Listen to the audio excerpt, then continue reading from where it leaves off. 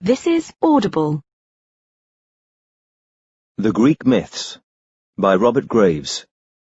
Read by Matt Bates. Foreword.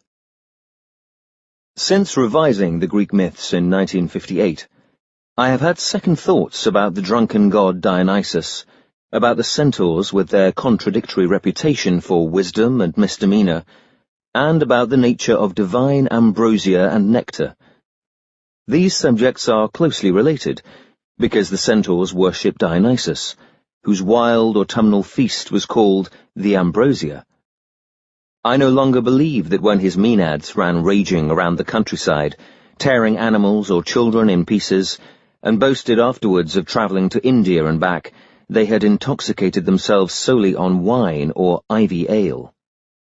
The evidence, summarized in my What Food the Centaurs Ate, suggests that satyrs, goat totem tribesmen, centaurs, horse totem tribesmen, and their Maenad womenfolk used these brews to wash down mouthfuls of a far stronger drug, namely a raw mushroom, Amanita muscaria, which induces hallucinations, senseless rioting, prophetic sight, erotic energy, and remarkable muscular strength. Some hours of this ecstasy are followed by complete inertia, a phenomenon that would account for the story of how Lycurgus, armed only with an ox goad, routed Dionysus's drunken army of Maenads and satyrs after its victorious return from India. On an Etruscan mirror, the Amanita muscaria is engraved at Ixion's feet. He was a Thessalian hero who feasted on ambrosia among the gods. Several myths are consistent with my theory that his descendants, the centaurs, ate this mushroom, and according to some historians, it was later employed by the Norse berserks to give them reckless power in battle. I now believe that ambrosia and nectar were intoxicant mushrooms. Certainly the Amanita muscaria, but perhaps others too, especially a small, slender dung mushroom named Panaeolus papilionaceus, which induces harmless and most enjoyable hallucinations. A mushroom not unlike it appears on an Attic vase between the hooves of Nessus the centaur. The gods for whom, in the myths, ambrosia and nectar were reserved will have been sacred queens and kings of the pre-classical era. King Tantalus's crime was that he broke the taboo by inviting commoners to share his ambrosia. Sacred queenships and kingships lapsed in Greece. Ambrosia then became, it seems, the secret element of the Eleusinian, Orphic, and other mysteries associated with Dionysus.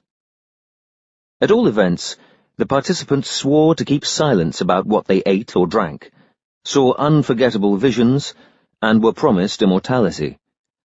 The ambrosia awarded to the winners of the Olympic foot race, when victory no longer conferred the sacred kingship on them, was clearly a substitute. A mixture of foods, the initial letters of which, as I show in What Foods the Centaurs Ate, spelled out the Greek word mushroom.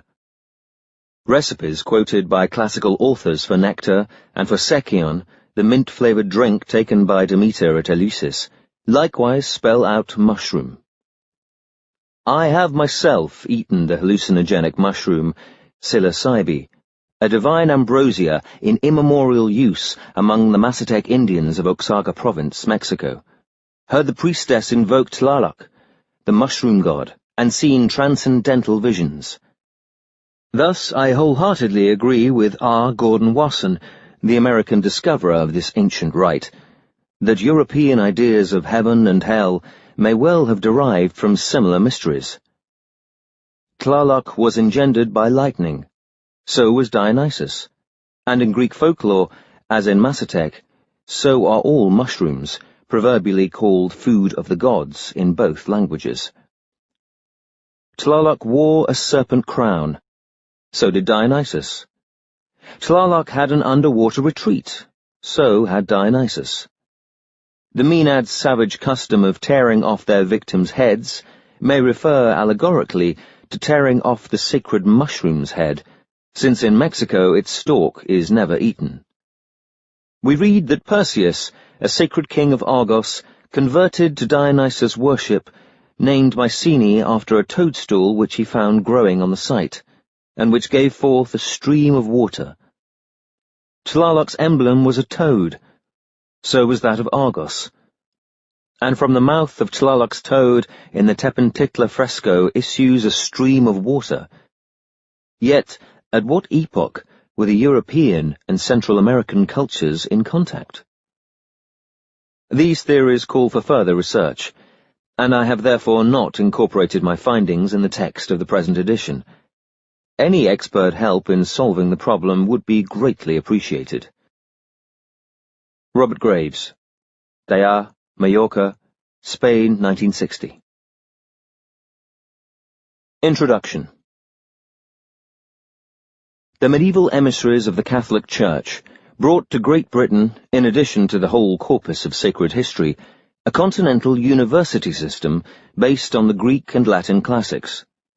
Such native legends as those of King Arthur, Guy of Warwick, Robin Hood, the Blue Hag of Leicester, and King Lear were considered suitable enough for the masses, yet by early Tudor times, the clergy and the educated classes were referring far more frequently to the myths in Ovid, Virgil, and the grammar school summaries of the Trojan War.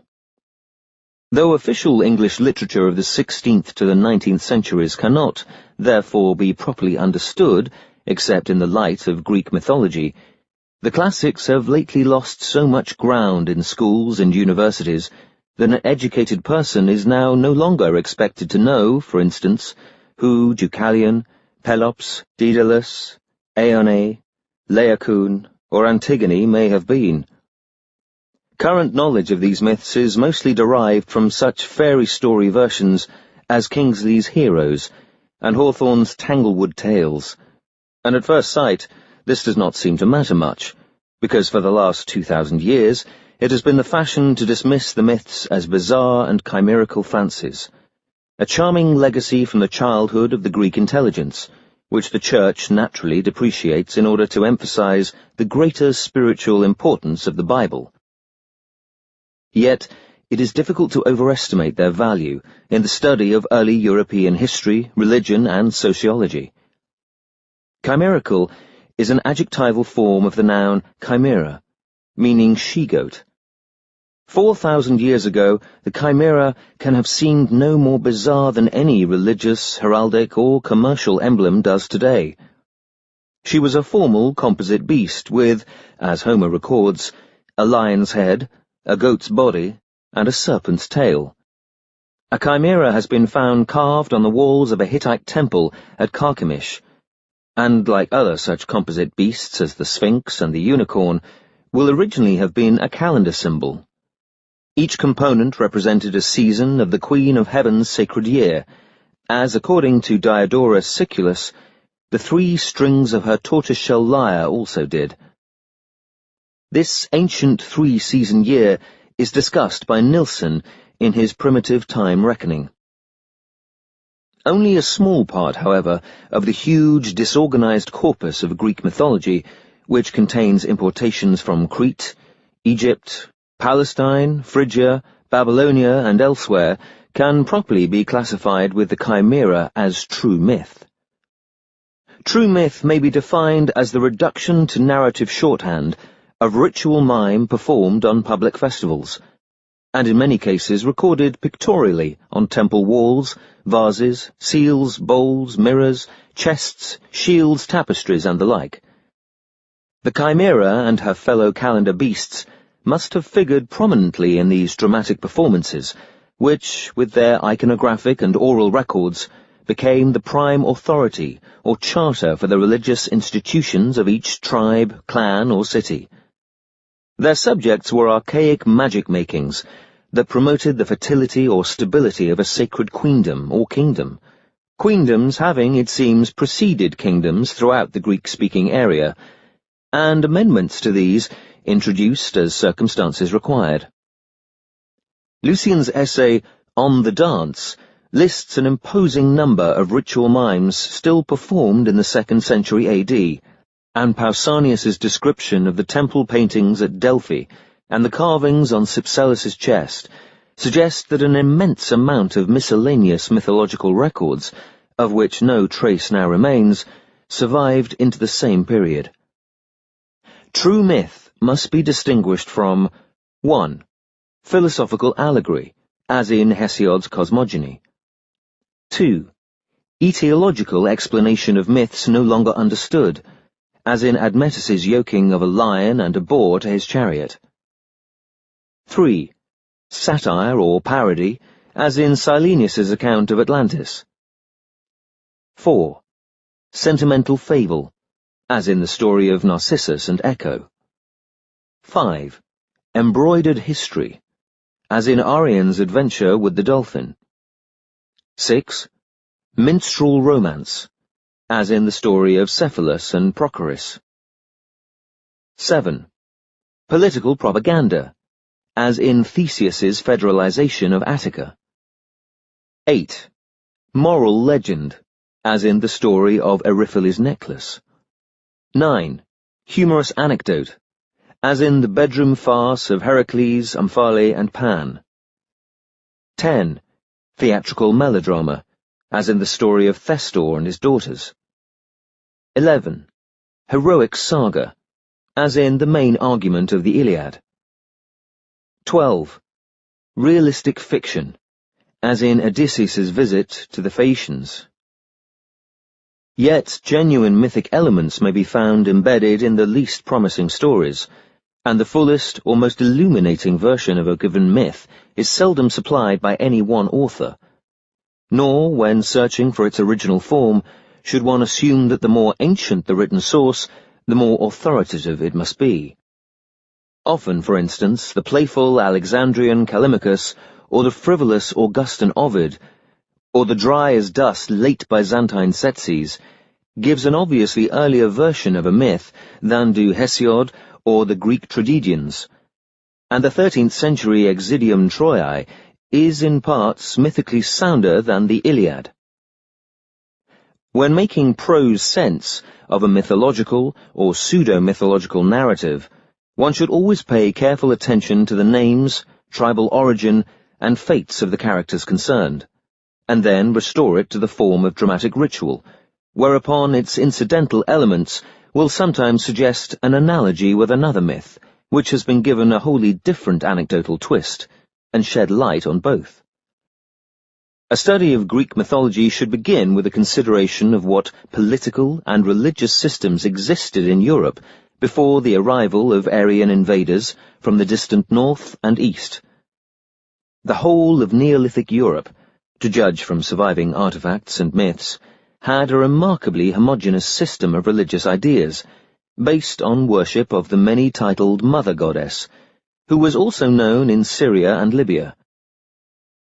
Ancient Europe had no gods. The great goddess was regarded as immortal, changeless, and omnipotent, and the concept of fatherhood had not been introduced into religious thought. She took lovers, but for pleasure, not to provide her children with a father.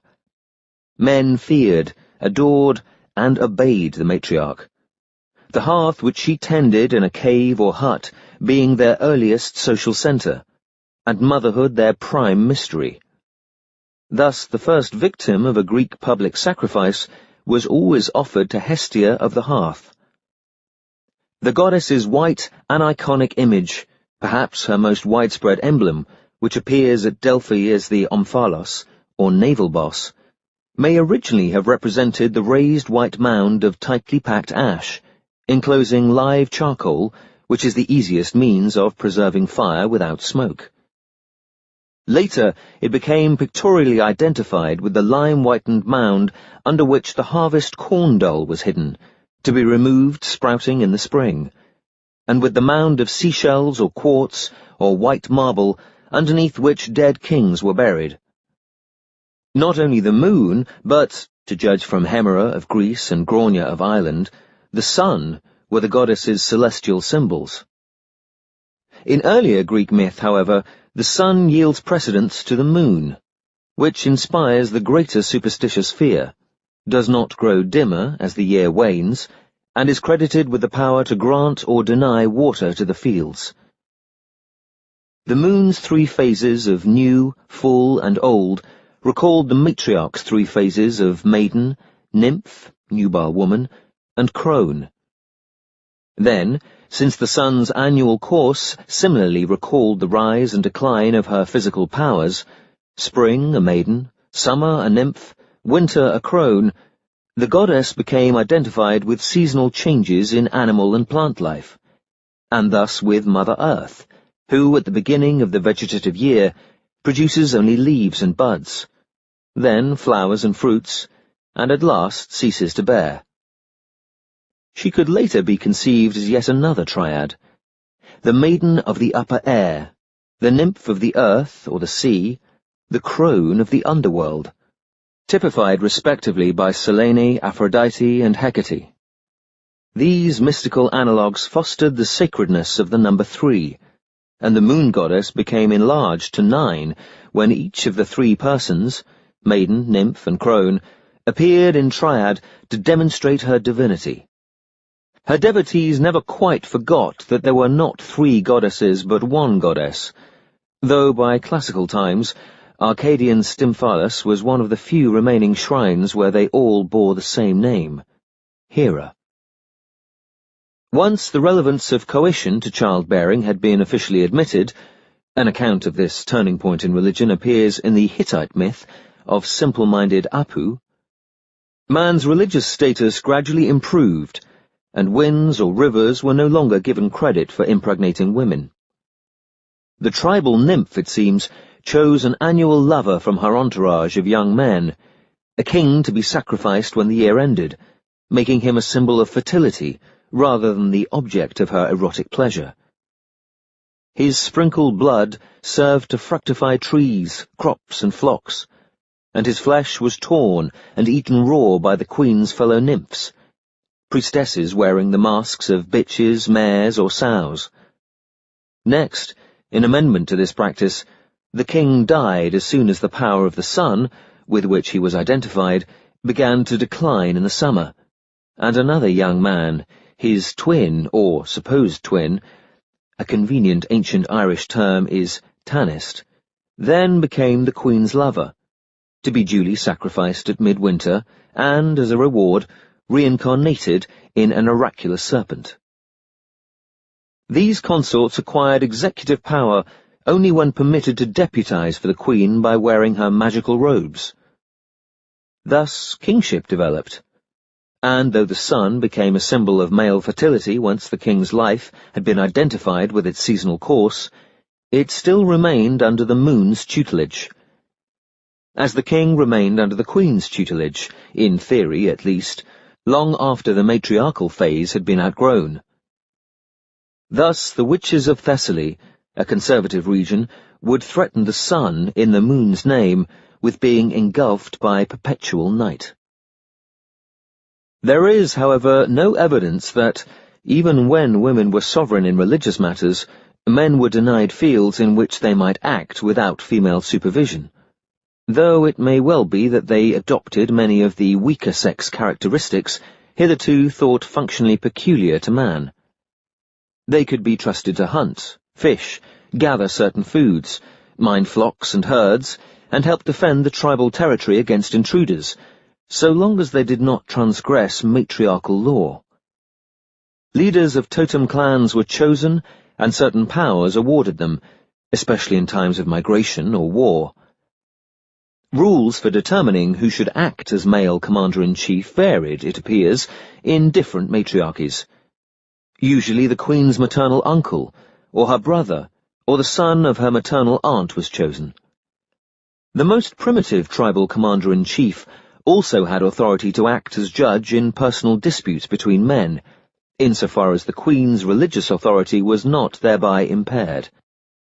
The most primitive matrilineal society surviving today is that of the Nayars of southern India, where the princesses, though married to child husbands whom they immediately divorce, bear children to lovers of no particular rank, and the princesses of several matrilineal tribes of West Africa marry foreigners or commoners.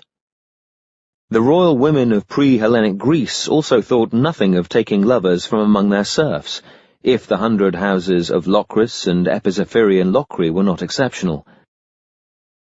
Time was first reckoned by lunations, and every important ceremony took place at a certain phase of the moon, the solstices and equinoxes not being exactly determined but approximated to the nearest new or full moon. The number 7 acquired peculiar sanctity, because the king died at the 7th full moon after the shortest day. Even when, after careful astronomical observation, the solar year proved to have 364 days, with a few hours left over, it had to be divided into months, that is, moon cycles, rather than into fractions of the solar cycle. These months later became what the English-speaking world still calls common law months, each of 28 days, which was a sacred number in the sense that the moon could be worshipped as a woman, whose menstrual cycle is normally 28 days, and that this is also the true period of the moon's revolutions in terms of the sun. The 7-day week was a unit of the common law month, the character of each day being deduced, it seems, from the quality attributed to the corresponding month of the sacred king's life.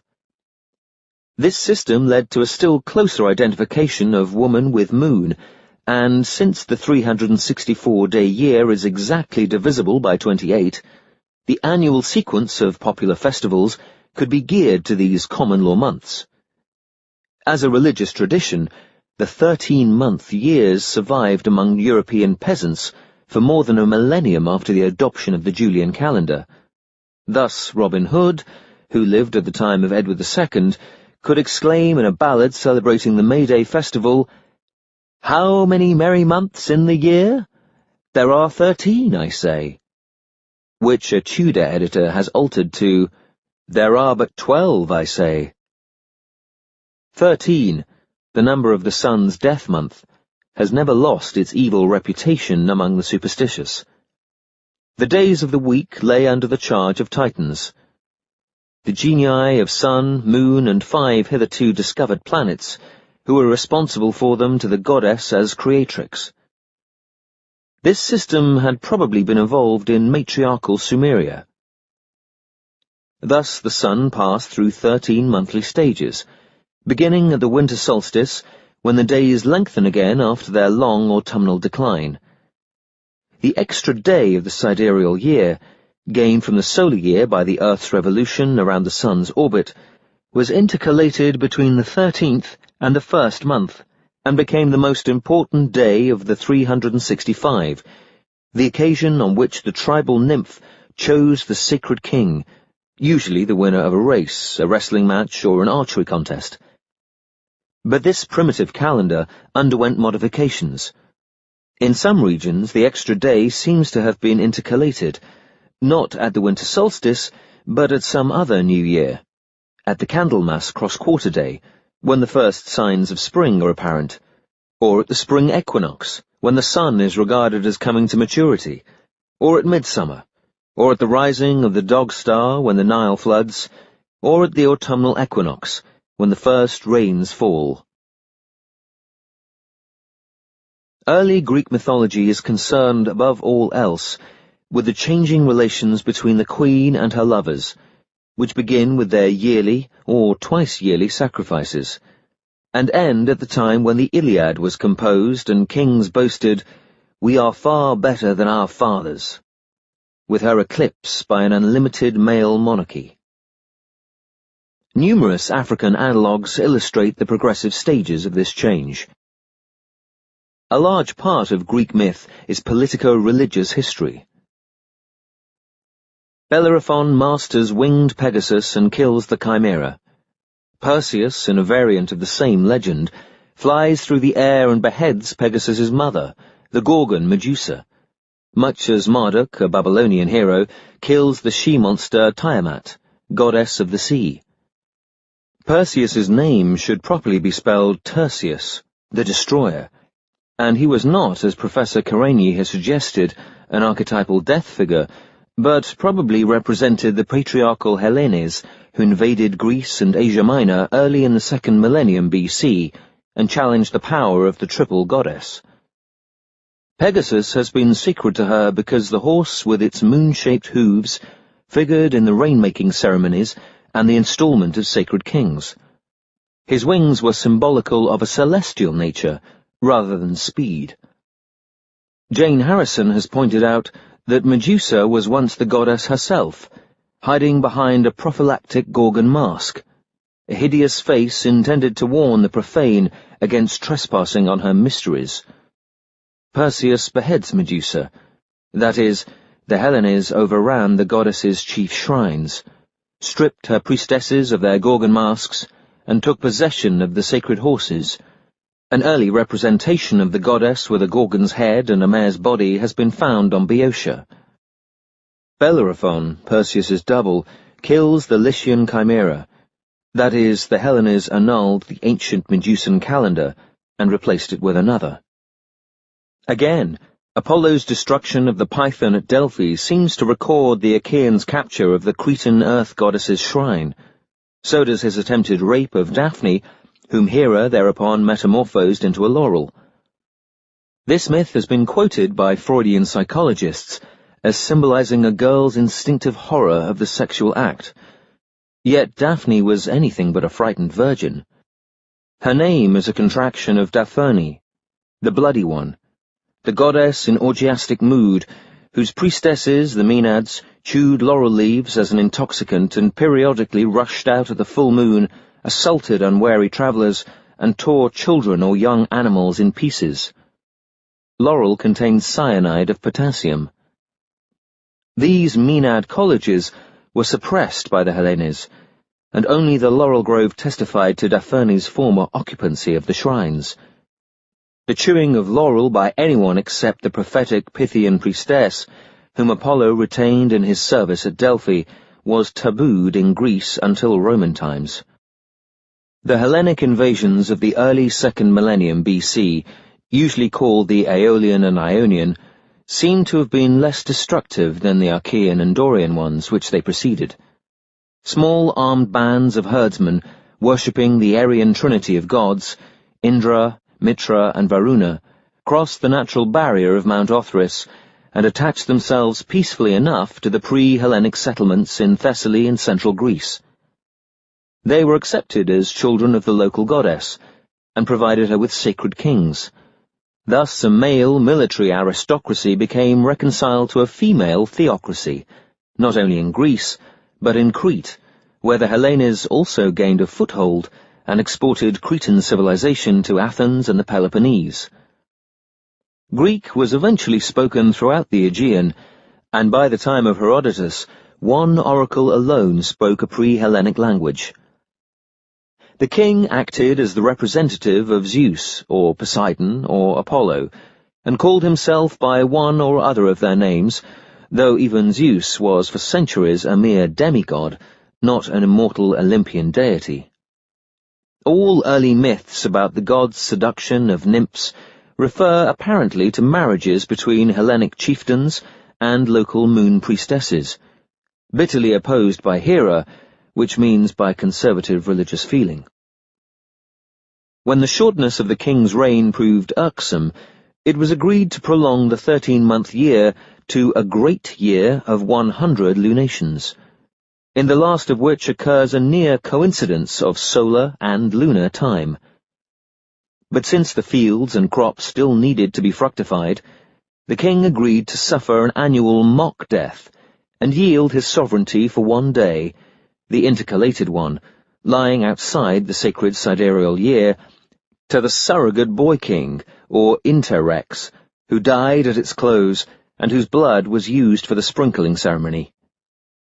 Now the sacred king either reigned for the entire period of a great year, with a Tanist as his lieutenant, or the two reigned for alternate years, or the queen let them divide the queendom into halves and reign concurrently. The king deputized for the queen at many sacred functions, dressed in her robes, wore false breasts, borrowed her lunar axe as a symbol of power, and even took over from her the magical art of rain-making. His ritual death varied greatly in circumstance.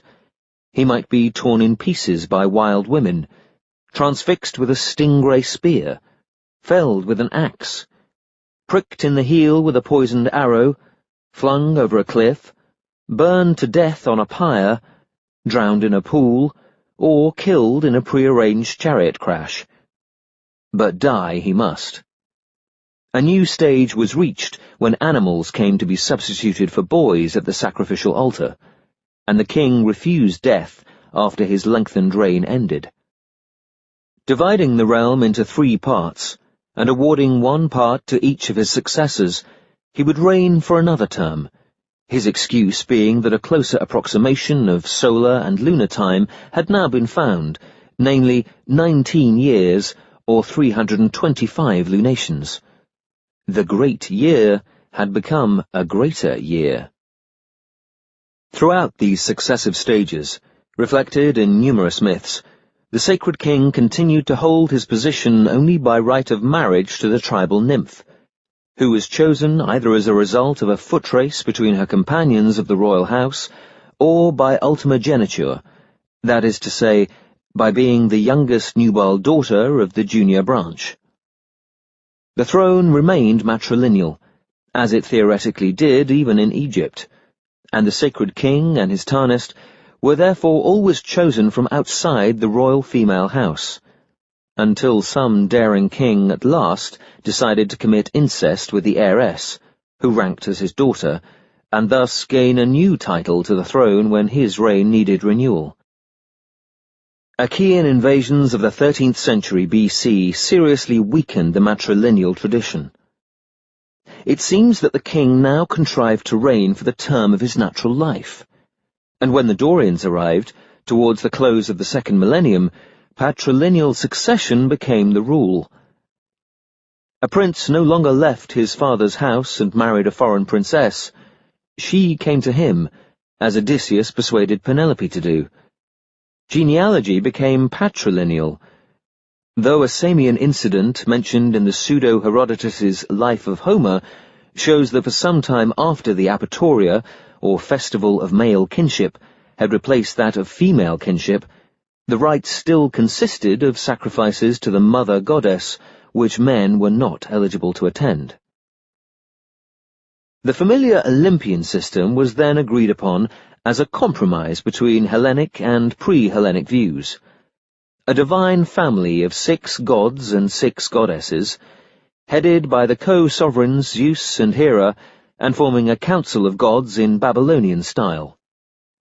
But after a rebellion of the pre-Hellenic population, described in the Iliad as a conspiracy against Zeus, Hera became subservient to him.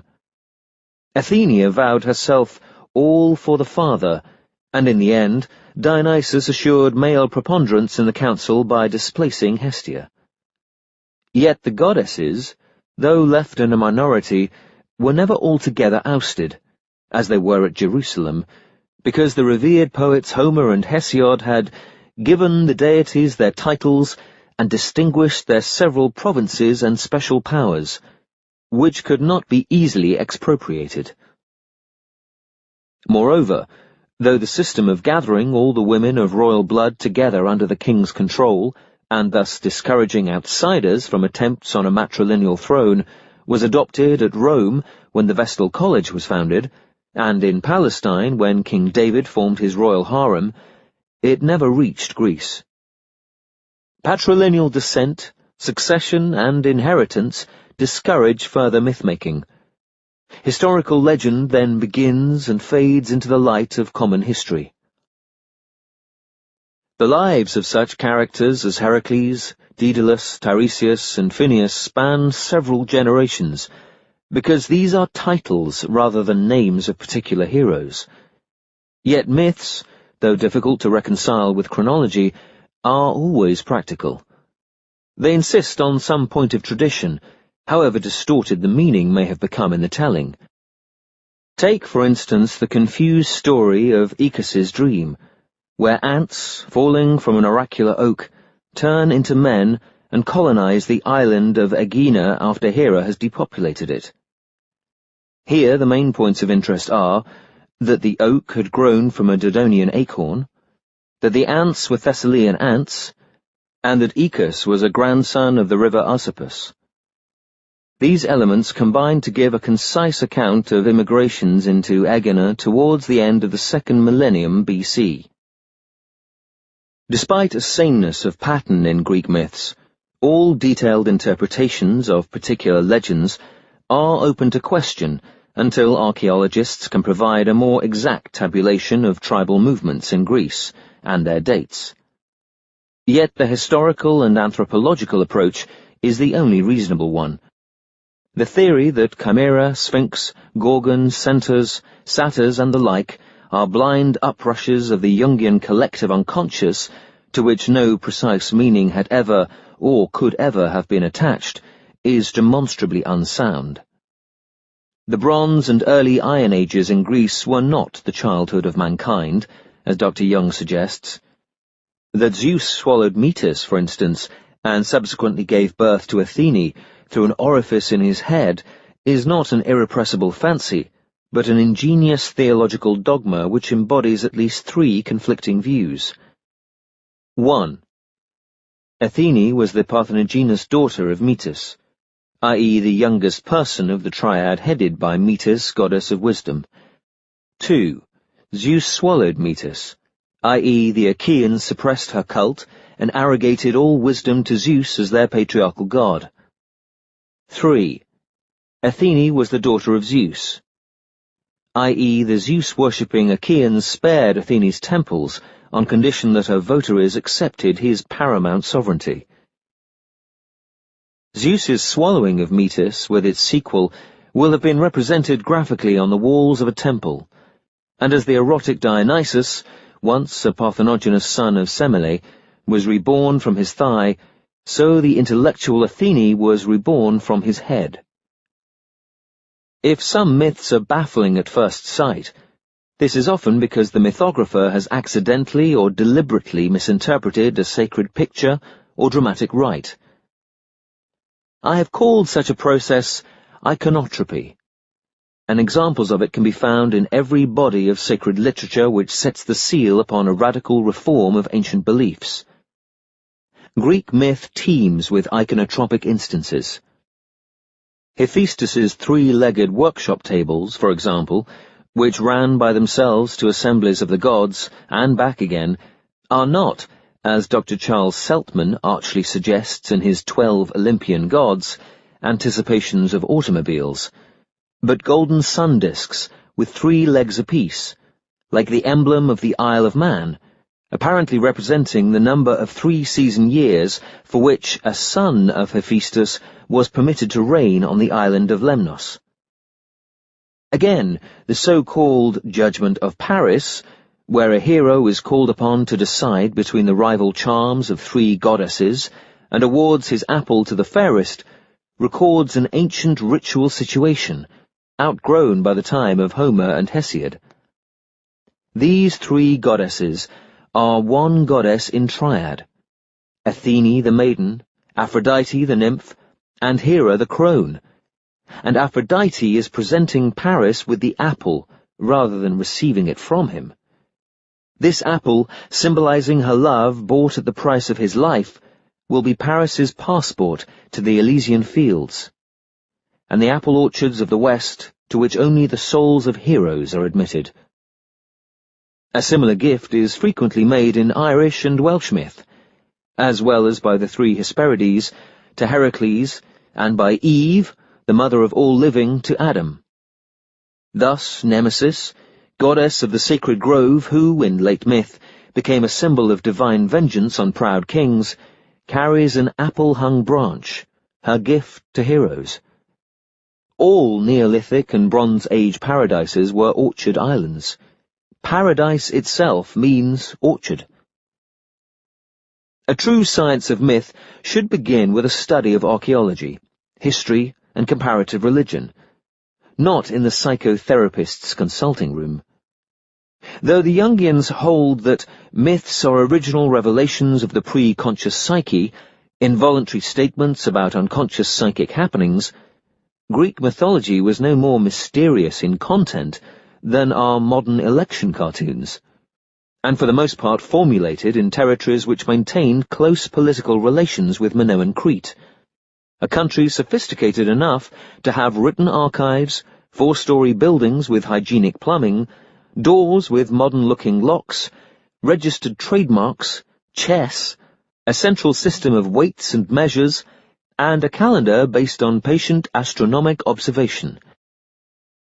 My method has been to assemble in harmonious narrative all the scattered elements of each myth, supported by little-known variants which may help to determine the meaning, and to answer all questions that arise, as best I can, in anthropological or historical terms.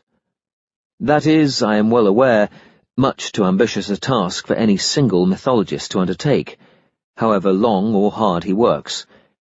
Errors must creep in. Let me emphasize that any statement here made about Mediterranean religion or ritual before the appearance of written records is conjectural. Nevertheless, I have been heartened, since this book first appeared in 1955, by the close analogues which E. Meyerowitz's Aachen cosmological drama offers to the religious and social changes here presumed.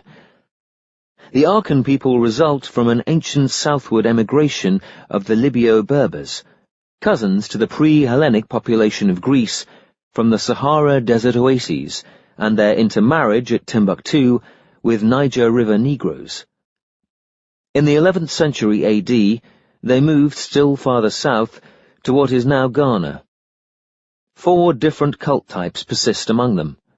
In the most primitive, the moon is worshipped as the supreme triple goddess Ngame, clearly identical with the Libyan Neith, the Carthaginian Tanit, the Canaanite Anatha, and the early Greek Athene. Ngame is said to have brought forth the heavenly bodies by her own efforts, and then to have vitalized men and animals by shooting magical arrows from her new moon bow into their inert bodies. She also, it is said, takes life in her killer aspect, as did her counterpart, the moon goddess Artemis. A princess of royal line is judged capable, in unsettled times, of being overcome by Ngame's lunar magic and bearing a tribal deity which takes up its residence in a shrine and leads a group of emigrants to some new region. This woman becomes Queen Mother, war leader, judge and priestess of the settlement she founds. The deity has meanwhile revealed itself as a totem animal which is protected by a close taboo, apart from a yearly chase and sacrifice of a single specimen. This throws light on the yearly owl hunt made by the Pelasgians at Athens. States, consisting of tribal federations, are then formed, the most powerful tribal deity becoming the state god. The second cult type marks Aachen coalescence with Sudanese worshippers of a father god, Odo Mankoma, who claimed to have made the universe single-handedly. They were, it seems, led by elected male chieftains, and had adopted the Sumerian 7-day week. As a compromise myth, Ngame is now said to have vitalized Odo Mankoma's lifeless creation, and each tribal deity becomes one of the 7 planetary powers. These planetary powers, as I have presumed also happened in Greece when Titan worship came in from the east, form male and female pairs. The Queen Mother of the state, as Ngame's representative, performs an annual sacred marriage with Odo Mankoma's representative, namely her chosen lover, whom, at the close of the year, the priests murder, skin, and flay. The same practice seems to have obtained among the Greeks. In the third cult type, the Queen Mother's lover becomes a king, and is venerated as the male aspect of the moon, corresponding with the Phoenician god Baal Haman, and a boy dies vicariously for him every year as a mock king. The Queen Mother now delegates the chief executive powers to a vizier, and concentrates on her ritual fertilizing functions. In the fourth cult type, the king, having gained the homage of several petty kings, abrogates his moon god aspect and proclaims himself Sun King in Egyptian style. Though continuing to celebrate the annual sacred marriage, he frees himself from dependence on the moon. At this stage, patrilocal supersedes matrilocal marriage, and the tribes are supplied with heroic male ancestors to worship, as happened in Greece, though sun worship there never displaced thunder god worship. Among the Arkan, every change in court ritual is marked by an addition to the accepted myth of events in heaven. Thus, if the king has appointed a royal porter and given his office lustre by marrying him to a princess, a divine porter in heaven is announced to have done the same. It is likely that Heracles' marriage to the goddess Hebe and his appointment as porter to Zeus reflected a similar event at the Mycenaean court, and that the divine feastings on Olympus reflected similar celebrations at Olympia under the joint presidency of the Zeus-like High King of Mycenae and Hera's chief priestess from Argos. I am deeply grateful to Janet Seymour Smith and Kenneth Gay for helping me to get this book into shape, to Peter and Lalage Green for proofreading the first few chapters, to Frank Seymour Smith for sending scarce Latin and Greek texts from London, and to the many friends who have helped me to amend the first edition. Robert Graves, Daya, Mallorca, Spain. The Greek Myths, Volume 1. Chapter 1. The Pelasgian Creation Myth. In the beginning, Eurynome, the goddess of all things, rose naked from chaos, but found nothing substantial for her feet to rest upon, and therefore divided the sea from the sky, dancing lonely upon its waves. She danced towards the south, and the wind set in motion behind her seemed something new and apart with which to begin a work of creation. Wheeling about, she caught hold of this north wind, rubbed it between her hands, and, behold, the great serpent Ophion. Eurynome danced to warm herself, wildly and more wildly, until Ophion, grown lustful, coiled about those divine limbs, and was moved to couple with her. Now the north wind, who is also called Boreas, fertilizes, which is why mares often turn their hind quarters to the wind and breed foals without aid of a stallion. So Eurynome was likewise got with child. B.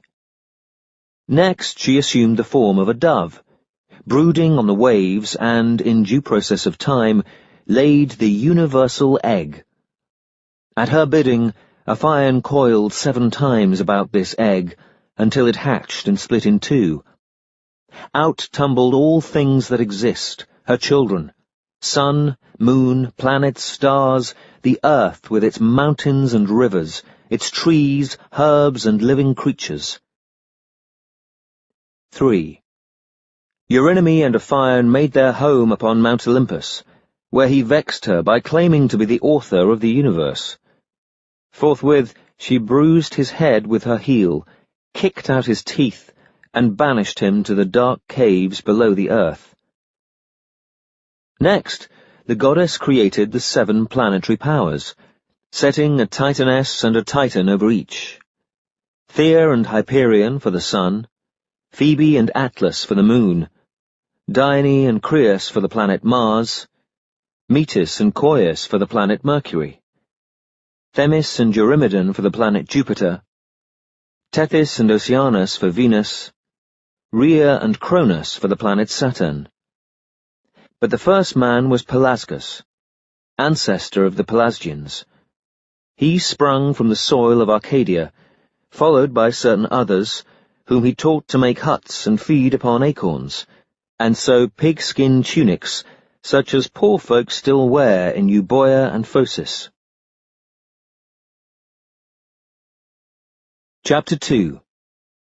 The Homeric and Orphic Creation Myths. Some say that all gods and all living creatures originated in the stream of Oceanus, which girdles the world, and that Tethys was the mother of all his children. But the Orphics say that black-winged Night, a goddess of whom even Zeus stands in awe, was courted by the wind, and laid a silver egg in the womb of darkness. and that Eros, whom some call Phanes, was hatched from this egg and set the universe in motion. Eros was double-sexed and golden-winged, and having 4 heads, sometimes roared like a bull or a lion, sometimes hissed like a serpent, or bleated like a ram. Night, who named him Ericopias and Protogenus Phaethon, lived in a cave with him, displaying herself in triad: night, order, and justice. Before this cave sat the inescapable mother Rhea, playing on a brazen drum and compelling man's attention to the oracles of the goddess. Phanes created earth, sky, sun, and moon, but the triple goddess ruled the universe until her scepter passed to Uranus. Chapter 3. The Olympian Creation Myth. At the beginning of all things, Mother Earth emerged from chaos and bore her son Uranus as she slept.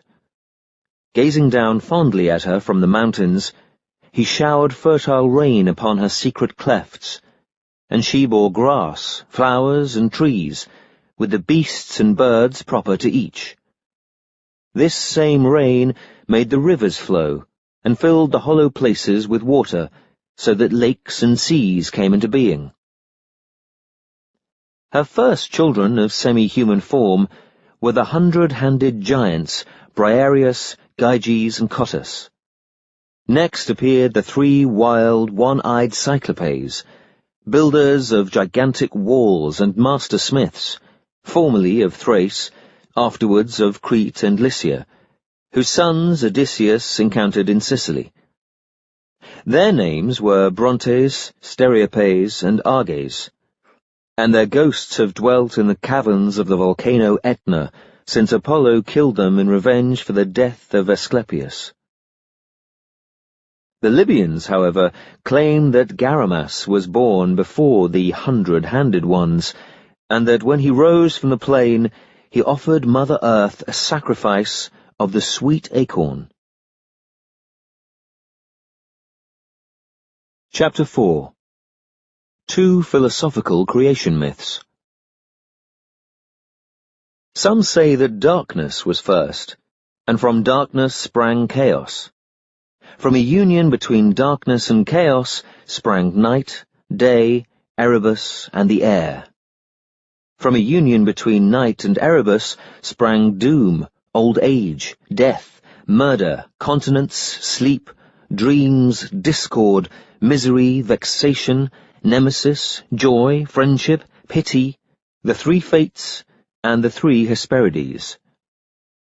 From a union between air and day sprang Mother Earth, sky, and sea.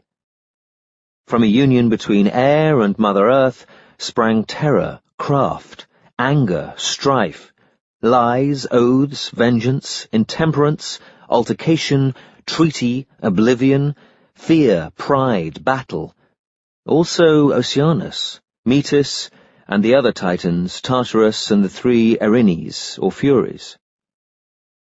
From a union between Earth and Tartarus sprang the giants. From a union between the sea and its rivers sprang the Nereids.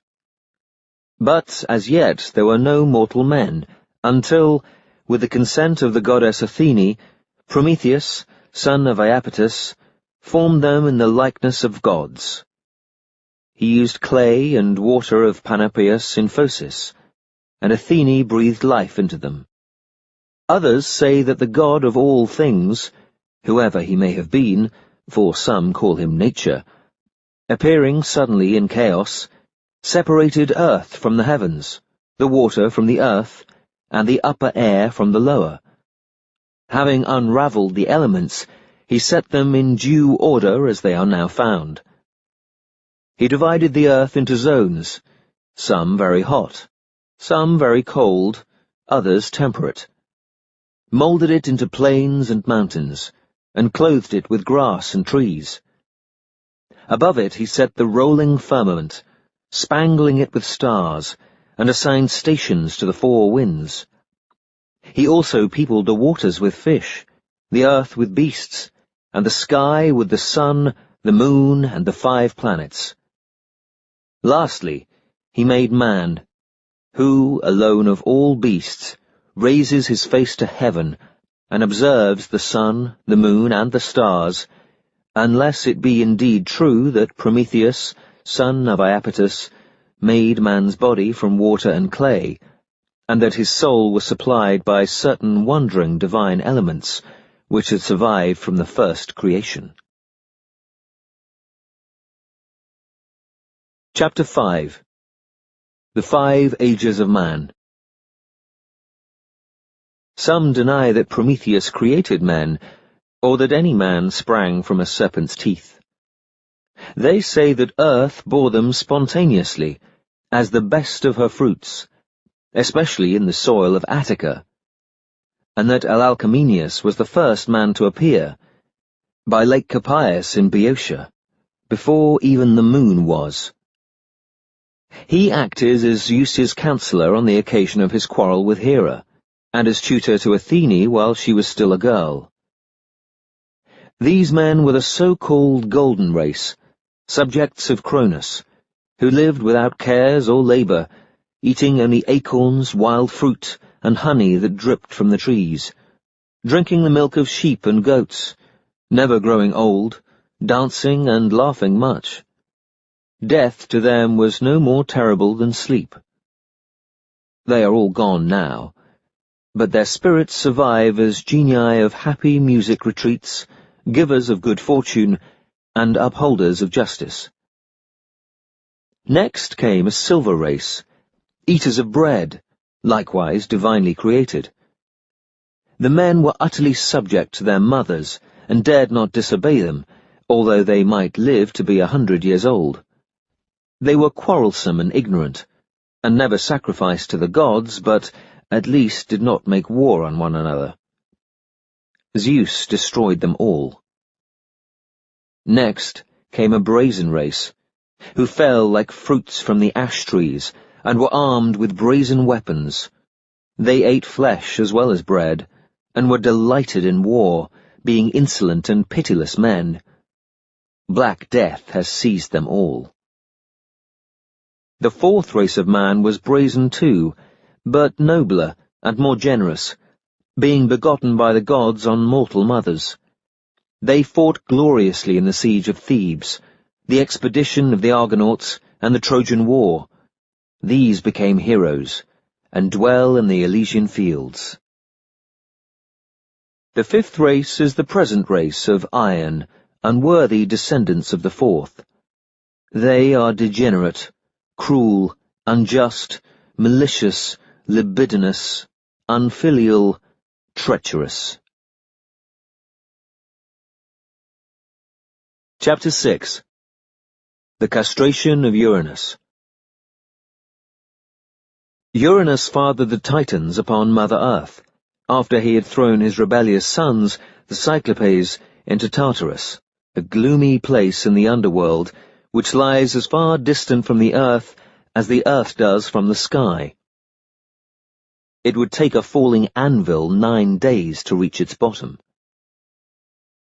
In revenge, Mother Earth persuaded the Titans to attack their father, and they did so, led by Cronus, the youngest of the 7, whom she armed with a flint sickle.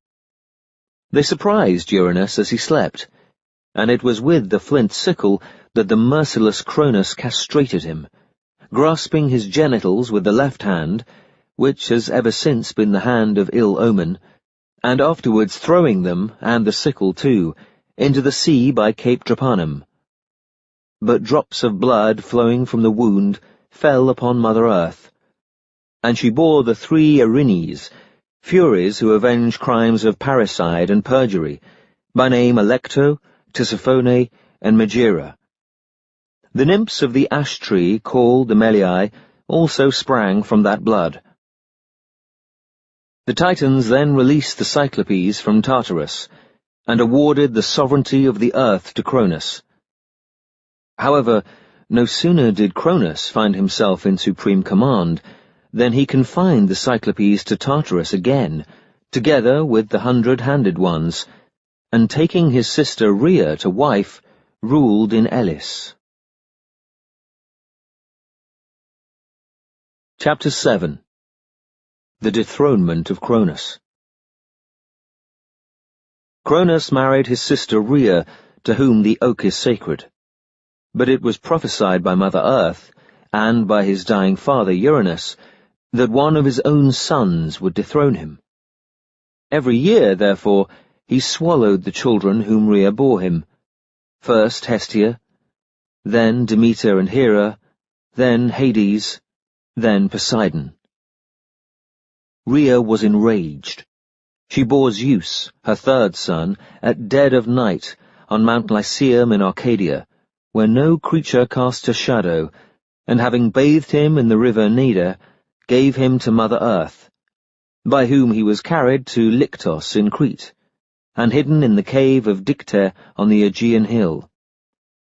Mother Earth left him there to be nursed by the ash-nymph Adrasteia and her sister Io, both daughters of Melisseus, and the goat-nymph Amaltheia. His food was honey, and he drank Amaltheia's milk, with Goat-Pan, his foster-brother. Zeus was grateful to these three nymphs for their kindness, and when he became lord of the universe, set Amaltheia's image among the stars, as Capricorn. He also borrowed one of her horns, which resembled a cow's, and gave it to the daughters of Melisseus. It became the famous cornucopia, or horn of plenty, which is always filled with whatever food or drink its owner may desire. But some say that Zeus was suckled by a sow, and rode on her back, and that he lost his navel string at Omphalion near Knossos. Around the infant Zeus's golden cradle, which was hung upon a tree, so that Cronus might find him neither in heaven, not on earth, nor in the sea, stood the armed Curetes, Rhea's sons.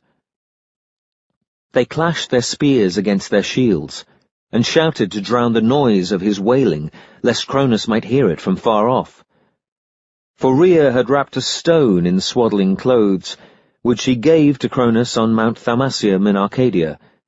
He swallowed it, believing that he was swallowing the infant Zeus.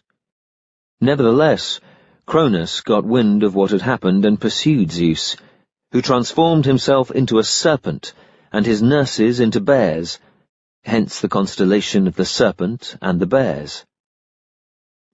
Zeus grew to manhood among the shepherds of Ida, occupying another cave, then sought out Metis the Titaness, who lived beside the ocean stream. On her advice he visited his mother Rhea, and asked to be made Cronus's cupbearer. Rhea readily assisted him in this task of vengeance. She provided the emetic potion, which Metis had told him to mix with Cronus's honeyed drink. Cronus, having drunk deep, vomited up first the stone, and then Zeus's elder brothers and sisters. They sprang out unhurt, and, in gratitude, asked him to lead them in a war against the Titans, who chose the gigantic Atlas as their leader, for Cronus was now past his prime. The war lasted 10 years, but at last Mother Earth prophesied victory to her grandson Zeus, if he took as allies those whom Cronus had confined in Tartarus.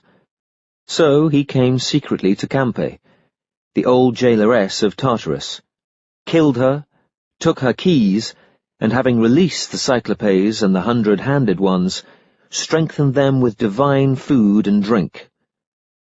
The Cyclopes thereupon gave Zeus the thunderbolt as a weapon of offence, and Hades a helmet of darkness, and Poseidon a trident. After the three brothers had held a council of war, Hades entered unseen into Cronus's presence, to steal his weapons, and while Poseidon threatened him with a trident, and thus diverted his attention, Zeus struck him down with the thunderbolt. The 300-handed ones now took up rocks and pelted the remaining Titans, and a sudden shout from Goat-Pan put them to flight. The gods rushed in pursuit. Cronus and all the defeated Titans except Atlas were banished to a British island in the farthest west, or, some say, confined in Tartarus, and guarded there by the 100-handed ones. They never troubled Hellas again. Atlas, as their war leader, was awarded an exemplary punishment, being ordered to carry the sky on his shoulders, but the Titanesses were spared, for the sake of Metis and Rhea. Zeus himself set up at Delphi the stone which Cronus had disgorged. It is still there, constantly anointed with oil, and strands of unwoven wool are offered upon it.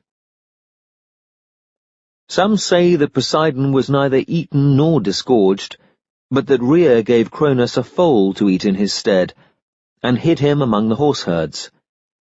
And the Cretans, who are liars, relate that Zeus is born every year in the same cave, with flashing fire and a stream of blood, and that every year he dies and is buried. Chapter 8. The Birth of Athene. According to the Pelasgians, the goddess Athene was born beside Lake Tritonis in Libya, where she was found and nurtured by the 3 nymphs of Libya who dress in goatskins. As a girl she killed her playmate Pallas by accident, while they were engaged in friendly combat with spear and shield, and, in token of grief, set Pallas's name before her own. Coming to Greece by way of Crete, she lived first in the city of Athene by the Boeotian river Triton. Chapter 9. Zeus and Metis. Some Hellenes say that Athene had a father named Pallas, a winged goatish giant, who later attempted to outrage her, and whose name she added to her own after stripping him of his skin to make the aegis, and of his wings for her own shoulders, if indeed the aegis was not the skin of Medusa the Gorgon, whom she flayed after Perseus had decapitated her. Others say that her father was one Etonus, king of Iton in Phthiotis, whose daughter Iodama she killed by accidentally letting her see the Gorgon's head, and so changing her into a block of stone, when she trespassed in the precinct at night. Still others say that Poseidon was her father, but that she disowned him, and begged to be adopted by Zeus, which he was glad to do. But Athene's own priests tell the following story of her birth. Zeus lusted after Metis the Titaness, who turned into many shapes to escape him, until she was caught at last and got with child. An oracle of Mother Earth then declared that this would be a girl child, and that if Metis conceived again, she would bear a son who was fated to depose Zeus, just as Zeus had deposed Cronus, and Cronus had deposed Uranus. Therefore, having coaxed Metis to a couch with honeyed words, Zeus suddenly opened his mouth and swallowed her, and that was the end of Metis, though he claimed afterwards that she gave him counsel from inside his belly. In due process of time, he was seized by a raging headache as he walked by the shores of Lake Triton, so that his skull seemed about to burst, and he howled for rage until the whole firmament echoed. Up ran Hermes, who at once divined the cause of Zeus's discomfort. He persuaded Hephaestus, or some say Prometheus, to fetch his wedge and beetle and make a breach in Zeus's skull, from which Athene sprang, fully formed, with a mighty shout. Chapter 10. The Fates. There are 3 conjoined Fates, robed in white, whom Erebus begot on night, by name Clotho, Lachesis, and Atropos. Of these, Atropos is the smallest in stature, but the most terrible.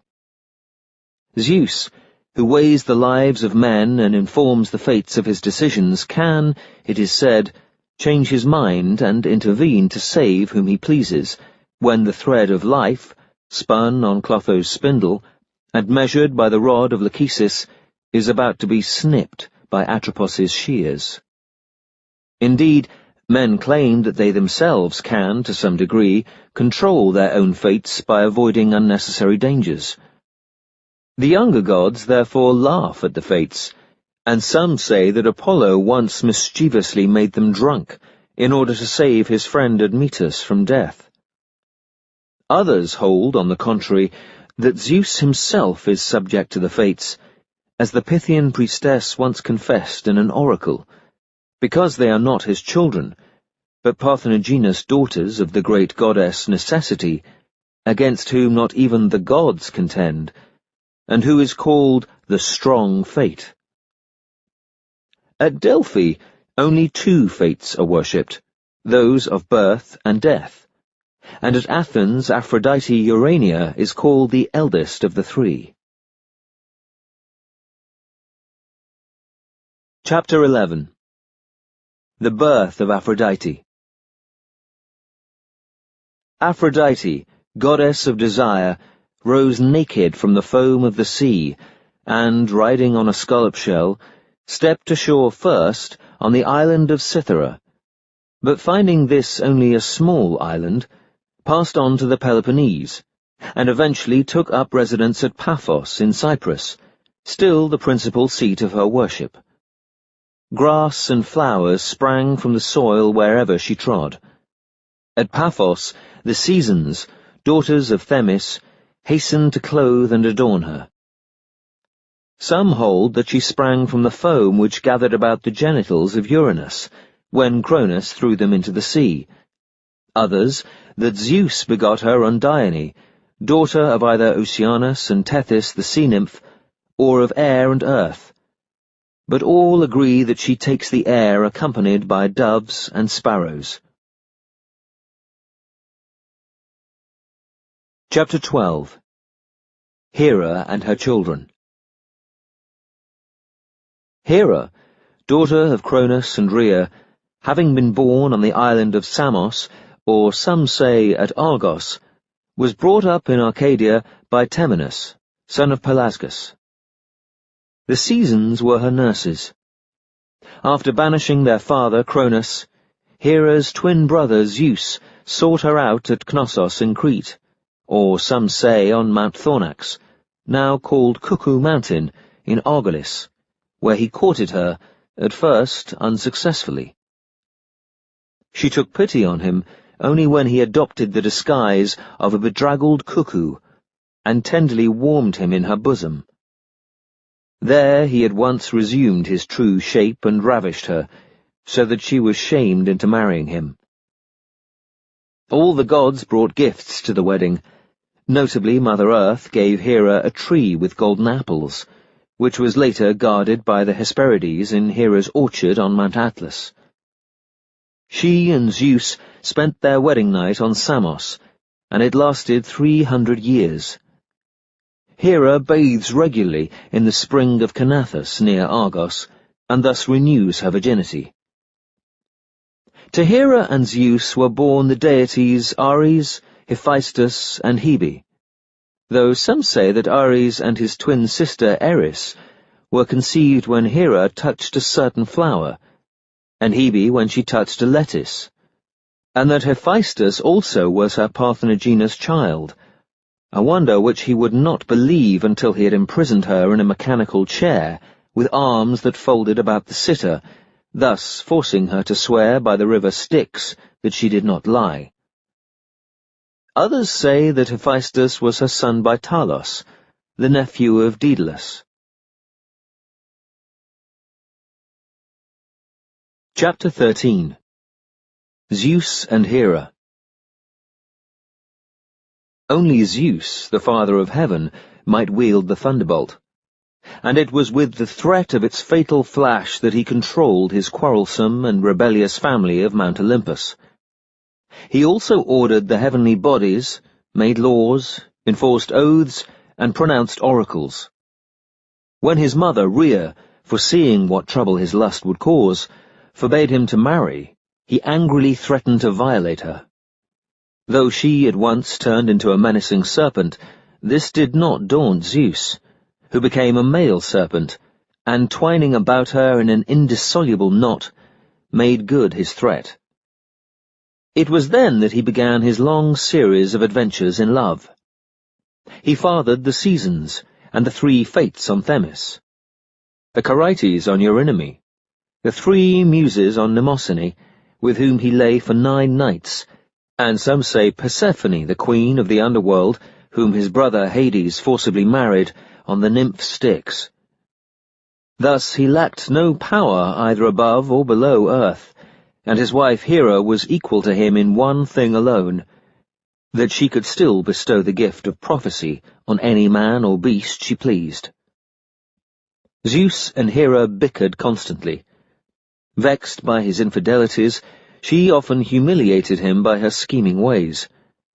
Though he would confide his secrets to her, and sometimes accept her advice, he never fully trusted Hera, and she knew that if offended beyond a certain point, he would flog or even hurl a thunderbolt at her. She therefore resorted to ruthless intrigue, as in the matter of Heracles' birth, and sometimes borrowed Aphrodite's girdle to excite his passion and thus weaken his will. He now claimed to be Cronus's firstborn son. A time came when Zeus's pride and petulance became so intolerable that Hera, Poseidon, Apollo, and all the other Olympians except Hestia surrounded him suddenly as he lay asleep on his couch, and bound him with rawhide thongs, knotted into 100 knots so that he could not move. He threatened them with instant death, but they had placed his thunderbolt out of reach and laughed insultingly at him. While they were celebrating their victory and jealously discussing who was to be his successor, Thetis the Nereid, foreseeing a civil war in Olympus, hurried in search of the 100-handed Briareus, who swiftly untied the thongs, using every hand at once, and released his master. Because it was Hera who had led the conspiracy against him, Zeus hung her up from the sky with a golden bracelet about either wrist and an anvil fastened to either ankle. The other deities were vexed beyond words, but dared attempt no rescue for all her piteous cries. In the end, Zeus undertook to free her if they swore never more to rebel against him, and this each in turn grudgingly did. Zeus punished Poseidon and Apollo by sending them as bondservants to King Laomedon, for whom they built the city of Troy, but he pardoned the others as having acted under duress. Chapter 14. Births of Hermes, Apollo, Artemis, and Dionysus. Amorous Zeus lay with numerous nymphs descended from the Titans or the gods, and, after the creation of man, with mortal women too. No less than 4 great Olympian deities were born to him out of wedlock. First he begat Hermes on Maia, daughter of Atlas, who bore him in a cave on Mount Selene in Arcadia. Next he begat Apollo and Artemis on Leto, daughter of the Titans Coeus and Phoebe, transforming himself and her into quails when they coupled. But jealous Hera sent the serpent Python to pursue Leto all over the world, and decreed that she should not be delivered in any place where the sun shone. Carried on the wings of the south wind, Leto at last came to Ortygia, close to Delos, where she bore Artemis, who was no sooner born than she helped her mother across the narrow straits, and there, between an olive tree and a date palm, growing on the north side of Delian Mount Cynthus, delivered her of Apollo on the 9th day of labour. Delos, hitherto a floating island, became immovably fixed in the sea, and by decree no one is now allowed either to be born or to die there. Sick folk and pregnant women are ferried over to Ortygia instead. The mother of Zeus's son Dionysus is variously named. Some say that she was Demeter, or Io. Some name her Dione. Some Persephone, with whom Zeus coupled in the likeness of a serpent, and some Lethe. But the common story runs as follows. Zeus, disguised as a mortal, had a secret love affair with Semele, Moon, daughter of King Cadmus of Thebes, and jealous Hera, disguising herself as an old neighbour, advised Semele, then already 6 months with child, to make her mysterious lover a request, that he would no longer deceive her, but reveal himself in his true nature and form. How, otherwise, could she know that he was not a monster? Semele followed this advice, and, when Zeus refused her plea, denied him further access to her bed. Then, in anger, he appeared as thunder and lightning, and she was consumed. But Hermes saved her 6-month son, sewed him up inside Zeus's thigh to mature there for 3 months longer, and in due course of time delivered him. Thus Dionysus is called twice born, or the child of the double door. Chapter 15. The birth of Eros. Some argue that Eros, hatched from the world egg, was the first of the gods, since, without him, none of the rest could have been born. They make him coeval with Mother Earth and Tartarus, and deny that he had any father or mother, unless it were Eileithyia, goddess of childbirth. Others hold that he was Aphrodite's son by Hermes, or by Ares, or by her own father Zeus, or the son of Iris by the west wind. He was a wild boy, who showed no respect for age or station, but flew about on golden wings, shooting barbed arrows at random, or wantonly setting hearths on fire with his dreadful torches. Chapter 16. Poseidon's nature and deeds. When Zeus, Poseidon, and Hades, after deposing their father Cronus, shook lots in a helmet for the lordship of the sky, sea, and murky underworld, leaving the earth common to all, Zeus won the sky, Hades the underworld, and Poseidon the sea. Poseidon, who is equal to his brother Zeus in dignity, though not in power, and of a surly, quarrelsome nature, at once set about building his underwater palace off Aegae in Euboea. In its spacious stables he keeps white chariot horses with brazen hooves and golden manes, and a golden chariot at the approach of which storms instantly cease, and sea monsters rise frisking around it. Needing a wife who would be at home in the sea depths, he courted Thetis the Nereid. But when it was prophesied by Themis that any son born to Thetis would be greater than his father, he desisted, and allowed her to marry a mortal named Peleus. Amphitrite, another Nereid whom he next approached, viewed his advances with repugnance, and fled to the Atlas Mountains to escape him. But he sent messengers after her, among them one Delphinus, who pleaded Poseidon's cause so winningly that she yielded, and asked him to arrange the marriage. Gratefully, Poseidon set Delphinus's image among the stars as a constellation, the dolphin. Amphitrite bore Poseidon 3 children, Triton, Rhoda, and Benthesyme, but he caused her almost as much jealousy as Zeus did Hera by his love affairs with goddesses, nymphs, and mortals.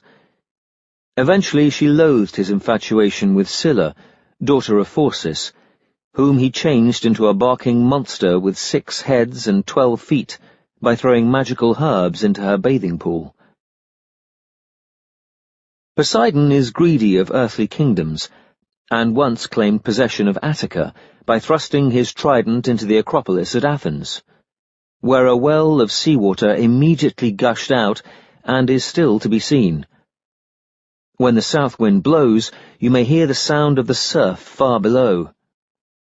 Later, during the reign of Cecrops, Athene came and took possession in a gentler manner, by planting the first olive tree beside the well.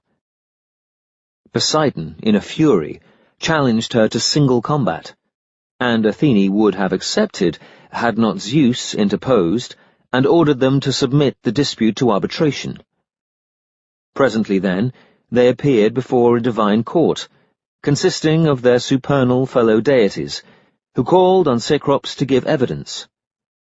Zeus himself expressed no opinion, But while all the other gods supported Poseidon, all the goddesses supported Athene.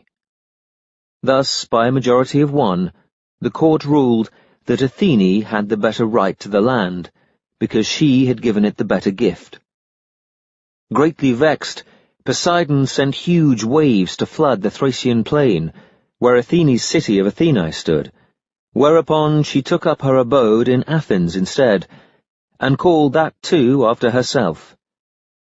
However, to appease Poseidon's wrath, the women of Athens were deprived of their vote, and the men forbidden to bear their mothers' names as hitherto. Poseidon also disputed Troezen with Athene, and on this occasion Zeus issued an order for the city to be shared equally between them, an arrangement disagreeable to both. Next, he tried unsuccessfully to claim Aegina from Zeus, and Naxos from Dionysus, and in a claim for Corinth with Helios received the isthmus only, while Helios was awarded the Acropolis. In fury, he tried to seize Argolis from Hera, and was again ready to fight, refusing to appear before his Olympian peers who, he said, were prejudiced against him. Zeus, therefore, referred the matter to the river gods Inachus, Cephissus, and Asterion, who judged in Hera's favour. Since he had been forbidden to revenge himself with a flood, as before, he did exactly the opposite. He dried up his judges' streams, so that they now never flow in summer. However, for the sake of Amymone, one of the Dainids who were distressed by this drought, he caused the Argive river of Lerna to flow perpetually. He boasts of having created the horse, though some say that when he was newly born, Rhea gave one to Cronus to eat, and of having invented the bridle, though Athene had done so before him. But his claim to have instituted horse racing is not disputed. Certainly, horses are sacred to him, perhaps because of his amorous pursuit of Demeter, when she was tearfully seeking her daughter Persephone. It is said that Demeter, wearied and disheartened by her search, and disinclined for passionate dalliance with any god or titan, transformed herself into a mare, and began to graze with the herd of one Uncus, a son of Apollo's who reigned in Arcadian Onseum. She did not, however, deceive Poseidon, who transformed himself into a stallion and covered her, from which outrageous union sprang the nymph Despina and the wild horse Arion. Demeter's anger was so hot that she is still worshipped locally as Demeter the Fury. Chapter 17. Hermes' Nature and Deeds. When Hermes was born on Mount Selene, his mother Maia laid him in swaddling bands on a winnowing fan, but he grew with astonishing quickness into a little boy, and as soon as her back was turned, slipped off and went looking for adventure. Arrived at Pieria, where Apollo was tending a fine herd of cows, he decided to steal them. But fearing to be betrayed by their tracks, he quickly made a number of shoes from the bark of a fallen oak, and tied them with plaited grass to the feet of the cows, which he then drove off by night along the road. Apollo discovered the loss, but Hermes' trick deceived him, and though he went as far as Pylos in his westward search, and to Onchestus in his eastern, he was forced, in the end, to offer a reward for the apprehension of the thief. Silenus and his satyrs, greedy of reward, spread out in different directions to track him down, but for a long while without success. At last, as a party of them passed through Arcadia, they heard the muffled sound of music, such as they had never heard before, and the nymph Selene, from the mouth of a cave, told them that a most gifted child had recently been born there, to whom she was acting as a nurse. He had constructed an ingenious musical toy from the shell of a tortoise and some cowgut, with which he had lulled his mother to sleep. "And from who did he get the cowgut?" asked the alert satyrs, noticing two hides stretched outside the cave. "Do you charge the poor child with theft?" asked Selene. Harsh words were exchanged. At that moment Apollo came up, having discovered the thief's identity by observing the suspicious behavior of a long-winged bird. Entering the cave, he awakened Maia and told her severely that Hermes must restore the stolen cows. Maia pointed to the child, still wrapped in his swaddling bands and feigning sleep. "What an absurd charge!" she cried. But Apollo had already recognized the hides. He picked up Hermes, carried him to Olympus, and there formally accused him of theft, offering the hides as evidence. Zeus, loath to believe that his own newborn son was a thief, encouraged him to plead not guilty, but Apollo would not be put off, and Hermes, at last, weakened and confessed. "Very well, come with me," he said, "and you may have your herd. I slaughtered only 2, and those I cut up into 12 equal portions as a sacrifice to the 12 gods." "12 gods?" asked Apollo. "Who was the 12th?" "Your servant, sir," replied Hermes modestly. "I ate no more than my share, though I was very hungry, and duly burned the rest." Now this was the first flesh sacrifice ever made. The 2 gods returned to Mount Selene, where Hermes greeted his mother and retrieved something that he had hidden underneath a sheepskin. "What have you there?" asked Apollo. In answer, Hermes showed his newly invented tortoise-shell lyre, and played such a ravishing tune on it with the plectrum he had also invented, at the same time singing in praise of Apollo's nobility, intelligence, and generosity, that he was forgiven at once. He led the surprised and delighted Apollo to Pylos, playing all the way, and there gave him the remainder of the cattle, which he had hidden in a cave. "A bargain!" cried Apollo. "You keep the cows, and I take the lyre." "Agreed," said Hermes, and they shook on it. While the hungry cows were grazing, Hermes cut reeds, made them into a shepherd's pipe, and played another tune.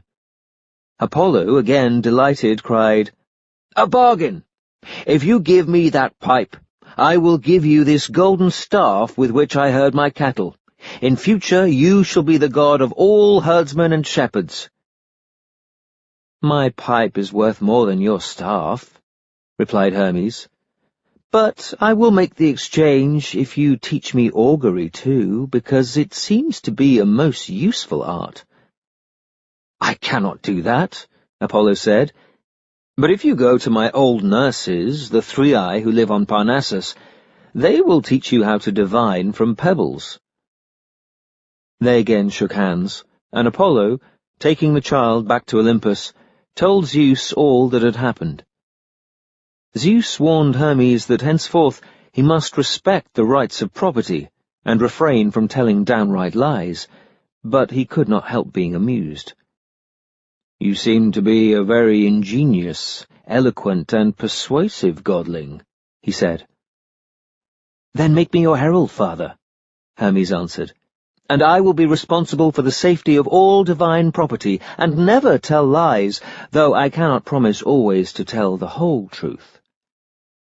"That would not be expected of you," said Zeus with a smile, "but your duties would include the making of treaties, the promotion of commerce, and the maintenance of free rights of way for travellers on any road in the world."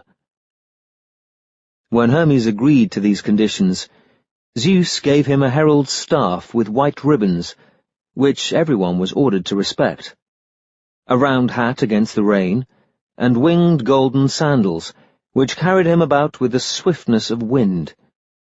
He was at once welcomed into the Olympian family, whom he taught the art of making fire by the rapid twirling of the fire-stick. Afterwards, the Three showed Hermes how to foretell the future from the dance of pebbles in a basin of water, and he himself invented both the game of knucklebones and the art of divining by them. Hades also engaged him as his herald, to summon the dying gently and eloquently, by laying the golden staff upon their eyes. He then assisted the three Fates in the composition of the alphabet, invented astronomy, the musical scale, the arts of boxing and gymnastics, weights and measures, which some attribute to Palamedes, and the cultivation of the olive tree. Some hold that the lyre invented by Hermes had 7 strings, others that it had 3 only, to correspond with the seasons, or 4 to correspond with the quarters of the year, and that Apollo brought the number up to 7. Hermes had numerous sons, including Echion, the Argonaut's herald, Autolycus, the thief, and Daphnis, the inventor of bucolic poetry. This Daphnis was a beautiful Sicilian youth, whom his mother, a nymph, exposed in a laurel grove on the mountain of Hera. Hence the name given him by the shepherds, his foster parents. Pan taught him to play the pipes. He was beloved of Apollo, and used to hunt with Artemis, who took pleasure in his music. He lavished great care on his many herds of cattle, which were of the same stock as Helios's. A nymph named Nomia made him swear never to be unfaithful to her, on pain of being blinded. But her rival, Chimera, contrived to seduce him when he was drunk, and Nomia blinded him in fulfillment of her threat. Daphnis consoled himself for a while with sad lays about the loss of sight, but he did not live long. Hermes turned him into a stone, which is still shown at the city of Cephalanitanum, and caused a fountain called Daphnis to gush up at Syracuse, where annual sacrifices are offered. Chapter 18. Aphrodite's Nature and Deeds. Aphrodite could seldom be persuaded to lend the other goddesses her magic girdle, which made everyone fall in love with its wearer, for she was jealous of her position. Zeus had given her in marriage to Hephaestus, the lame smith god, but the true father of the 3 children with whom she presented him, Phobos, Deimos, and Harmonia, was Ares, the straight-limbed, impetuous, drunken, and quarrelsome god of war. Hephaestus knew nothing of the deception until, one night, the lovers stayed too long together in bed at Ares' Thracian palace. Then Helios, as he rose, saw them at their sport, and told tales to Hephaestus. Hephaestus angrily retired to his forge, and hammered out a bronze hunting net, as fine as gossamer, but quite unbreakable, which he secretly attached to the posts and sides of his marriage bed. He told Aphrodite, who returned from Thrace, all smiles, explaining that she had been away on business at Corinth. "Pray excuse me, dear wife. I am taking a short holiday on Lemnos, my favorite island." Aphrodite did not offer to accompany him, and when he was out of sight, sent hurriedly for Ares, who soon arrived.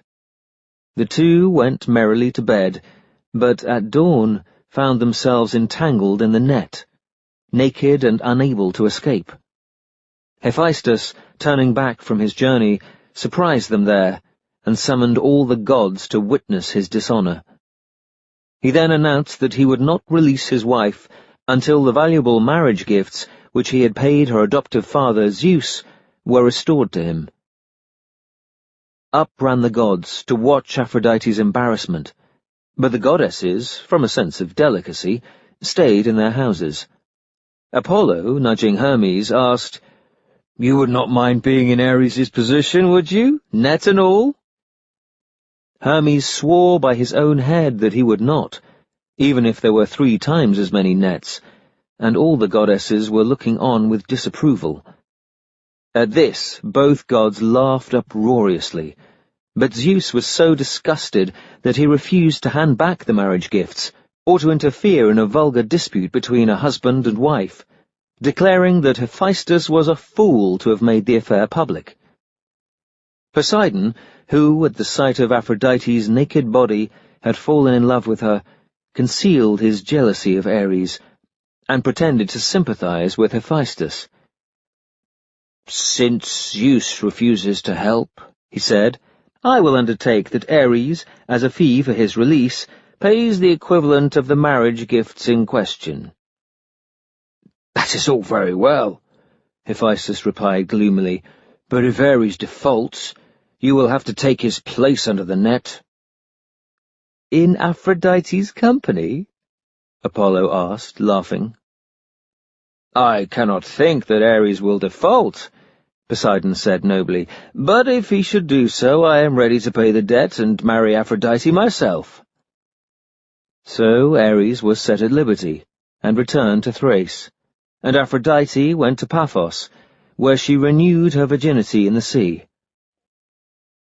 Flattered by Hermes' frank confession of his love for her, Aphrodite presently spent a night with him, the fruit of which was Hermaphroditus, a double-sexed being. And, equally pleased by Poseidon's intervention on her behalf, she bore him 2 sons, Rhodus and Herophilus. Needless to say, Ares defaulted, pleading that if Zeus would not pay, why should he? In the end, nobody paid, because Hephaestus was madly in love with Aphrodite and had no real intention of divorcing her. Later, Aphrodite yielded to Dionysus, and bore him Priapus, an ugly child with enormous genitals. It was Hera who had given him this obscene appearance, in disapproval of Aphrodite's promiscuity. He is a gardener, and carries a pruning knife. Though Zeus never lay with his adopted daughter Aphrodite, as some say that he did, the magic of her girdle put him under constant temptation, and at last he decided to humiliate her by making her fall desperately in love with a mortal. This was the handsome Anchises, king of the Dardanians, a grandson of Ilus, and one night, when he was asleep in his herdsman's hut on Trojan Mount Ida, Aphrodite visited him in the guise of a Phrygian princess, clad in a dazzlingly red robe, and lay with him on a couch spread with the skins of bears and lions, while bees buzzed drowsily about them. When they parted at dawn, she revealed her identity, and made him promise not to tell anyone that she had slept with him. Anchises was horrified to learn that he had uncovered the nakedness of a goddess, and begged her to spare his life. She assured him that he had nothing to fear, and that their son would be famous. Some days later, while Anchises was drinking with his companions, one of them asked, "Would you not rather sleep with the daughter of so-and-so than with Aphrodite herself?" "No," he replied unguardedly. "Having slept with both, I find the question inept." Zeus overheard this boast, and threw a thunderbolt at Anchises, which would have killed him outright, had not Aphrodite interposed her girdle, and thus diverted the bolt into the ground at his feet. Nevertheless, the shock so weakened Anchises that he could never stand upright again, and Aphrodite, after bearing his son Aeneas, soon lost her passion for him.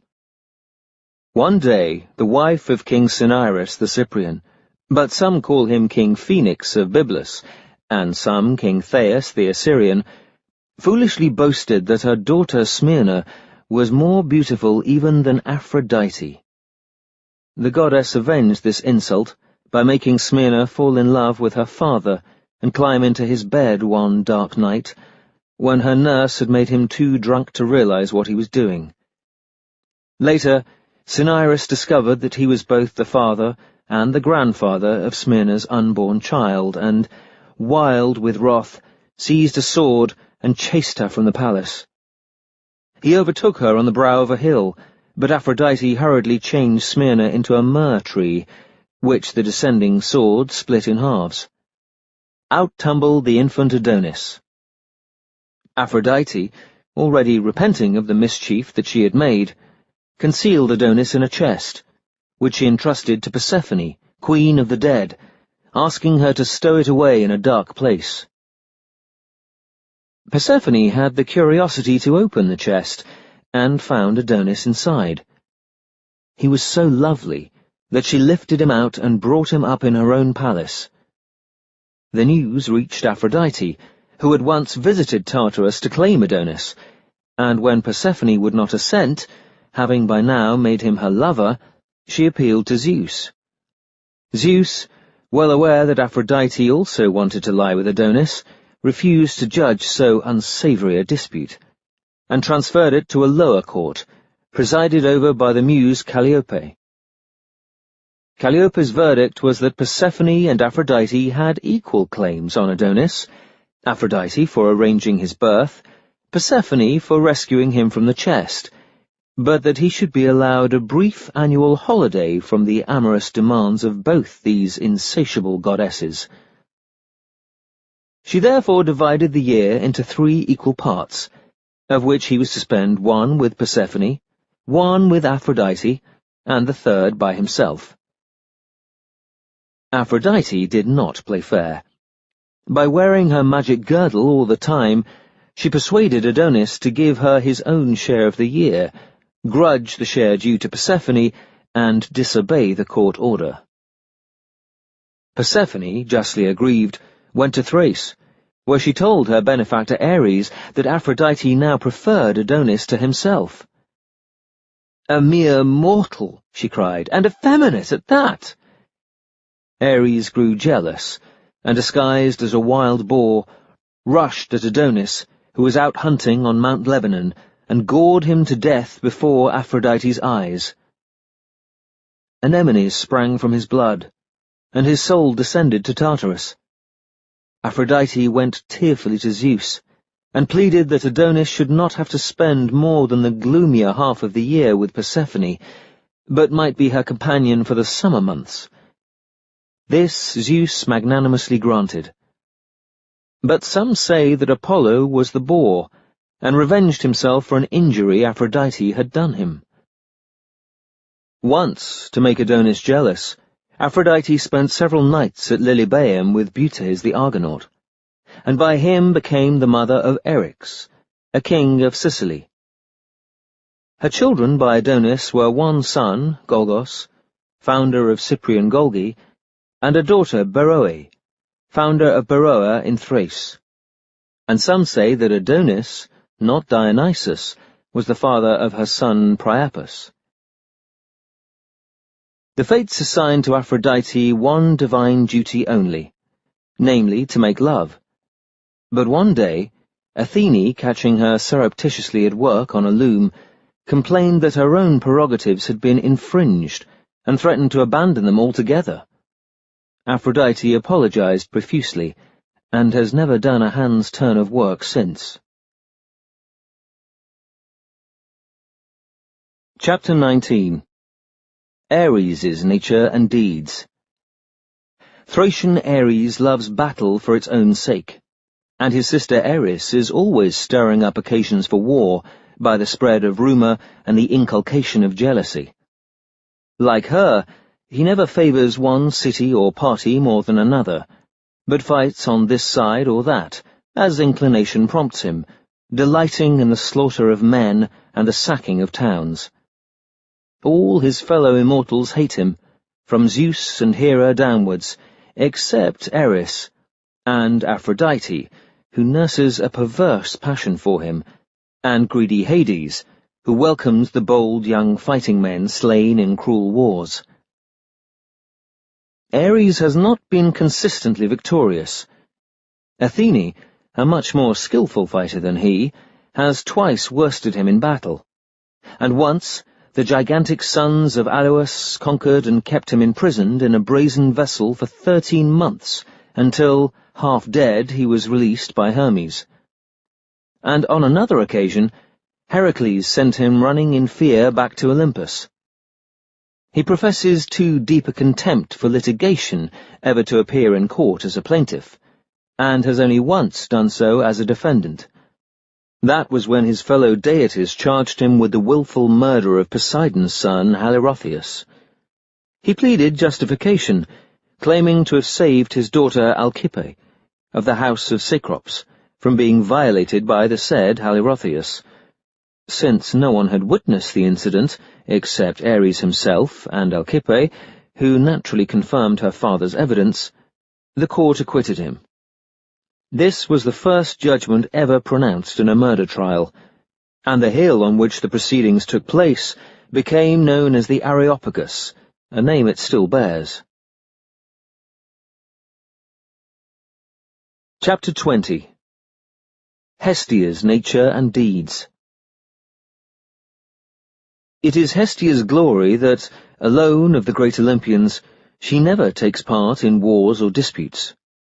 Like Artemis and Athene, moreover, she has always resisted every amorous invitation offered her by gods, titans, or others. For, after the dethronement of Cronus, when Poseidon and Apollo came forward as rival suitors, she swore by Zeus's head to remain a virgin forever. After that, Zeus gratefully awarded her the first victim of every public sacrifice, because she had preserved the peace of Olympus. Drunken Priapus once tried to violate her at a rustic feast attended by the gods, when everyone had fallen asleep from repletion. But an ass brayed loud, Hestia awoke, screamed to find Priapus about to straddle her, and sent him running off in comic terror. She is the goddess of the hearth, and in every private house and city hall protects suppliants who flee to her for protection. Universal reverence is paid Hestia, not only as the mildest, most upright, and most charitable of all the Olympians, but as having invented the art of building houses, and her fire is so sacred that, if ever a hearth goes cold, either by accident or in token of mourning, it is kindled afresh with the aid of a fire-wheel.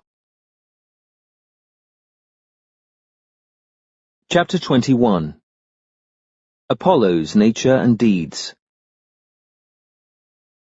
Apollo, Zeus's son by Leto, was a 7-month child, but gods grow up swiftly. Themis fed him on nectar and ambrosia, and when the 4th day dawned, he called for bow and arrows, with which Hephaestus at once provided him. On leaving Delos, he made straight for Mount Parnassus, where the serpent Python, his mother's enemy, was lurking, and wounded him severely with arrows. Python fled to the oracle of Mother Earth at Delphi, a city so named in honor of the mother Delphine, his mate. But Apollo dared follow him into the shrine, and there dispatched him beside the sacred chasm. Mother Earth reported this outrage to Zeus, who not only ordered Apollo to visit Tempe for purification, but instituted the Pythian Games, in honor of Python, over which he was to preside penitentially. Quite unabashed, Apollo disregarded Zeus's command to visit Tempe. Instead, he went to Aegialeia for purification, accompanied by Artemis, and then, disliking the place, sailed to Tyre in Crete, where King Carmenor performed the ceremony. On his return to Greece, Apollo sought out Pan, the disreputable old goat-legged Arcadian god, and, having coaxed him to reveal the art of prophecy, seized the Delphic oracle and retained its priestess, called the Pythoness, in his own service. Leto, on hearing the news, came with Artemis to Delphi, where she turned aside to perform some private rite in a sacred grove.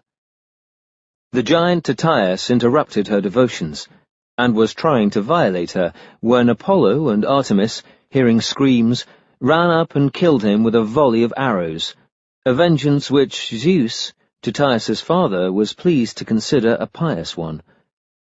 In Tartarus, Tyrtaeus was stretched out for torment, his arms and legs securely pegged to the ground.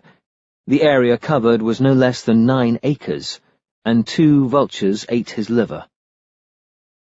Next, Apollo killed the satyr Marsyas, a follower of the goddess Cybele. This was how it came about. One day, Athene made a double flute from stag's bones, and played on it at a banquet of the gods. She could not understand, at first, why Hera and Aphrodite were laughing silently behind their hands, although her music seemed to delight the other deities. She therefore went away by herself into a Phrygian wood, took up the flute again beside a stream, and watched her image in the water as she played. Realizing at once how ludicrous that bluish face and those swollen cheeks made her look, she threw down the flute, and laid a curse on anyone who picked it up. Marsyas was the innocent victim of this curse. He stumbled upon the flute, which he had no sooner put to his lips than it played of itself, inspired by the memory of Athene's music. And he went about Phrygia and Cybele's train, delighting the ignorant peasants. They cried out that Apollo himself could not have made better music, even on his lyre, and Marsyas was foolish enough not to contradict them. This, of course, provoked the anger of Apollo, who invited him to a contest, the winner of which should inflict whatever punishment he pleased on the loser. Marsyas consented, and Apollo impaneled the Muses as a jury. The contest proved an equal one, the Muses being charmed by both instruments, until Apollo cried out to Marsyas, "I challenge you to do with your instrument as much as I can do with mine. Turn it upside down, and both play and sing at the same time." This, with a flute, was manifestly impossible, and Marsyas failed to meet the challenge. But Apollo reversed his lyre, and sang such delightful hymns in honor of the Olympian gods that the Muses could not do less than give the verdict in his favor. Then, for all his pretended sweetness, Apollo took a most cruel revenge on Marsyas, flaying him alive and nailing his skin to a pine, or, some say, to a plane tree, near the source of the river which now bears his name. Afterwards, Apollo won a second musical contest, at which King Midas presided. This time he beat Pan. Becoming the acknowledged god of music, he has ever since played on his 7-stringed lyre while the gods banquet. Another of his duties was once to guard the herds and flocks which the gods kept in Pieria, but he later delegated this task to Hermes. Though Apollo refuses to bind himself in marriage, he has got many nymphs and mortal women with child, among them Phthia, on whom he fathered Dorus and his brothers, and Thalia the Muse, on whom he fathered the Corybantes, and Coronis, on whom he fathered Asclepius, and Aria, on whom he fathered Miletus, and Cyrene, on whom he fathered Aristaeus. He also seduced the nymph Dryope, who was tending her father's flocks on Mount Oeta in the company of her friends, the Hamadryads. Apollo disguised himself as a tortoise, with which they all played, and when Dryope put him into her bosom, he turned into a hissing serpent, scared away the Hamadryads, and enjoyed her. She bore him Amphissus, who founded the city of Oeta, and built a temple to his father. There Dryope served as a priestess until, one day, the Hamadryads stole her away and left a poplar in her place. Apollo was not invariably successful in love. On one occasion he tried to steal Marpessa from Idas, but she remained true to her husband. On another he pursued Daphne, the mountain nymph, a priestess of Mother Earth, daughter of the river Peneus in Thessaly. But when he overtook her, she cried out to Mother Earth, who, in the nick of time, spirited her away to Crete, where she became known as Pasiphae. Mother Earth left a laurel tree in her place, and from its leaves Apollo made a wreath to console himself. His attempt on Daphne, it must be added, was no sudden impulse. He had long been in love with her, and had brought about the death of his rival, Leucippus, son of Oenomaus, who disguised himself as a girl and joined Daphne's mountain revels. Apollo, knowing of this by divination, advised the mountain nymphs to bathe naked, and thus make sure that everyone in their company was a woman. Leucippus's imposture was at once discovered, and the nymphs tore him to pieces. There was also the case of the beautiful youth Hyacinthus, a Spartan prince, with whom not only the poet Thamyris fell in love, the first man who ever wooed one of his own sex, but Apollo himself, the first god to do so. Apollo did not find Thamyris a serious rival. Having overheard his boast that he could surpass the Muses in song, he maliciously reported it to them, and they at once robbed Thamyris of his sight, his voice, and his memory for harping. But the west wind had also taken a fancy to Hyacinthus, and became insanely jealous of Apollo, who was one day teaching the boy how to hurl a discus, when the west wind caught it in mid-air, dashed it against Hyacinthus's skull, and killed him. From his blood sprang the hyacinth flower, on which his initial letters are still to be traced. Apollo earned Zeus's anger only once after the famous conspiracy to dethrone him. This was when his son Asclepius, the physician, had the temerity to resurrect a dead man, and thus rob Hades of a subject. Hades naturally lodged a complaint on Olympus. Zeus killed Asclepius with a thunderbolt, and Apollo, in revenge, killed the Cyclopes. Zeus was enraged at the loss of his armourers, and would have banished Apollo to Tartarus forever, had not Leto pleaded for his forgiveness, and undertaken that he would mend his ways. The sentence was reduced to 1 year's hard labour, which Apollo was to serve in the sheepfolds of King Admetus of Pherae. Obeying Leto's advice, Apollo not only carried out the sentence humbly, but conferred great benefits on Admetus. Having learned his lesson, he thereafter preached moderation in all things. The phrases, "Know thyself," and "nothing in excess," were always on his lips. He brought the Muses down from their home on Mount Helicon to Delphi, tamed their wild frenzy, and led them in formal and decorous dances. Chapter 22. Artemis's Nature and Deeds. Artemis, Apollo's sister, goes armed with bow and arrows, and, like him, has the power both to send plagues or sudden death among mortals, and to heal them. She is the protectress of little children, and of all sucking animals, but she also loves the chase, especially that of stags. One day, while she was still a 3-year-old child, her father Zeus, on whose knees she was sitting, asked her what present she would like. Artemis answered at once, "Pray give me eternal virginity, as many names as my brother Apollo, a bow and arrow like his, the office of bringing light, a saffron hunting tunic with a red hem reaching to my knees, 60 young ocean nymphs, all of the same age as my maids of honour, 20 river nymphs from Amnesius in Crete, to take care of my buskins and feed my hounds when I am not out shooting, all the mountains in the world, and, lastly, any city you care to choose for me, but one will be enough, because I intend to live on mountains most of the time. Unfortunately, women in labour will often be invoking me, since my mother Leto carried and bore me without pains, and the fates have therefore made me patroness of childbirth."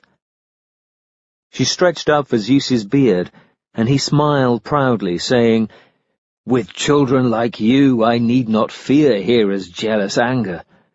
You shall have all this, and more besides, not 1 but 30 cities, and a share in many others, both on the mainland and in the archipelago, and I appoint you guardian of their roads and harbours." Artemis thanked him, and sprang from his knee, and went first to Mount Leucas in Crete, and next to the ocean stream, where she chose numerous 9-year-old nymphs for her attendants. Their mothers were delighted to let them go. On Hephaestus's invitation, she then visited the Cyclopes on the island of Lipara, and found them hammering away at a horse trough for Poseidon. Brontes, who had been instructed to make whatever she wanted, took her on his knee, but disliking his endearments, she tore a handful of hair from his chest, where a bald patch remained to the day of his death. Anyone might have supposed that he had the mange. The nymphs were terrified at the wild appearance of the Cyclopes, and at the din of their smithy. Well they might be, for whenever a little girl is disobedient, her mother threatens her with Brontes, Arges, or Steripes. But Artemis boldly told them to abandon Poseidon's trough for a while, and make her a silver bow, with a quiver full of arrows, in return for which they should eat the first prey she brought down. With these weapons she went to Arcadia, where Pan was engaged in cutting up a lynx to feed his bitches and their whelps. He gave her 3 lop-eared hounds, 2 party-coloured and 1 spotted, together capable of dragging live lions back to their kennels, and 7 swift hounds from Sparta. Having captured alive 2 couple of horned hinds, she harnessed them to a golden chariot with golden bits, and drove north over Thracian Mount Haemus. She cut her first pine torch on Mysian Olympus, and lit at the cinders of a lightning-struck tree. She tried her silver bow 4 times. Her first 2 targets were trees, her third, a wild beast, her fourth, a city of unjust men. Then she returned to Greece, where the Amnesian nymphs unyoked her hinds, rubbed them down, fed them on the same quick-growing trefoil from Hera's pasture which the steeds of Zeus eat, and watered them from golden troughs. Once the river god Alpheus, son of Thetis, dared fall in love with Artemis and pursue her across Greece. But she came to Latrine in Elis, or some say as far as the island of Ortygia near Syracuse, where she daubed her face, and those of all her nymphs, with white mud, so that she became indistinguishable from the rest of the company. Alpheus was forced to retire, pursued by mocking laughter. Artemis requires the same perfect chastity from her companions as she practices herself. When Zeus had seduced one of them, Callisto, daughter of Lycaon, Artemis noticed that she was with child.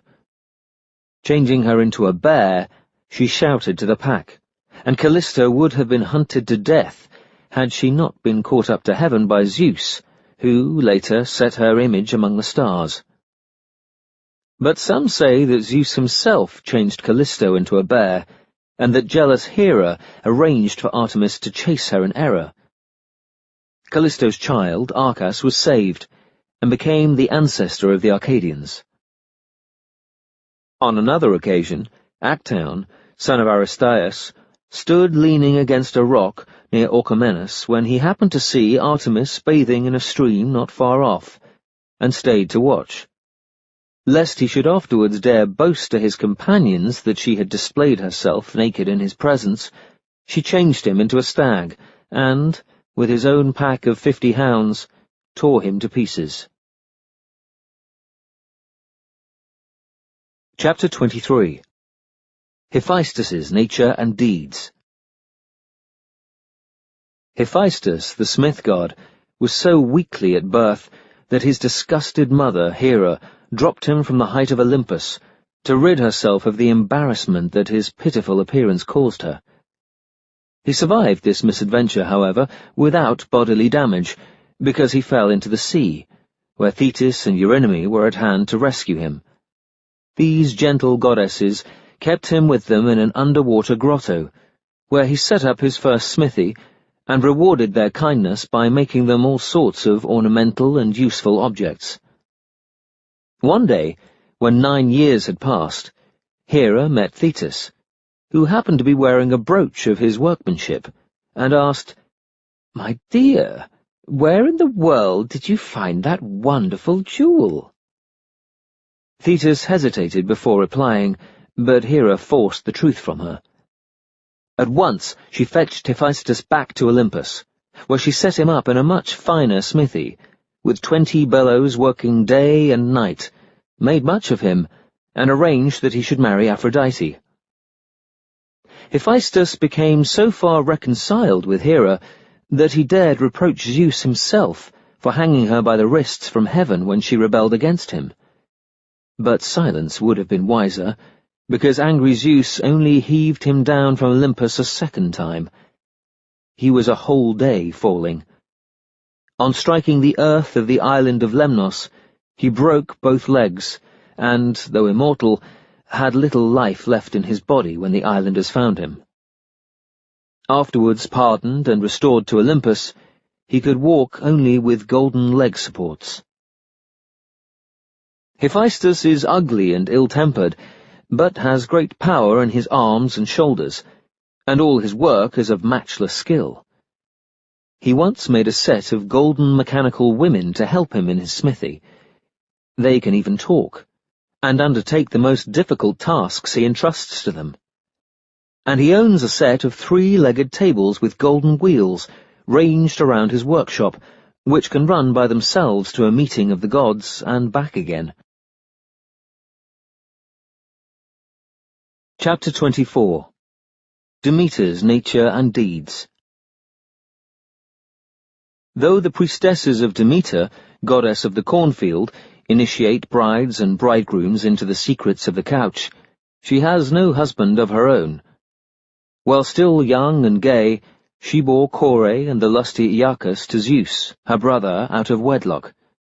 She also bore Plutus to the Titan Iaseus, or Iasion, with whom she fell in love at the wedding of Cadmus and Harmonia. Inflamed by the nectar which flowed like water at the feast, the lovers slipped out of the house and lay together openly in a thrice-ploughed field. On their return, Zeus, guessing from their demeanour and the mud on their arms and legs what they had been at, and enraged that Iasus should have dared to touch Demeter, struck him dead with a thunderbolt. But some say that Iasus was killed by his brother Dardanus, or torn to pieces by his own horses. Demeter herself has a gentle soul, and Erysichthon, son of Tropius, was one of the few men with whom she ever dealt harshly.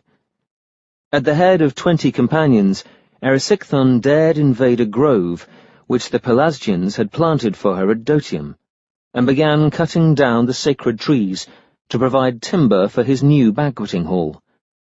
Demeter assumed the form of Nicippe, priestess of the grove, and mildly ordered Erysichthon to desist. It was only when he threatened her with his axe that she revealed herself in splendour, and condemned him to suffer perpetual hunger, however much he might eat. Back he went to dinner, and gorged all day at his parents' expense, growing hungrier and thinner the more he ate, until they could no longer afford to keep him supplied with food, and he became a beggar in the streets, eating filth. Contrariwise, on Pandarius the Cretan, who stole Zeus's golden dog and thus avenged her for the killing of Iasus, Demeter bestowed the royal gift of never suffering from the bellyache. Demeter lost her gaiety forever when young Kore, afterwards called Persephone, was taken from her. Hades fell in love with Kore, and went to ask Zeus's leave to marry her. Zeus feared to offend his eldest brother by a downright refusal, but knew also that Demeter would not forgive him if Kore were committed to Tartarus. He therefore answered politically that he could neither give nor withhold his consent. This emboldened Hades to abduct the girl, as she was picking flowers in a meadow. It may have been at Sicilian Enna, or at Attic Colonus, or at Hermione, or somewhere in Crete, or near Pisa, or near Lerna, or beside Arcadian Phaneus, or at Boeotian Nysa, or anywhere else in the widely separated regions which Demeter visited in her wandering search for Kore. But her own priests say that it was at Eleusis. She sought Kore without rest for 9 days and nights, neither eating nor drinking, and calling fruitlessly all the while. The only news she could get came from old Hecate, who early one morning had heard Kore crying, "A rape! A rape!" but on hurrying to the rescue found no sign of her. On the 10th day, after a disagreeable encounter with Poseidon among the herds of Oncus, Demeter came in disguise to Eleusis, where King Celeus and his wife Metanera entertained her hospitably, and she was invited to remain as wet nurse to Demophoon, the newly born prince. Their lame daughter Iambe tried to console Demeter with comically lascivious verses, and the dry nurse, old Baubo, persuaded her to drink barley water by a jest. She groaned as if in travail, and, unexpectedly, produced from beneath her skirt Demeter's own son Iacchus, who leapt into his mother's arms and kissed her. "Oh, how greedily you drink!" cried Abbas, an elder son of Seleucus, as Demeter gulped the pitcherful of barley water, which was flavoured with mint. Demeter threw him a grim look, and he was metamorphosed into a lizard. Somewhat ashamed of herself, Demeter now decided to do Celeus a service by making Demophon immortal. That night she held him over the fire to burn away his mortality. Metaneira, who was the daughter of Amphictyon, happened to enter the hall before the process was complete, and broke the spell, so Demophon died. "Mine is an unlucky house," Celeus complained, weeping at the fate of his 2 sons, and thereafter was called Disorles. "Dry your tears, Disorles," said Demeter. "You still have 3 sons, including Triptolemus, on whom I intend to confer such great gifts that you will forget your double loss." For Triptolemus, who herded his father's cattle, had recognized Demeter and given her the news she needed. 10 days before this, his brothers Eumolpus, a shepherd, and Eubileus, a swineherd, had been out in the fields feeding their beasts when the earth suddenly gaped open, engulfing Eubileus's swine before his very eyes. Then, with a heavy thud of hooves, a chariot drawn by black horses appeared and dashed down the chasm. The chariot driver's face was invisible, but his right arm was tightly clasped around a shrieking girl. Eumolpus had been told of the event by Eubileus, and made it the subject for a lament. Armed with this evidence, Demeter summoned Hecate. Together they approached Helios, who sees everything, and forced him to admit that Hades had been the villain, doubtless with the connivance of his brother Zeus. Demeter was so angry that, instead of returning to Olympus, she continued to wander about the earth, forbidding the trees to yield fruits and the herbs to grow, until the race of men stood in danger of extinction. Zeus, ashamed to visit Demeter in person at Eleusis, sent her first a message by Iris, of which she took no notice, and then a deputation of the Olympian gods, with conciliatory gifts, begging her to be reconciled to his will. But she would not return to Olympus, and swore that the earth must remain barren until Kore had been restored. Only one course of action remained for Zeus. He sent Hermes with a message to Hades. "If you do not restore Kore, we are all undone," and with another to Demeter. "You may have your daughter again, on the single condition that she has not yet tasted the food of the dead."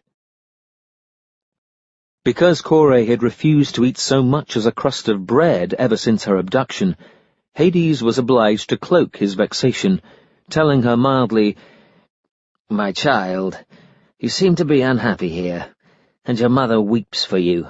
I have therefore decided to send you home."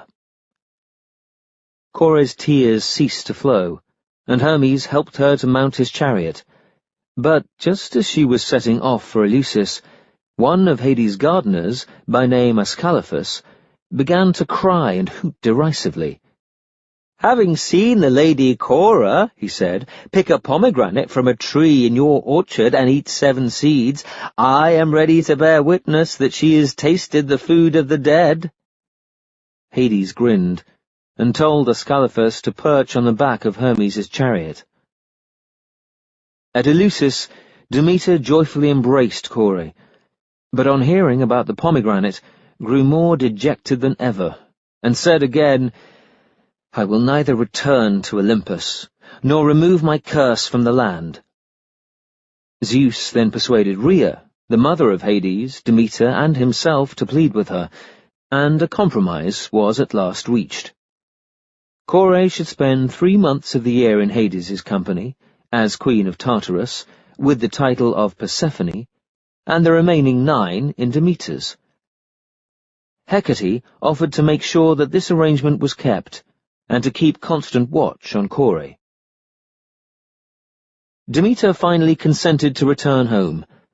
Before leaving Eleusis, she instructed Triptolemus, Eumolpus, and Celeus together with Diocles, king of the Pherae, who had been assiduously searching for Kore all this while, in her worship and mysteries. But she punished Ascalaphus for his tale-bearing by pushing him down a hole and covering it with an enormous rock, from which he was finally released by Heracles. And then she changed him into a short-eared owl. She also rewarded the Phoenicians of Arcadia, in whose house she rested after Poseidon had outraged her, with all kinds of grain, but forbade them to sow beans. One Cyametes was the first who dared do so. He has a shrine by the river Cephissus. Triptolemus she supplied with seed corn, a wooden plough, and a chariot drawn by serpents, and sent him all over the world to teach mankind the art of agriculture. But first she gave him lessons on the Rarian plain, which is why some call him the son of King Rarus. To Phytalus, who had treated her kindly on the banks of Cephissus, she gave a fig tree, the first ever seen in Attica, and taught him how to cultivate it. Chapter 25. Athene's Nature and Deeds. Athene invented the flute, the trumpet, the earthenware pot, the plough, the rake, the ox-yoke, the horse-bridle, the chariot, and the ship. She first taught the science of numbers, and all women's arts, such as cooking, weaving, and spinning. Although a goddess of war, she gets no pleasure from battle, as Ares and Eris do, but rather from settling disputes, and upholding the law by pacific means. She bears no arms in times of peace, and if she ever needs any, she will usually borrow a set from Zeus. Her mercy is great. When the judge's votes are equal in a criminal trial at the Areopagus, she always gives a casting vote to liberate the accused. Yet, once engaged in battle, she never loses the day, even against Ares himself, being better grounded in tactics and strategy than he, and wise captains always approach her for advice. Many gods, titans, and giants would gladly have married Athene, but she has repulsed all advances. On one occasion, in the course of the Trojan War, not wishing to borrow arms from Zeus, who had declared himself neutral, she asked Hephaestus to make her a set of her own. Hephaestus refused payment, saying coyly that he would undertake the work for love, and when, missing the implication of these words, she entered the smithy to watch him beat out the red-hot metal, he suddenly turned about and tried to outrage her. Hephaestus, who does not often behave so grossly, was the victim of a malicious joke. Poseidon had just informed him that Athene was on her way to the smithy with Zeus's consent, hopefully expecting to have violent love made to her. As she tore herself away, Hephaestus ejaculated against her thigh, a little above the knee. She wiped off the seed with a handful of wool, which she threw away in disgust. It fell to the ground near Athens, and accidentally fertilized Mother Earth, who was on a visit there. Revolted at the prospect of bearing a child which Hephaestus had tried to father on Athene, Mother Earth declared that she would accept no responsibility for its upbringing. "Very well," said Athene, "I will take care of it myself." So she took charge of the infant as soon as he was born, and called him Erichthonius, and, not wishing Poseidon to laugh at the success of his practical joke, hid him in a sacred basket. This she gave to Aglaus, eldest daughter of the Athenian king Cecrops, with orders to guard it carefully. Cecrops, a son of Mother Earth, and like Erichthonius, whom some suppose to have been his father, part man, part serpent, was the first king to recognize paternity. He married a daughter of Actius, the earliest king of Attica.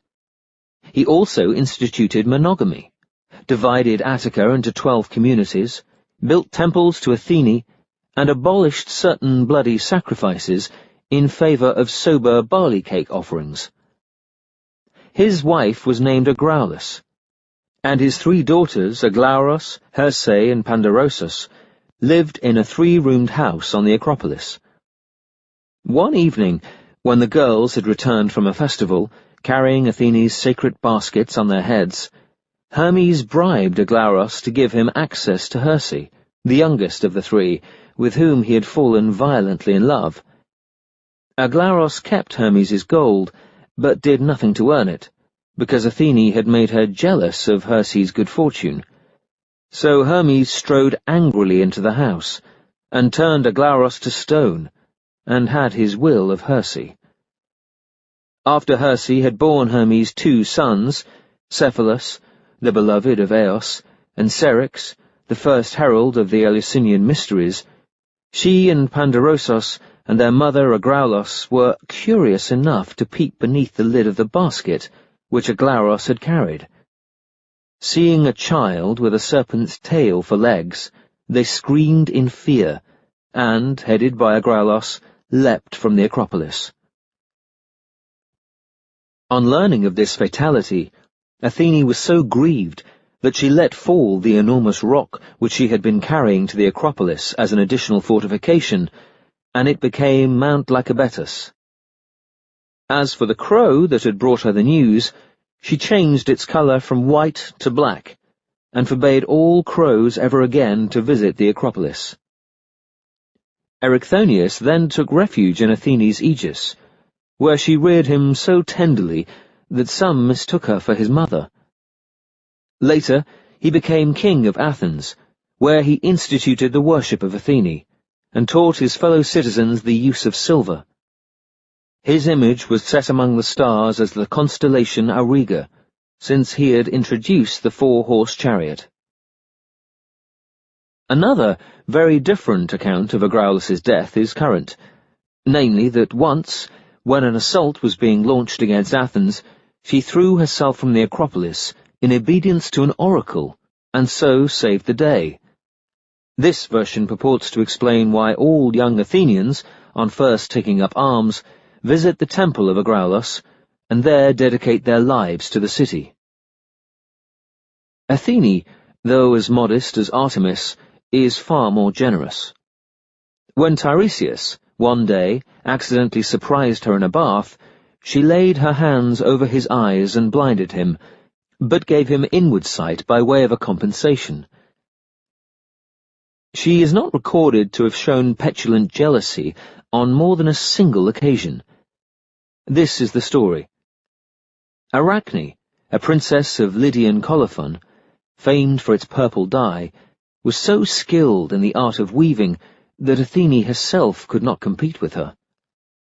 Shown a cloth into which Arachne had woven illustrations of Olympian love affairs, the goddess searched closely to find a fault, but, unable to do so, tore it up in a cold, vengeful rage.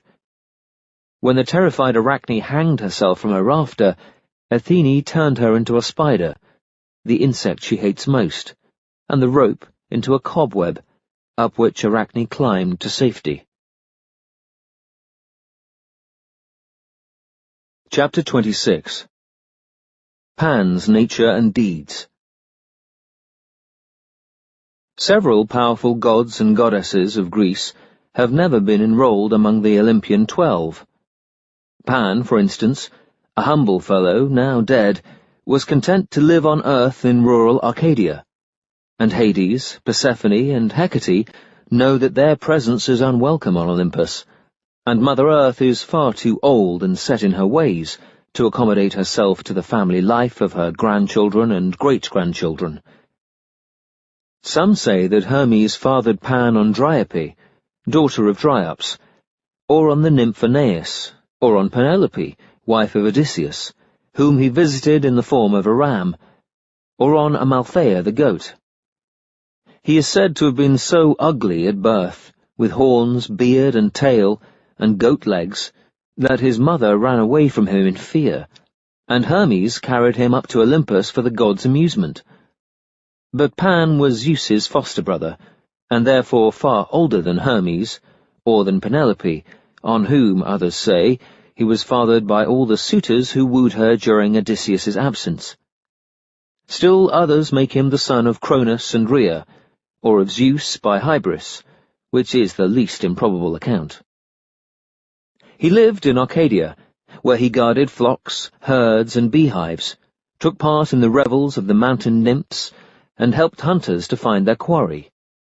He was, on the whole, easygoing and lazy, loving nothing better than his afternoon sleep, and revenged himself on those who disturbed him with a sudden loud shout from a grove or grotto which made their hair bristle on their heads.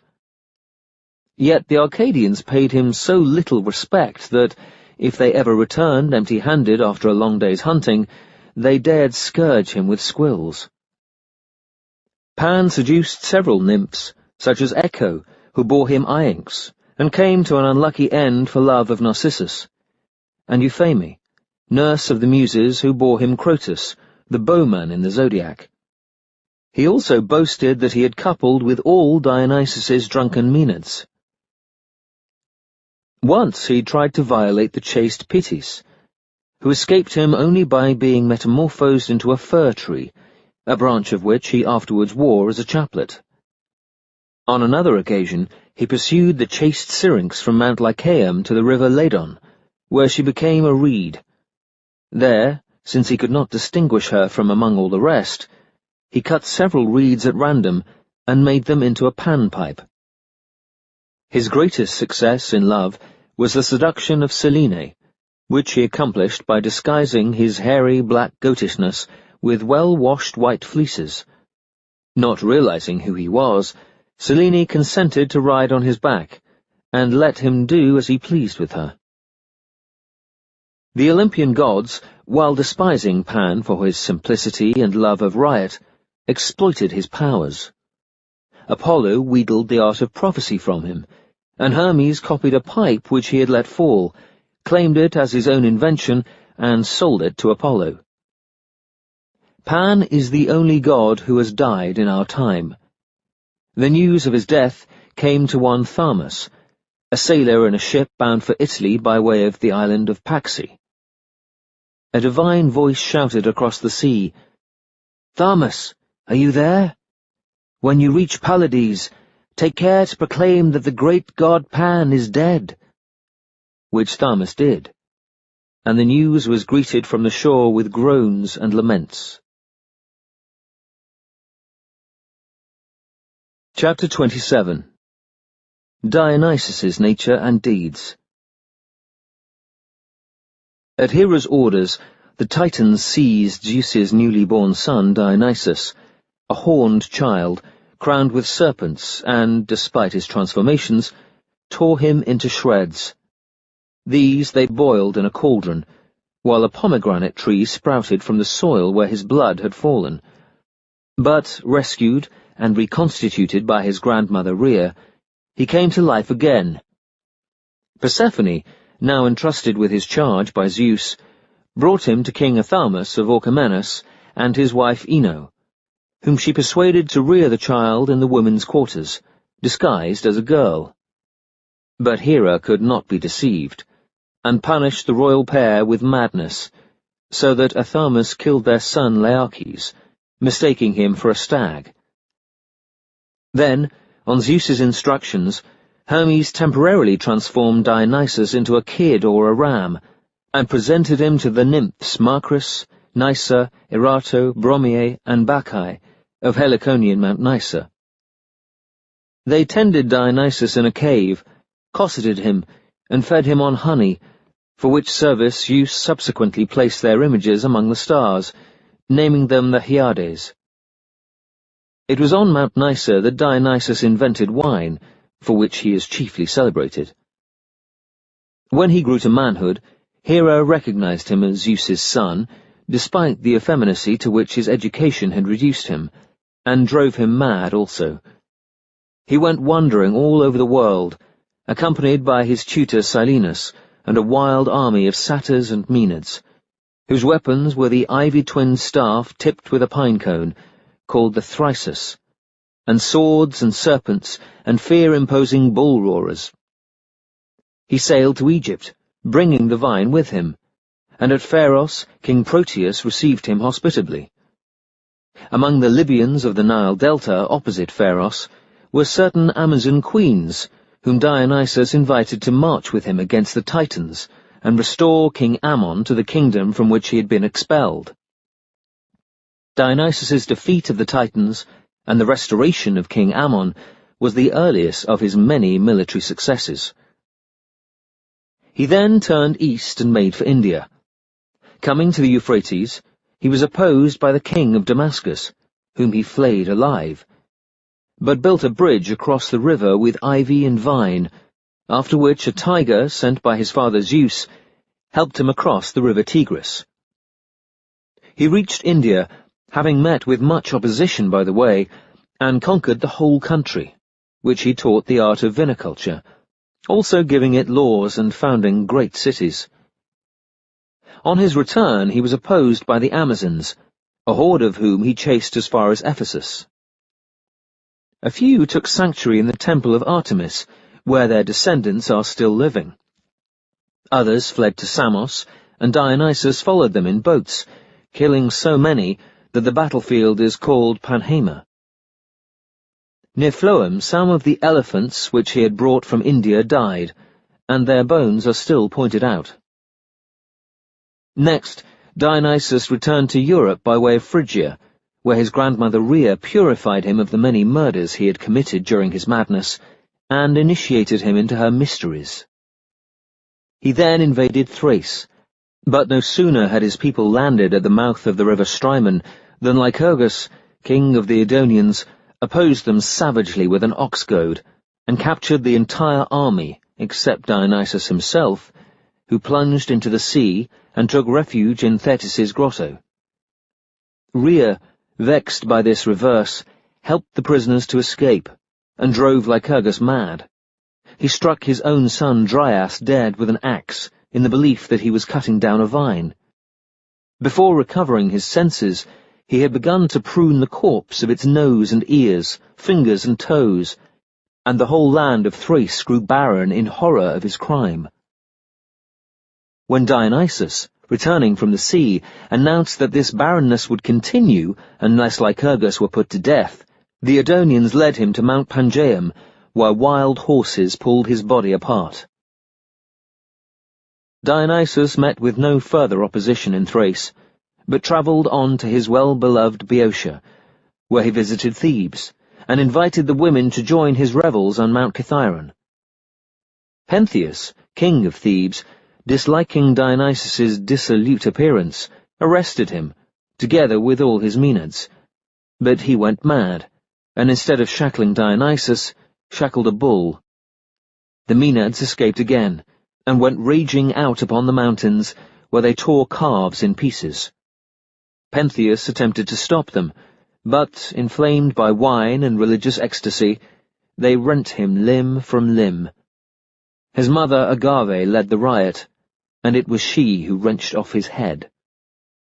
At Orchomenus, the 3 daughters of Minyas, by name Alcithoe, Leucippe and Arcippe, or Aristippe or Arsinoe, refused to join in the revels, though Dionysus himself invited them, appearing in the form of a girl.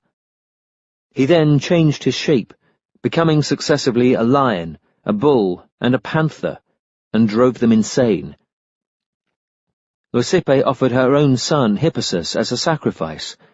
He had been chosen by lot, and the 3 sisters, having torn him to pieces and devoured him, skimmed the mountains in a frenzy until at last Hermes changed them into birds, though some say that Dionysus changed them into bats.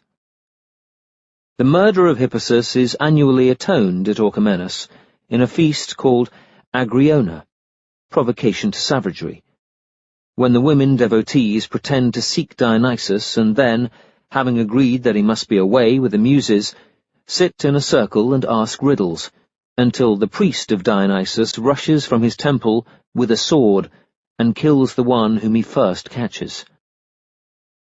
When all Boeotia had acknowledged Dionysus's divinity, he made a tour of the Aegean islands, spreading joy and terror wherever he went. Arriving at Icaria, he found that his ship was unseaworthy, and hired another from certain Tyrrhenian sailors who claimed to be bound for Naxos. But they proved to be pirates, and, unaware of his godhead, steered for Asia, intending to sell him there as a slave. Dionysus made a vine grow from the deck and enfold the mast, while ivy twined about the rigging. He also turned the oars into serpents, and became a lion himself, filling the vessel with phantom beasts and the sound of flutes, so that the terrified pirates leapt overboard and became dolphins. It was at Naxos that Dionysus met the lovely Ariadne, whom Theseus had deserted, and married her without delay. She bore him Oenopion, Thoas, Staphylos, Latromis, Euanthes, and Tauropolis. Later he placed her bridal chaplet among the stars. From Naxos he came to Argos, and punished Perseus, who at first opposed him and killed many of his followers, by inflicting a madness on the Argive women. They began devouring their own infants raw. Perseus hastily admitted his error, and appeased Dionysus by building a temple in his honor. Finally, having established his worship throughout the world, Dionysus ascended to heaven, and now sits at the right hand of Zeus as one of the 12 great ones. The self-effacing goddess Hestia resigned her seat at the high table in his favor, glad of any excuse to escape the jealous wranglings of her family, and knowing that she could always count on a quiet welcome in any Greek city which it might please her to visit. Dionysus then descended, by way of Lerna, to Tartarus, where he bribed Persephone with a gift of myrtle to release his dead mother, Semele. She ascended with him into Artemis's temple at Troezen. But, lest other ghosts should be jealous and aggrieved, he changed her name, and introduced her to his fellow Olympians as Thyone. Zeus placed an apartment at her disposal, and Hera preserved an angry but resigned silence. Chapter 28. Orpheus.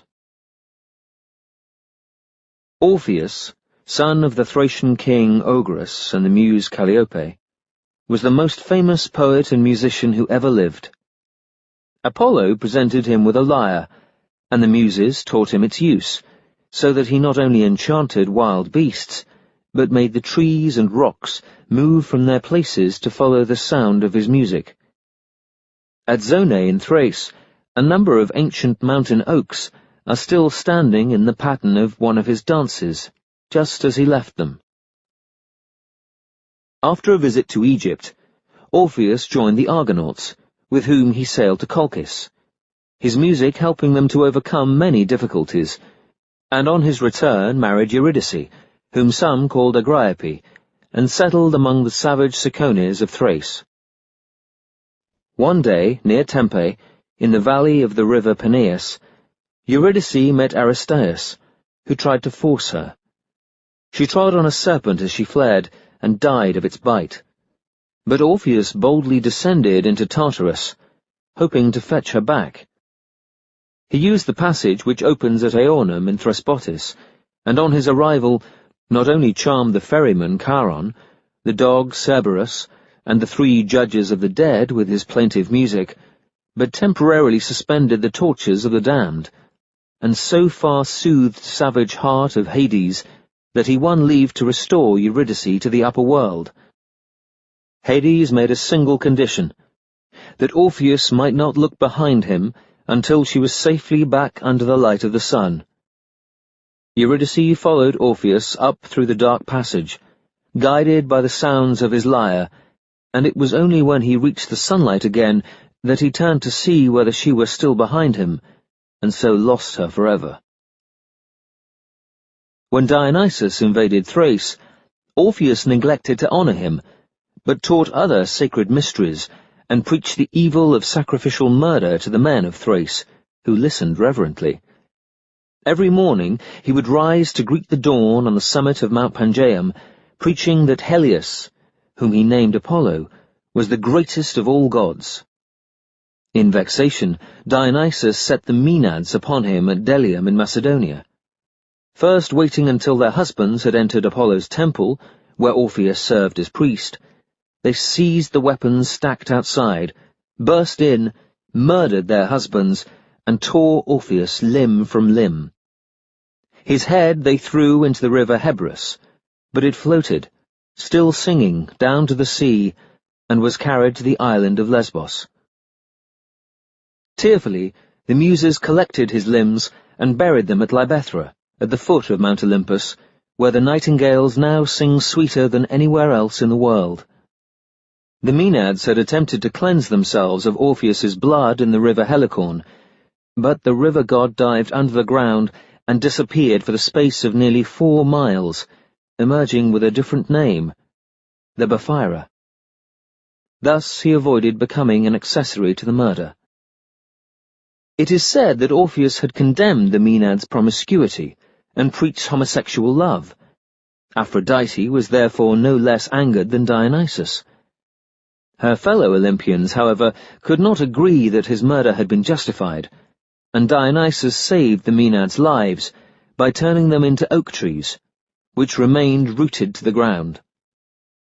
The Thracian men who had survived the massacre decided to tattoo their wives as a warning against the murder of priests, and the custom survives to this day. As for Orpheus's head, after being attacked by a jealous Lemnian serpent, which Apollo had once changed into a stone, it was laid to rest in a cave at Antissa, sacred to Dionysus.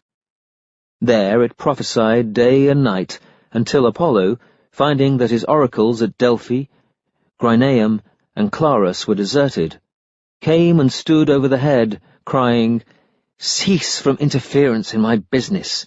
I have borne long enough with you and your singing." Thereupon the head fell silent. Orpheus's lyre had likewise drifted to Lesbos, and been laid up in a temple of Apollo, at whose intercession, and that of the Muses, the lyre was placed in heaven as a constellation. Some give a wholly different account of how Orpheus died. They say that Zeus killed him with a thunderbolt for divulging divine secrets. He had indeed instituted the mysteries of Apollo in Thrace, those of Hecate in Aegina, and those of subterranean Demeter at Sparta. Chapter 29. Ganymedes. Ganymedes, the son of King Tros, who gave his name to Troy, was the most beautiful youth alive, and therefore chosen by the gods to be Zeus's cupbearer. It is said that Zeus, desiring Ganymedes also as his bedfellow, disguised himself in eagle's feathers and abducted him from the Trojan plain. Afterwards, on Zeus's behalf, Hermes presented Tros with a golden vine, the work of Hephaestus, and 2 fine horses in compensation for his loss, assuring him at the same time that Ganymedes had become immortal, exempt from the miseries of old age, and was now smiling, golden bowl in hand, as he dispensed bright nectar to the Father of Heaven. Some say that Eos had first abducted Ganymedes to be her paramour, and that Zeus took him from her. Be that as it may, Hera certainly deplored the insult to herself, and her daughter Hebe, until then the cupbearer of the gods.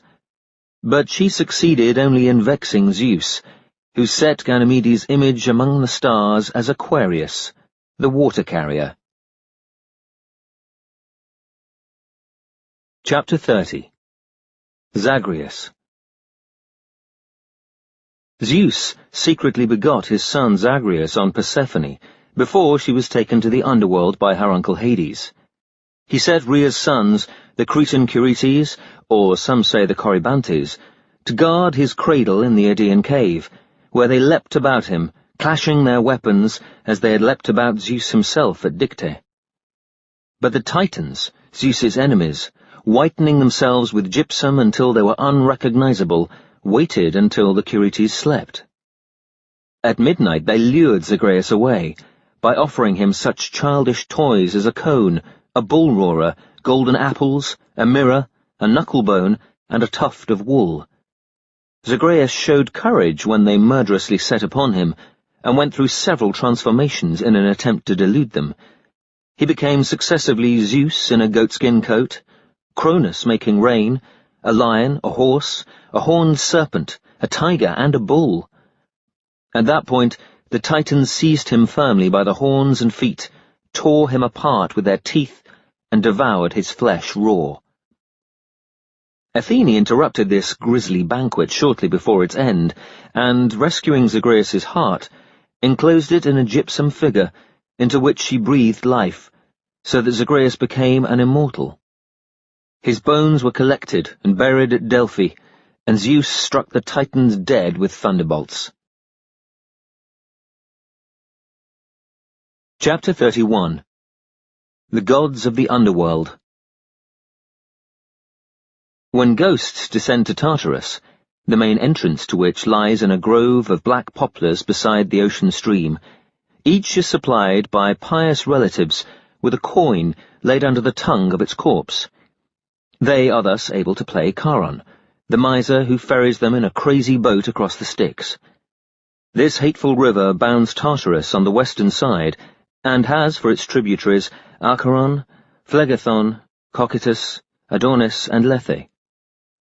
Penniless ghosts must wait forever on the near bank, unless they have evaded Hermes, their conductor, and crept down by a back entrance, such as at Laconian Taenarus, or Thesprotianaeornum. A 3-headed, or some say 50-headed dog named Cerberus guards the opposite shore of Styx, ready to devour living intruders or ghostly fugitives. The first region of Tartarus contains the cheerless asphodel fields, where souls of heroes stay without purpose among the throngs of less distinguished dead that twitter like bats, and where only Orion still has the heart to hunt the ghostly deer. None of them but would rather live in bondage to a landless peasant than rule over all Tartarus. Their one delight is in libations of blood, poured to them by the living. When they drink, they feel themselves almost men again. Beyond these meadows lie Erebus, and the palace of Hades and Persephone. To the left of the palace, as one approaches it, a white cypress shades the pool of Lethe, where the common ghosts flock down to drink. Initiated souls avoid this water, choosing to drink instead from the pool of memory, shaded by a white poplar, which gives them a certain advantage over their fellows. Close by, newly arrived ghosts are daily judged by Minos, Rhadamanthus, and Aeacus, at a place where 3 roads meet. Rhadamanthus tries Asiatics and Achaeus tries Europeans, but both refer the difficult cases to Minos. As each verdict is given, the ghosts are directed along one of the 3 roads, that leading back to the Asphodel Meadows, if they are neither virtuous nor evil, that leading to the punishment field of Tartarus, if they are evil, that leading to the orchards of Elysium, if they are virtuous. Elysium, ruled over by Cronus, lies near Hades' dominions, its entrance close to the pool of memory, but forms no part of them. It is a happy land of perpetual day, without cold or snow, where games, music, and revels never cease, and where the inhabitants may elect to be reborn on earth whenever they please. Nearby are the Fortunate Islands, reserved for those who have been 3 times born, and 3 times attained Elysium.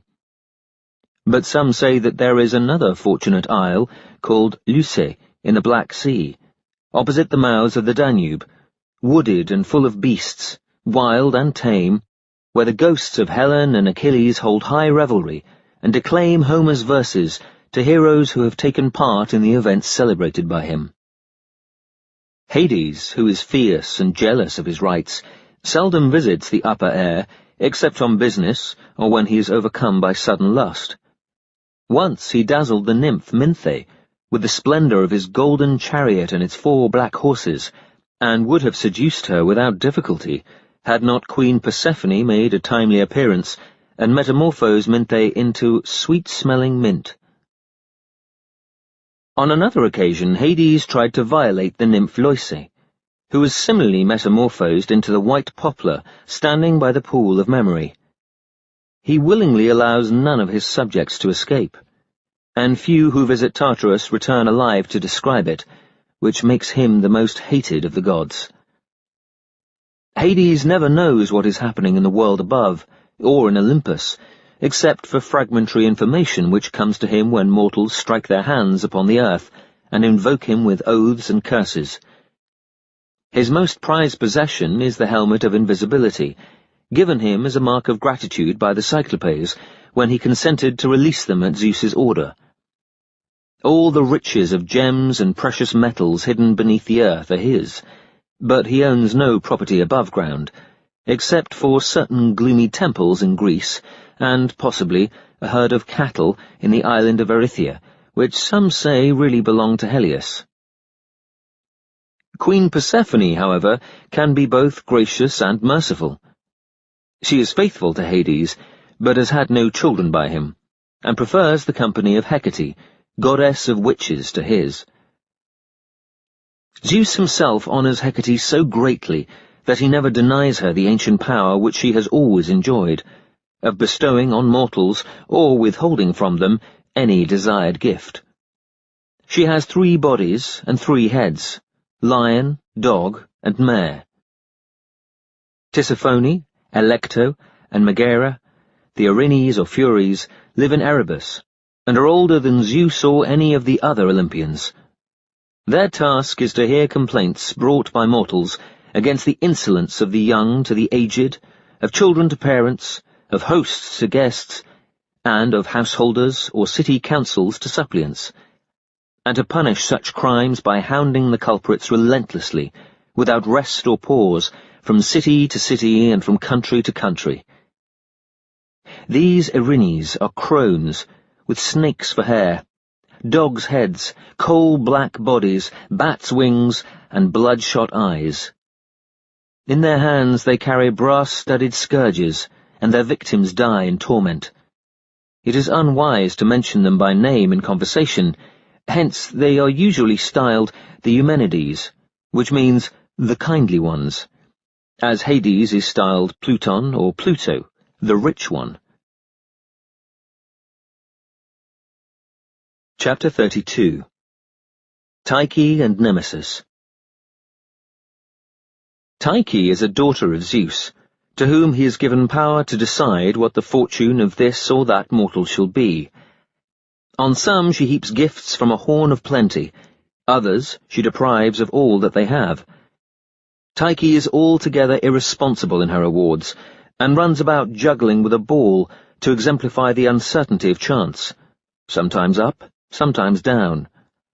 But if it ever happens that a man whom she has favoured boasts of his abundant riches, and neither sacrifices a part of them to the gods, nor alleviates the poverty of his fellow citizens, then the ancient goddess Nemesis steps in to humiliate him. Nemesis, whose home is Attic Rhamnus, carries an apple bough in one hand and a wheel in the other, and wears a silver crown adorned with stags. The scourge hangs at her girdle. She is a daughter of Oceanus, and has something of Aphrodite's beauty. Some say that Zeus once fell in love with Nemesis, and pursued her over the earth and through the sea. Though she constantly changed her shape, he violated her at last by adopting the form of a swan, and from the egg she laid came Helen, the cause of the Trojan War. Chapter 33. The Children of the Sea.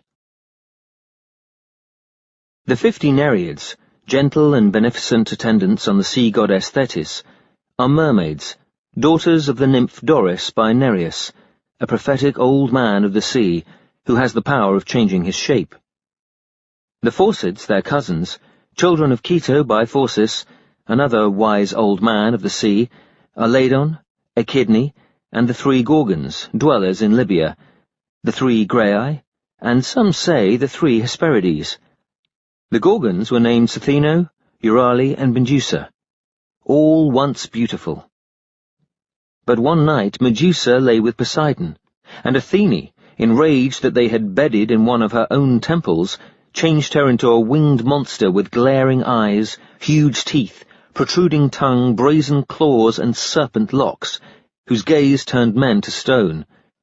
When, eventually, Perseus decapitated Medusa, and Poseidon's children Chrysaor and Pegasus sprang from her dead body, Athene fastened the head to her aegis, but some say that the aegis was Medusa's own skin, flayed from her by Athene. The Graeae are fair-faced and swan-like, but with hair grey from birth, and only one eye and one tooth between the three of them. Their names are Enyo, Pomfredo, and Dano. The three Hesperides, by name Hespere, Aegle, and Erytheus, live in the far western orchard which Mother Earth gave to Hera. Some call them daughters of night, others of Atlas and of Hesperus, daughters of Hesperus. Sweetly they sing. Half of Echidna was lovely woman, half was speckled serpent. She once lived in a deep cave among the Arimi, where she ate men raw, and raised a brood of frightful monsters to her husband Typhon. But hundred-eyed Argus killed her while she slept. Ladon was holy serpent, though gifted with the power of human speech, and guarded the golden apples of the Hesperides until Heracles shot him dead. Nereus, Phorcys, Thaumas, Eurybia, and Ceto were all children born to Pontus by Mother Earth. Thus the Phorcids and Nereids claim cousinhood with the Harpies. These are the fair-haired and swift-winged daughters of Thaumas by the ocean nymph Electra, who snatch up criminals for punishment by the Erinyes, and live in a Cretan cave. Chapter 34. The Children of Echidna. Echidna bore a dreadful brood to Typhon, namely Cerberus, the three-headed hound of hell, the Hydra, a many-headed water serpent living at Lerna, the Chimera, a fire-breathing goat with lion's head and serpent's body, and Orthrus, the two-headed hound of Geryon, who lay with his own mother and begot on her the Sphinx and the Nemean lion. Chapter 35.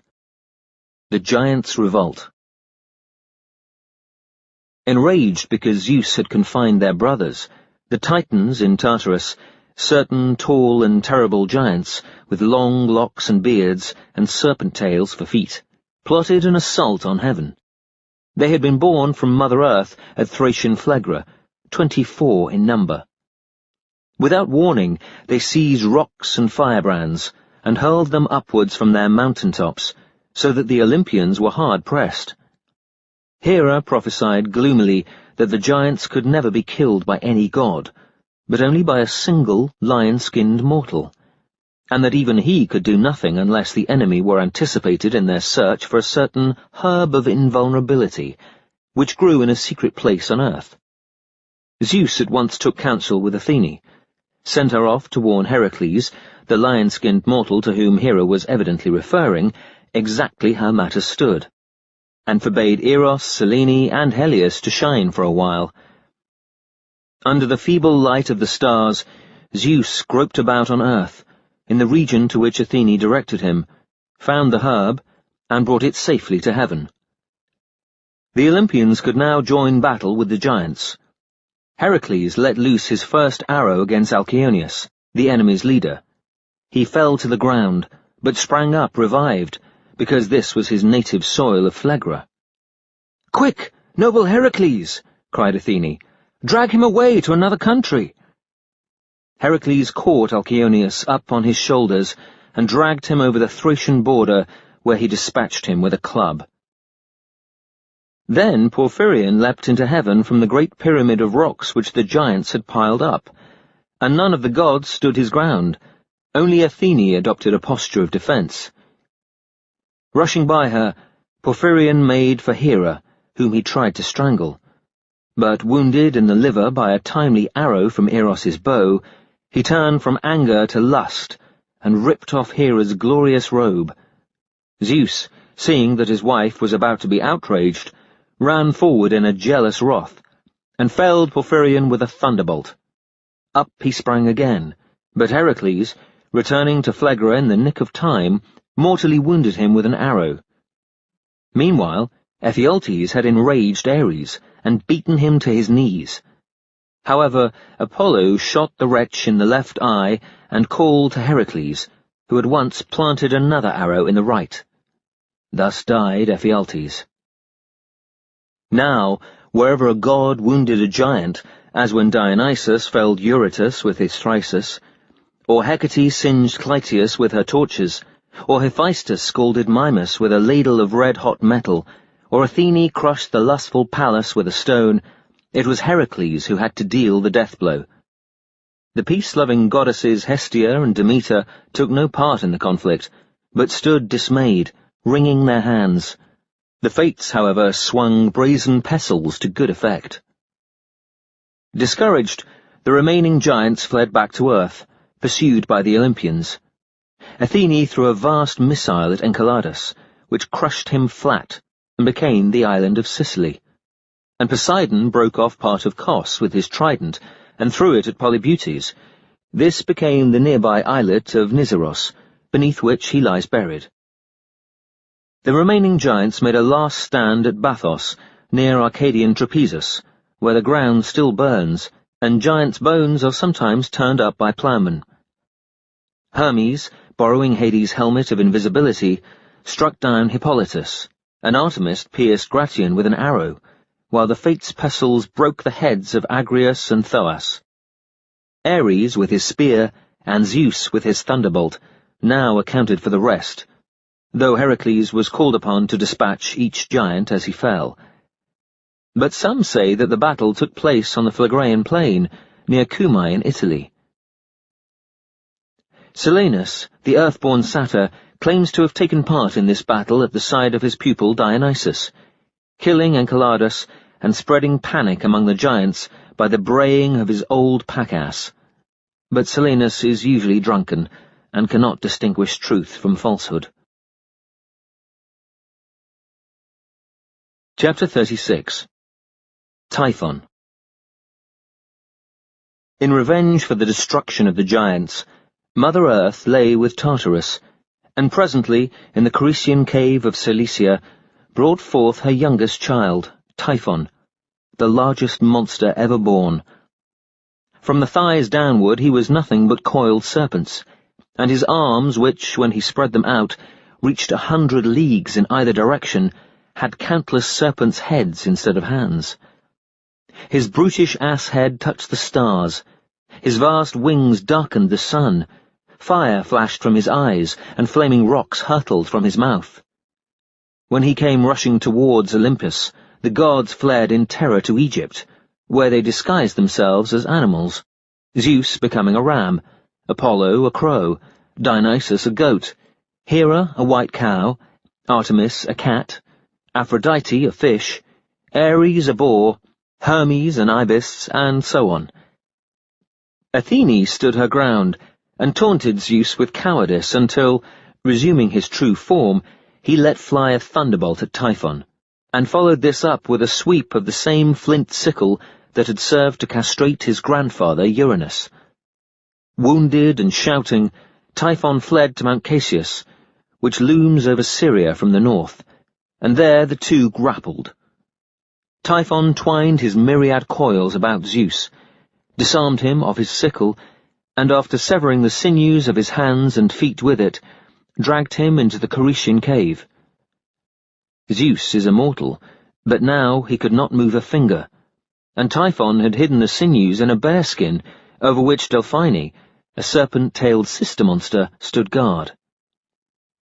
The news of Zeus's defeat spread dismay among the gods, but Hermes and Pan went secretly to the cave, where Pan frightened Delphine with a sudden horrible shout, while Hermes skillfully abstracted the sinews and replaced them on Zeus's limbs. But some say that it was Cadmus who wheedled the sinews from Delphine, saying that he needed them for lyre strings on which to play her delightful music, and Apollo shot her dead. Zeus returned to Olympus, and, mounted upon a chariot drawn by winged horses, once more pursued Typhon with thunderbolts. Typhon had gone to Mount Nysa, where the three Fates offered him ephemeral fruits, pretending that these would restore his vigour, though, in reality, they doomed him to certain death. He reached Mount Haemus in Thrace, and picking up whole mountains, hurled them at Zeus, who interposed his thunderbolts, so that they rebounded on the monster, wounding him frightfully. The streams of Typhon's blood gave Mount Haemus its name. He fled towards Sicily, where Zeus ended the running fight by hurling Mount Etna upon him, and fire belches from its cone to this day. Chapter 37. The Alloids.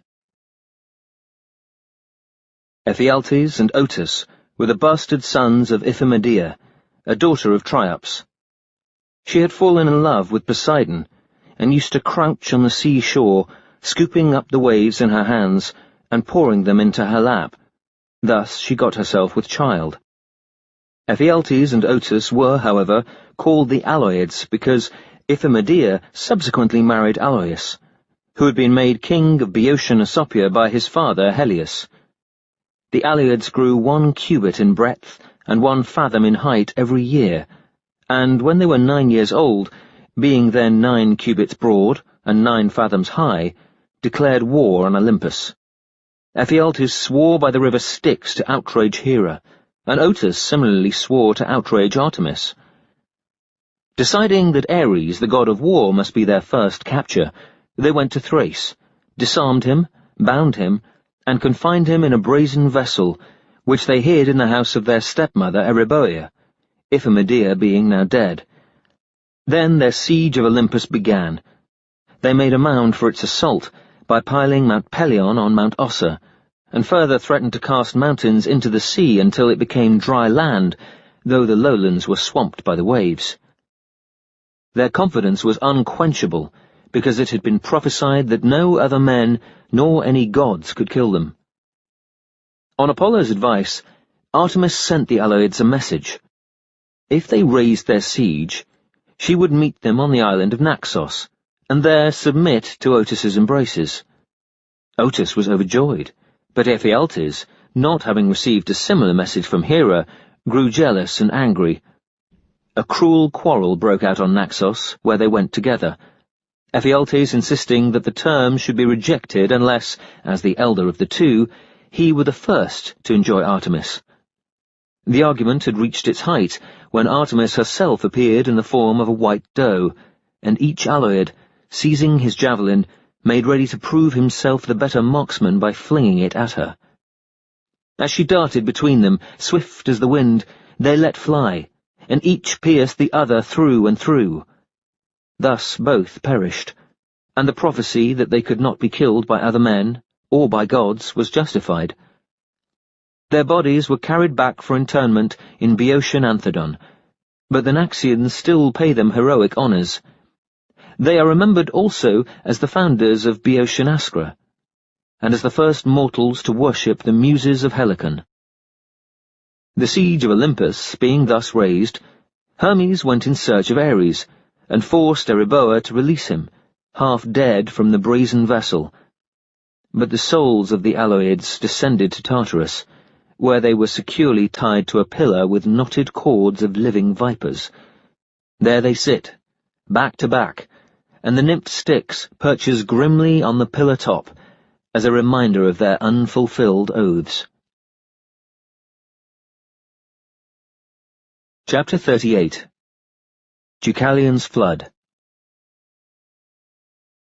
Deucalion's flood, so called to distinguish it from the Aegidian and other floods, was caused by Zeus's anger against the impious sons of Laocoon, the son of Pelasgus. Laocoon himself first civilized Arcadia and instituted the worship of Zeus Lycaeus, but angered Zeus by sacrificing a boy to him. He was therefore transformed into a wolf, and his house struck by lightning. Laocoon's sons were, some say, 22 in number, but others say 50.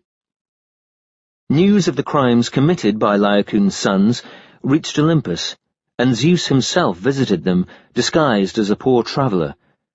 They had the effrontery to set umble soup before him, mixing the guts of their brother Nyctimus with the umbles of sheep and goats that it contained. Zeus was undeceived, and thrusting away the table on which they had served the loathsome banquet, the place was afterwards known as Trapezus, changed all of them, except Nyctimus, whom he restored to life, into wolves. On his return to Olympus, Zeus in disgust let loose a great flood on the earth, meaning to wipe out the whole race of man. But Deucalion, king of Phthia, warned by his father Prometheus the Titan, whom he had visited in the Caucasus, built an ark, victualled it, and went aboard with his wife Pyrrha, a daughter of Epimetheus. Then the south wind blew, the rain fell, and the rivers roared down to the sea, which, rising with astonishing speed, washed away every city of the coast and plain, until the entire world was flooded, but for a few mountain peaks, and all mortal creatures seemed to have been lost, except Deucalion and Pyrrha.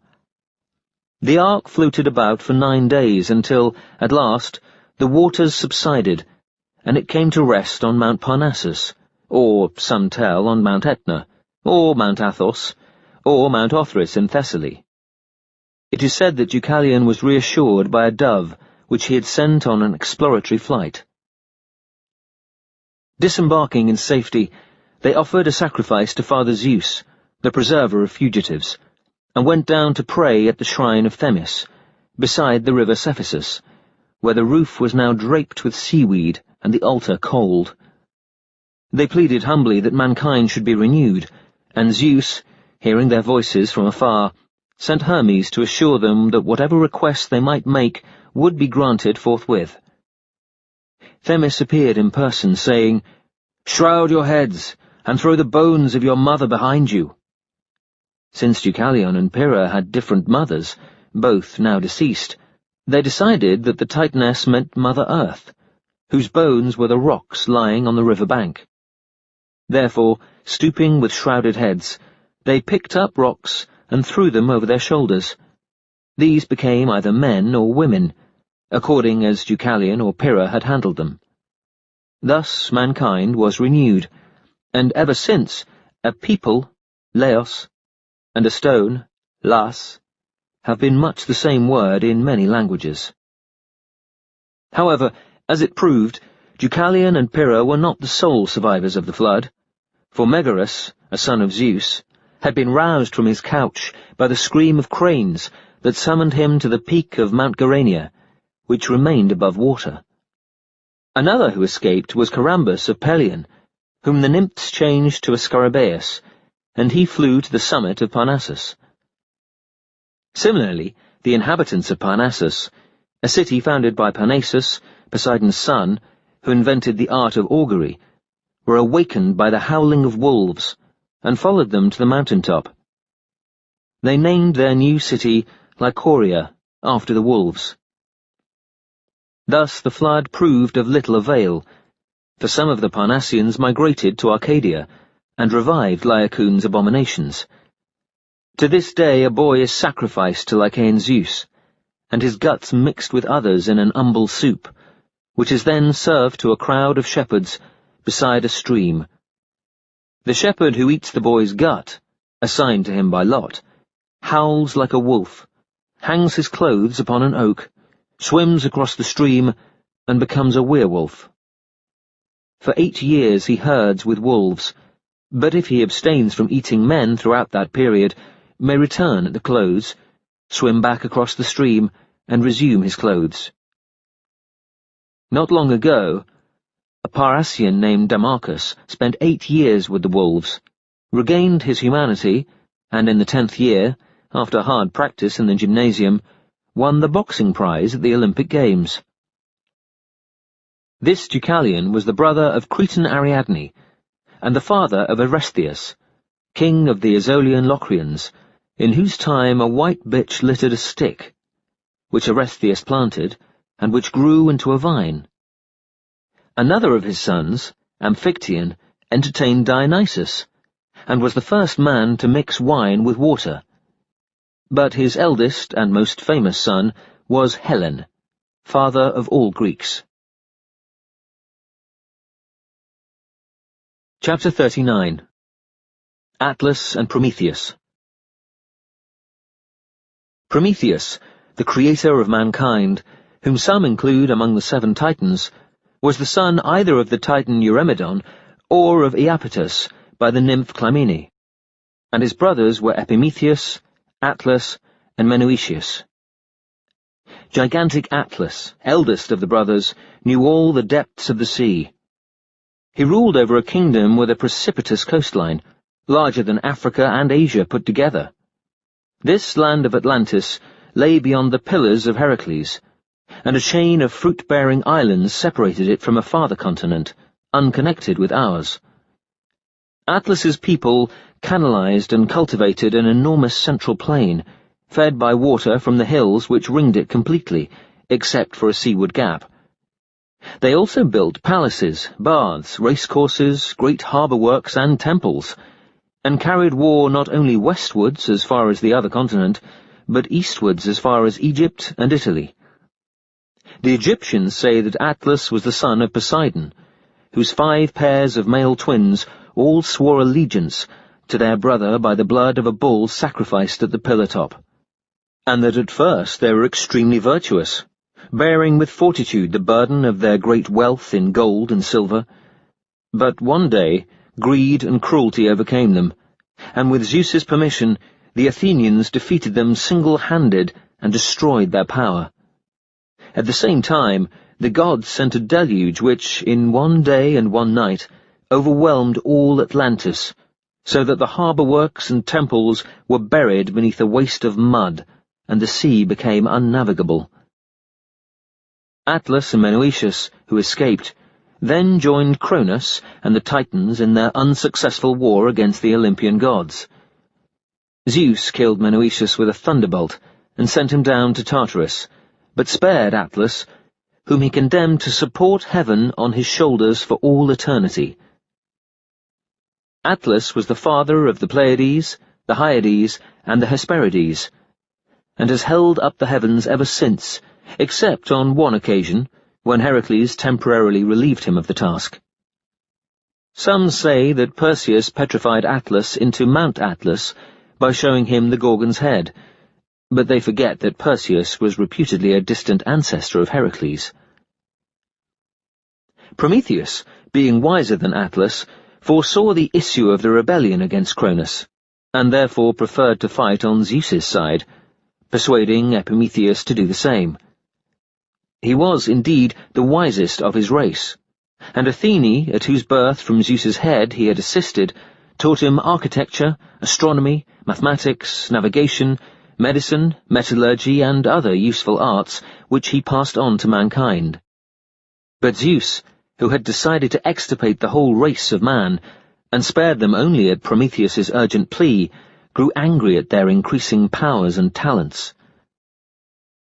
One day, when a dispute took place at Sicyon, as to which portions of a sacrificial bull should be offered to the gods, and which should be reserved for men, Prometheus was invited to act as arbiter.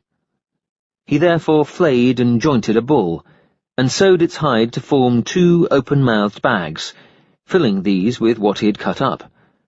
One bag contained all the flesh, but this he concealed beneath the stomach, which is the least tempting part of any animal, and the other contained the bones, hidden between a rich layer of fat.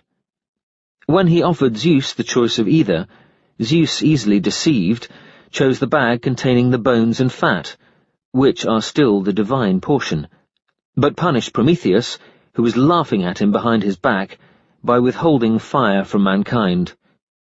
"Let them eat their flesh raw," he cried. Prometheus at once went to Athene, with a plea for a backstairs admittance to Olympus, and this she granted. On his arrival, he lighted a torch at the fiery chariot of the sun, and presently broke from it a fragment of glowing charcoal, which he thrust into the pithy hollow of a giant fennel stalk. Then, extinguishing his torch, he stole away undiscovered, and gave fire to mankind. Zeus swore revenge. He ordered Hephaestus to make a clay woman, and the 4 winds to breathe life into her, and all the goddesses of Olympus to adorn her. This woman, Pandora, the most beautiful ever created, Zeus sent as a gift to Epimetheus, under Hermes' escort. But Epimetheus, having been warned by his brother to accept no gift from Zeus, respectfully excused himself. Now, even angrier than before, Zeus had Prometheus chained naked to a pillar in the Caucasian mountains, where a greedy vulture tore at his liver all day, year in, year out, and there was no end to the pain, because every night, during which Prometheus was exposed to cruel frost and cold, his liver grew whole again. But Zeus, loath to confess that he had been vindictive, excused his savagery by circulating a falsehood. Athene, he said, had invited Prometheus to Olympus for a secret love affair. Epimetheus, alarmed by his brother's fate, hastened to marry Pandora, whom Zeus had made as foolish, mischievous, and as idle as she was beautiful, the first of a long line of such women. Presently she opened a jar, which Prometheus had warned Epimetheus to keep closed, and in which he had been at pains to imprison all the spites that might plague mankind, such as old age, labour, sickness, insanity, vice, and passion. Out these flew in a cloud, stung Epimetheus and Pandora in every part of their bodies, and then attacked the race of mortals. Delusive Hope, however, whom Prometheus had also shut in the jar, discouraged them by her lies from a general suicide. Chapter 40. Eos. At the close of every night, rosy-fingered, saffron-robed Eos, a daughter of the Titans Hyperion and Thea, rises from her couch in the east, mounts her chariot drawn by the horses Lampus and Phaethon, and rides to Olympus, where she announces the approach of her brother Helios. When Helios appears, she becomes Hemera, and accompanies him on his travels until, as Hespera, she announces their safe arrival on the western shores of Ocean. Aphrodite was once vexed to find Ares in Eos's bed, and cursed her with a constant longing for young mortals, whom thereupon she secretly and shamefacedly began to seduce, one after the other. First Orion, next Cephalus, then Clytus, a grandson of Melampus, though she was married to Astraeus, who came of Titan stock, and to whom she bore not only the north, west, and south winds, but also Phosphorus, and some say all the other stars of heaven. Lastly, Eos carried off Ganymedes and Tithonus, sons of Tros or Ilus. When Zeus robbed her of Ganymedes, she begged him to grant Tithonus immortality, and to this he assented. But she forgot to ask also for perpetual youth, a gift won by Selene for Endymion, and Tithonius became daily older, greyer, and more shrunken. His voice grew shrill, and when Eos tired of nursing him, she locked him in her bedroom, where he turned into a cicada. Chapter 41. Orion. Orion, a hunter of Boeotian Hyria, and the handsomest man alive, was the son of Poseidon and Euryale. Coming one day to Hyria in Chios, he fell in love with Merope, daughter of Dionysus' son, Oenopion. Oenopion had promised Merope to Orion in marriage if he would free the island from the dangerous wild beasts that infested it, and this he set himself to do, bringing the pelts to Merope every evening. But when the task was at last accomplished, and he claimed her as his wife, Oenopion brought him rumours of lions, bears, and wolves still lurking in the hills, and refused to give her up, the fact being that he was in love with her himself. One night Orion, in disgust, drank a skinful of Oenopion's wine, which so inflamed him that he broke into Merope's bedroom and forced her to lie with him. When dawn came, Oenopion invoked his father, Dionysus, who sent satyrs to ply Orion with still more wine until he fell fast asleep, whereupon Oenopion put out both his eyes and flung him on the sea-shore. An oracle announced that the blind man would regain his sight if he travelled to the east and turned his eye-sockets towards Helios, at the point where he first rises from the ocean. Orion at once rowed out to sea in a small boat, and following the sound of a Cyclops' hammer, reached Lemnos. There he entered the smithy of Hephaestus, snatched up an apprentice named Kedalion, and carried him off on his shoulders as a guide. Kedalion led Orion over land and sea, until he came at last to the farthest ocean, where Eos fell in love with him, and her brother Helios duly restored his sight. After visiting Delos in Eos's company, Orion returned to avenge himself on Ornapion, whom he could not, however, find anywhere in Chios, because he was hiding in an underground chamber made for him by Hephaestus. Sailing on to Crete, where he thought that Ornapion might have fled for protection to his grandfather Minos, Orion met Artemis, who shared his love of the chase. She soon persuaded him to forget his vengeance, and instead come hunting with her. Now, Apollo was aware that Orion had not refused Eos's invitation to her couch in the holy island of Delos. Dawn still daily blushes to remember this indiscretion, and further boasted that he would rid the whole earth of wild beasts and monsters. Fearing, therefore, that his sister Artemis might prove as susceptible as Eos, Apollo went to Mother Earth and, mischievously repeating Orion's boast, arranged for a monstrous scorpion to pursue him.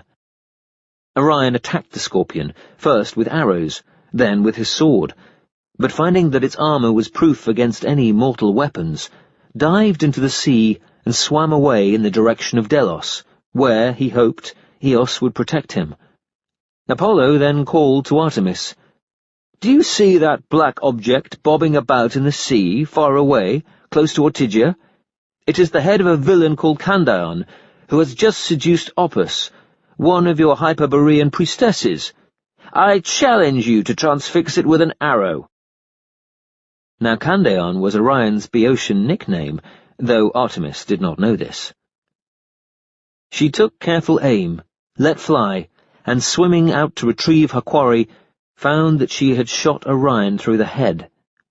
In great grief, she implored Apollo's son Asclepius to revive him, and he consented, but was destroyed by Zeus's thunderbolt before he could accomplish his task.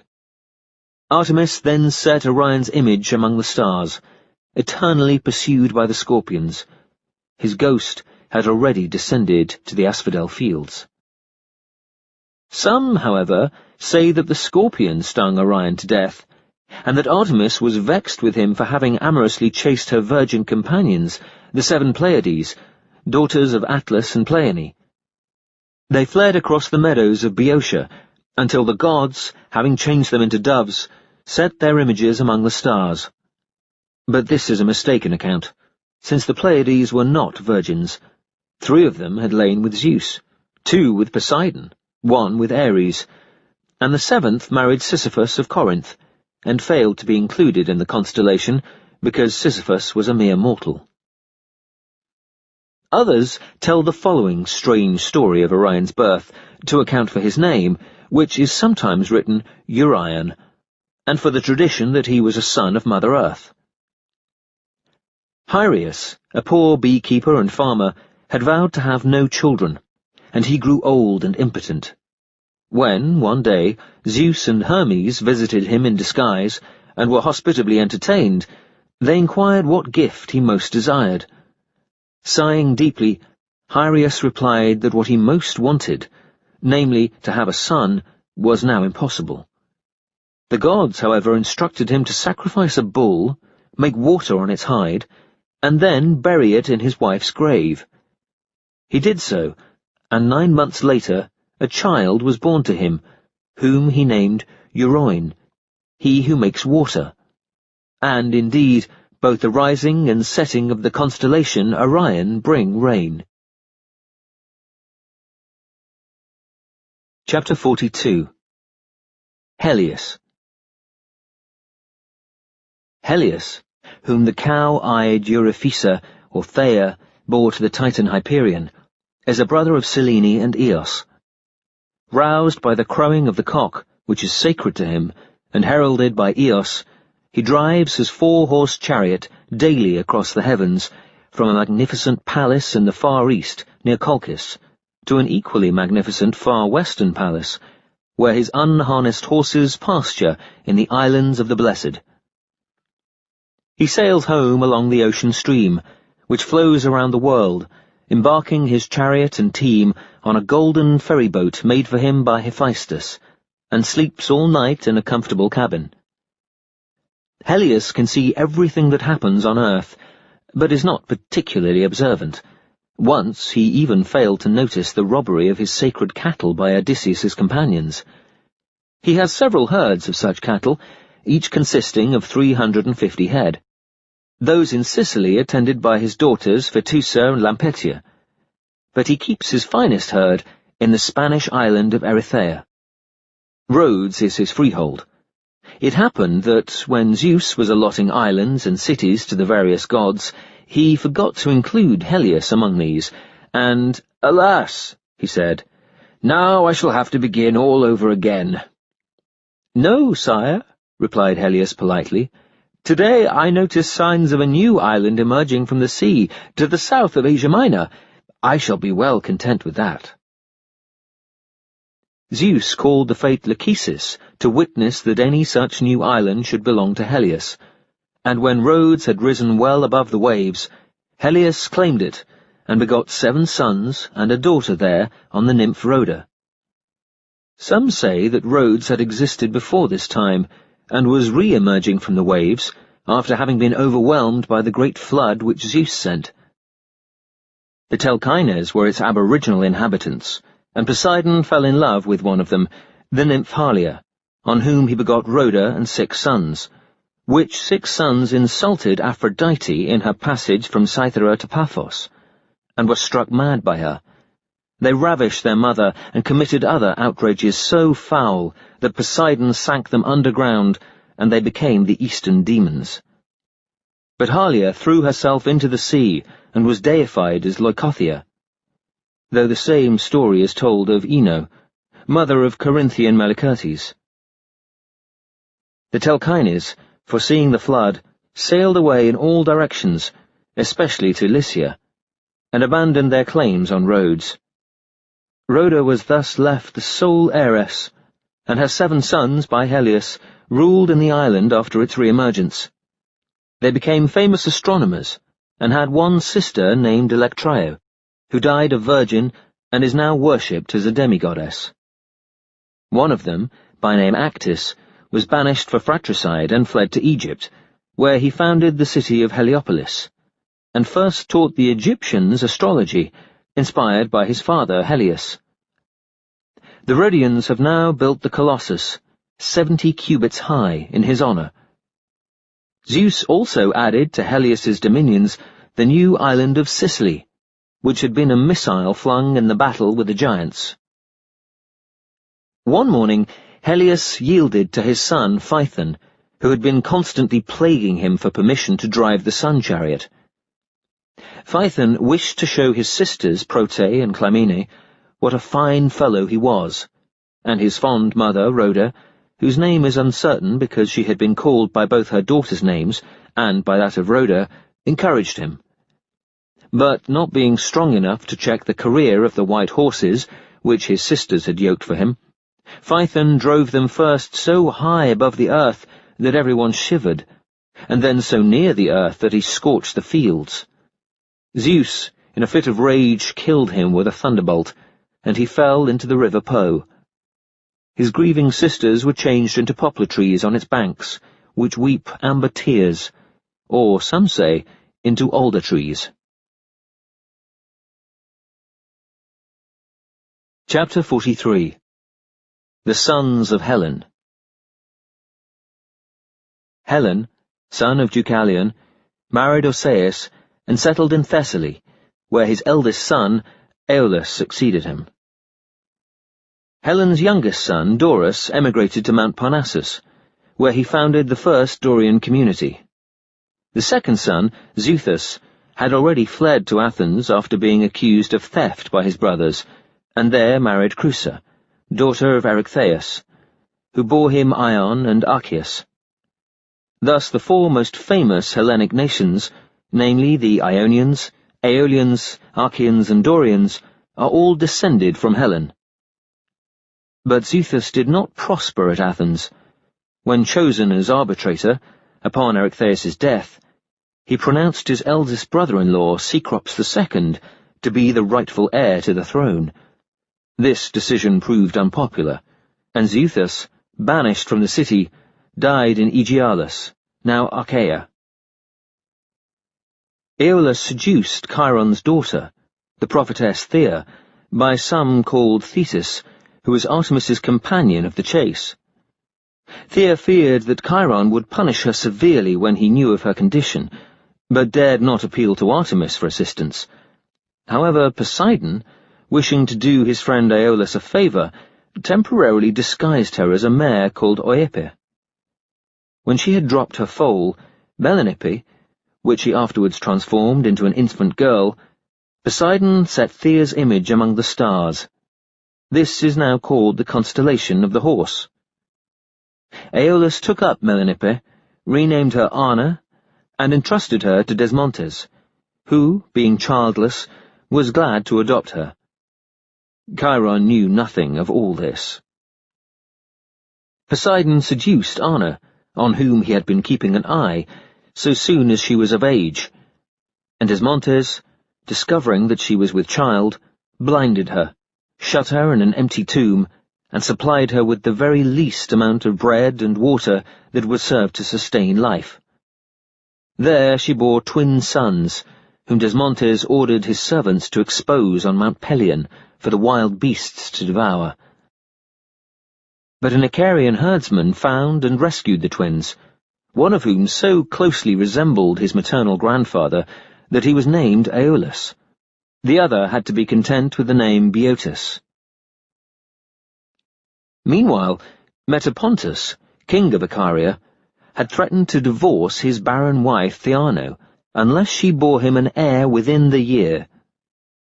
While he was away on a visit to an oracle, she appealed to the herdsman for help, and he brought her the foundlings whom, on Metapontus's return, she passed off as her own. Later, proving not to be barren after all, she bore him twin sons, but the foundlings, being of divine parentage, were far more beautiful than they.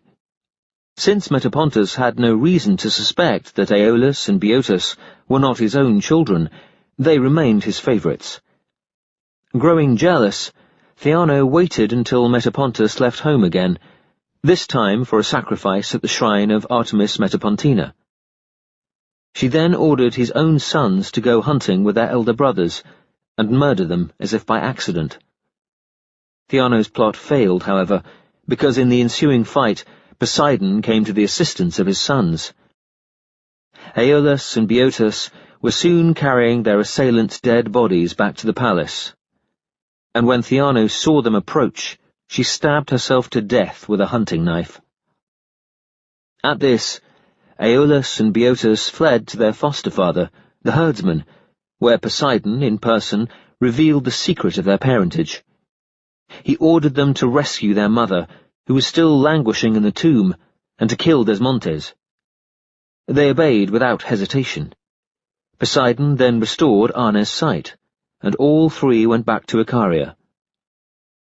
When Metapontus learned that Theano had deceived him, he married Arna and formally adopted her sons as his heirs. All went well for some years, until Metapontus decided to discard Arna and marry again. Aeolus and Boeotus took their mother's side in the ensuing wrangle, and killed Autolyte, the new queen, but were obliged to forfeit their inheritance and flee. Boeotus, with Arna, took refuge in the palace of his grandfather Aeolus, who bequeathed him the southern part of his kingdom, and renamed it Arna. The inhabitants are still called Boeotians.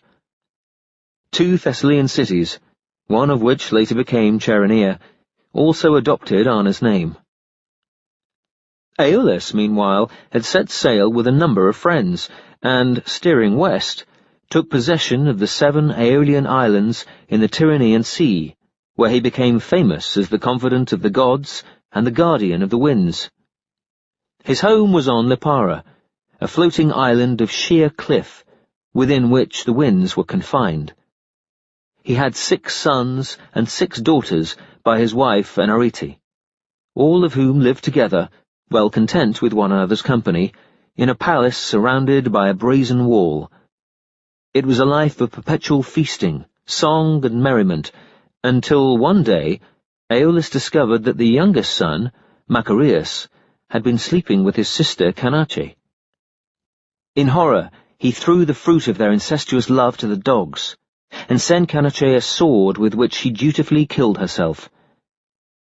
But he then learned that his other sons and daughters, having never been warned that incest among humans was displeasing to the gods, had also innocently paired off and considered themselves as husbands and wives.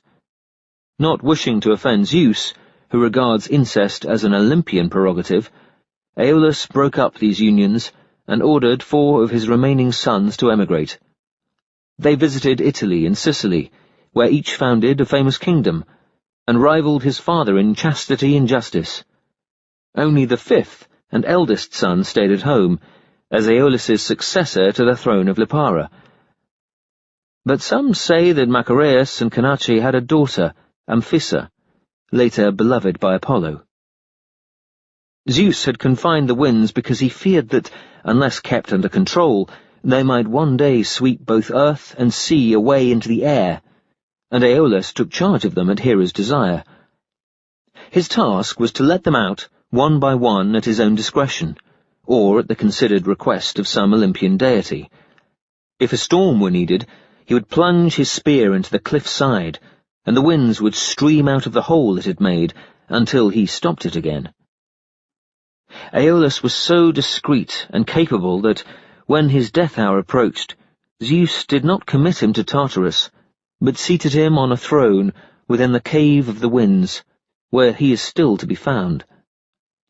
Hera insists that Aeolus's responsibilities entitle him to attend the feasts of the gods, but the other Olympians, especially Poseidon, who claims the sea and the air above it as his own property and grudges anyone the right to raise storms, regard him as an interloper. Chapter 44. Ion. Apollo lay secretly with Erechtheus' daughter Creusa, wife to Zethus, in a cave below the Athenian Propylaea.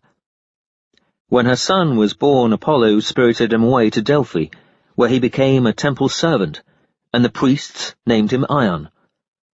Zethus had no heir, and after many delays, went at last to ask the Delphic oracle how he might procure one. To his surprise, he was told that the first person to meet him as he left the sanctuary would be his son.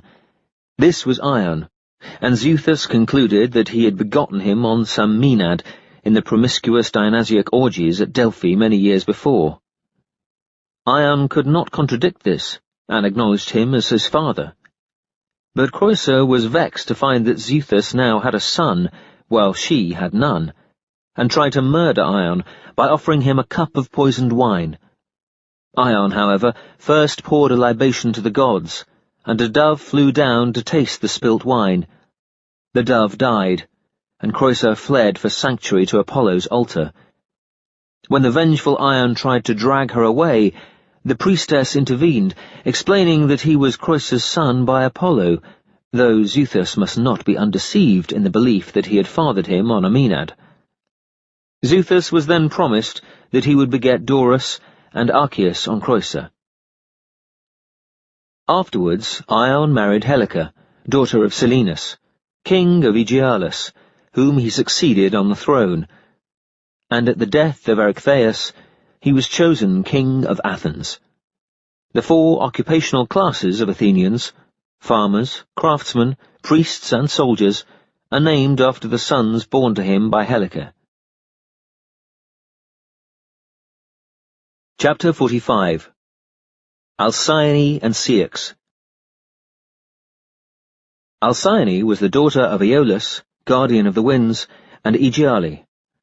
She married Ceyx of Trachis, son of the morning star, and they were so happy in each other's company that she daringly called herself Hera and him Zeus.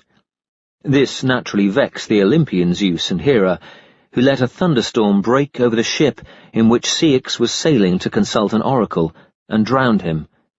His ghost appeared to Alcyone, who, greatly against her will, had stayed behind in Trachis, whereupon, distraught with grief, she leapt into the sea. Some pitying god transformed them both into kingfishers. Now, every winter, the hen kingfisher carries her dead mate with great wailing to his burial, and then, building a closely compacted nest from the thorns of the sea needle, launches it on the sea, lays her eggs in it, and hatches out her chicks. She does all this in the halcyon days, the 7 which precede the winter solstice, and the 7 which succeed it, while Aeolus forbids his wings to sweep across the waters. But some say that Ceyx was turned into a seamew.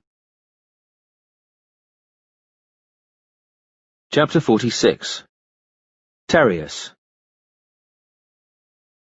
Tereus, a son of Ares, ruled over the Thracians then occupying Phocian Daulis, though some say that he was king of Pagi in Megaris, and having acted as mediator in a boundary dispute for Pandion, king of Athens, and father of the twins Butes and Erechtheus, married their sister Procne, who bore him a son, Itis. Unfortunately, Tereus, enchanted by the voice of Procne's younger sister, Philomela, had fallen in love with her, and a year later, concealing Procne in a rustic cabin near his palace at Daulis, he reported her death to Pandion. Pandion, condoling with Tereus, generously offered him Philomela in Procne's place, and provided Athenian guards as her escort when she went to Daulis for the wedding. These guards Tereus murdered, and when Philomela reached the palace, he had already forced her to lie with him. Procne soon heard the news, but, as a measure of precaution, Tereus cut out her tongue and confined her to the slaves' quarters, where she could communicate with Philomela only by weaving a secret message into the pattern of a bridal robe intended for her. This ran simply, "Procne is among the slaves."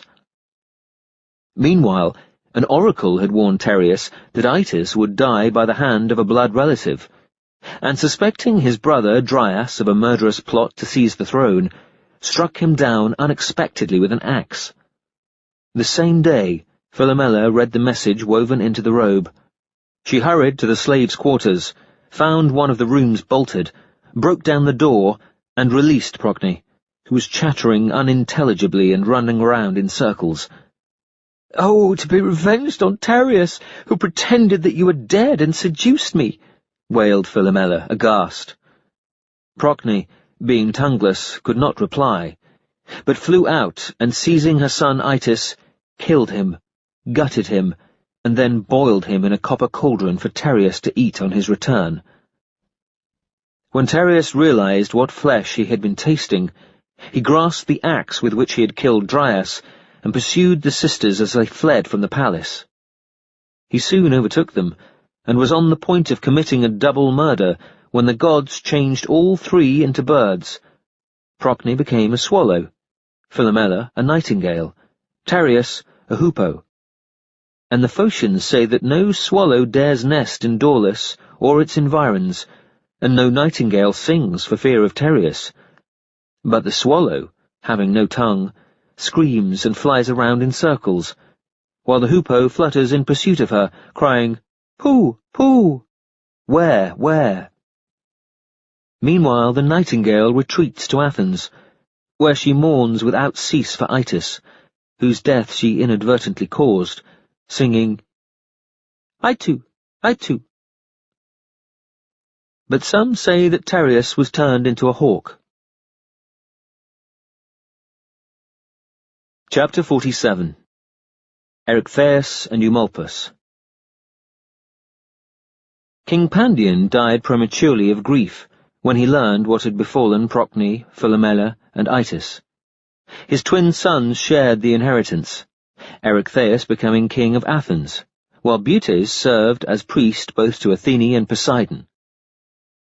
By his wife, Praxithea, Erechtheus had 4 sons, among them his successor, Cecrops, also 7 daughters, namely Protagonia, Pandora, Procnis, wife of Cephalus, Creusa, Oreithyia, Chthoniia, who married her uncle Butes, and Antonia, the youngest. Now Poseidon secretly loved Chione, Oreithyia's daughter by Boreas. She bore him a son, Eumolpus, but threw him into the sea lest Boreas should be angry. Poseidon watched over Eumolpus, and cast him up on the shores of Ethiopia, where he was reared in the house of Benthesicyme, his half-sister by the sea-goddess Amphitrite. When Eumolpus came of age, Benthesicyme married him to one of her daughters, but he fell in love with another of them, and she therefore banished him to Thrace, where he plotted against his protector, King Tigirius, and was forced to seek refuge at Eleusis. Here he mended his ways, and became priest of the mysteries of Demeter and Persephone, into which he subsequently initiated Heracles, at the same time teaching him to sing and play the lyre. With the lyre, Eumolpus had great skill, and was also victorious in the flute contest at Peleus' funeral games. His Eleusinian co-priestesses were the daughters of Celeus, and his well-known piety at last earned him the dying forgiveness of King Tigirius, who bequeathed him the throne of Thrace. When war broke out between Athens and Eleusis, Eumolpus brought a large force of Thracians to the Eleusinians' assistance, claiming the thrones of Attica himself in the name of his father Poseidon. The Athenians were greatly alarmed, and when Erechtheus consulted an oracle, he was told to sacrifice his youngest daughter Antonia to Athene, if he hoped for victory. Antonia was willingly led to the altar, whereupon her two eldest sisters, Protagonia and Pandora, also killed themselves, having once vowed that if one of them should die by violence, they would die too. In the ensuing battle, Ion led the Athenians to victory, and Erechtheus struck down Eumolpus as he fled. Poseidon appealed for vengeance to his brother Zeus, who had once destroyed Erechtheus with a thunderbolt, but some say that Poseidon felled him with a trident blow at Macrae, where the earth opened to receive him. By the terms of a peace then concluded, the Eleusinians became subject to the Athenians in everything, except the control of their mysteries. Eumolpus was succeeded as priest by his younger son Syrinx, whose descendants still enjoy great hereditary privileges at Eleusis. Ion reigned after Erechtheus, and because of his three daughters' self-sacrifice, wineless libations are still poured to them today. Chapter 48. Boreas. Oreithyia, daughter of Erechtheus, king of Athens, and his wife Praxithea, was one day whirling in a dance beside the river Ilissus, when Boreas, son of Astraeus and Eos, and brother of the south and west winds, carried her off to a rock near the river Aeginus, where, wrapped in a mantle of dark clouds, he ravished her. Boreas had long loved Oreithyia, and repeatedly sued for her hand, but Erechtheus put him off with vain promises until, at length, complaining that he had wasted too much time in words, he resorted to his natural violence. Some, however, say that Oreithyia was carrying a basket in the annual Thesmophorian procession that winds up the slope of the Acropolis to the temple of Athene Pelias, when Boreas tucked her beneath his tawny wings and whirled her away, unseen by the surrounding crowd. He took her to the city of the Thracian Cicones, where she became his wife, and bore him twin sons, Callias and Zetes, who grew wings when they reached manhood. Also 2 daughters, namely Chione, who bore Eumolpus to Poseidon, and Cleopatra, who married King Phineus, the victim of the Harpies. Boreas has serpent tails for feet, and inhabits a cave on Mount Haemus, in the 7 recesses of which Ares stables his horses, but he is also at home beside the river Strymon. Once, disguising himself as a dark-maned stallion, he covered 12 of the 3,000 mares belonging to Erichthonius, son of Dardanus, which used to graze in the water meadows beside the river Scamander. 12 fillies were born from this union. They could race over ripe ears of standing corn without bending them, or over the crests of waves. The Athenians regard Boreas as their brother-in-law, and having once successfully invoked him to destroy King Xerxes' fleet, they built him a fine temple on the banks of the river Ilissus. Chapter 49. Alope. The Arcadian king Cercion, son of Hephaestus, had a beautiful daughter, Alope, who was seduced by Poseidon, and without her father's knowledge, bore a son whom she ordered a nurse to expose on a mountain. A shepherd found him being suckled by a mare, and took him to the sheepcotes, where his rich robe attracted great interest. A fellow shepherd volunteered to rear the boy, but insisted on taking the robe too, in proof of his noble birth. The two shepherds began to quarrel, and murder would have been done had their companions not led them before King Cercion. Cercion called for the disputed robe, and when it was brought, recognized it as having been cut from a garment belonging to his daughter. The nurse now took fright, and confessed her part in the affair, whereupon Cercion ordered Alope to be immured, and the child to be exposed again. He was once more suckled by the mare, and this time found by the second shepherd, who, now satisfied as to his royal parentage, carried him to his own cabin and called him Hippothous. When Theseus killed Cercion, he set Hippothous on the throne of Arcadia. Alope had meanwhile died in prison, and was buried beside the road leading from Eleusis to Megara, near Cercion's wrestling ground. But Poseidon transformed her body into a spring, named Alope. Chapter 50. Asclepius. Coronis, daughter of Phlegyas, king of the Lapiths, Ixion's brother, lived on the shores of the Thessalian lake Boeobius, in which she used to wash her feet. Apollo became her lover, and left a crow with snow-white feathers to guard her while he went to Delphi on business. But Coronis had long nursed a secret passion for Ischys, the Arcadian son of Elatus, and now admitted him to her couch, though already with child by Apollo. Even before the excited crow had set out for Delphi to report the scandal and be praised for its vigilance, Apollo had divined Coronis's infidelity, and therefore cursed the crow for not having pecked out Ischys's eyes when he approached Coronis. The crow was turned black by this curse, and all its descendants have been black ever since. When Apollo complained to his sister Artemis of the insult done him, she avenged it by shooting a quiver full of arrows at Coronis. Afterwards, gazing at her corpse, Apollo was filled with sudden remorse, but could not now restore her to life. Her spirits had descended to Tartarus. Her corpse had been laid on the funeral pyre, the last perfumes poured over it, and the fire already alight, before Apollo recovered his presence of mind. Then he motioned to Hermes, who by the light of the flames cut the still living child from Coronis's womb.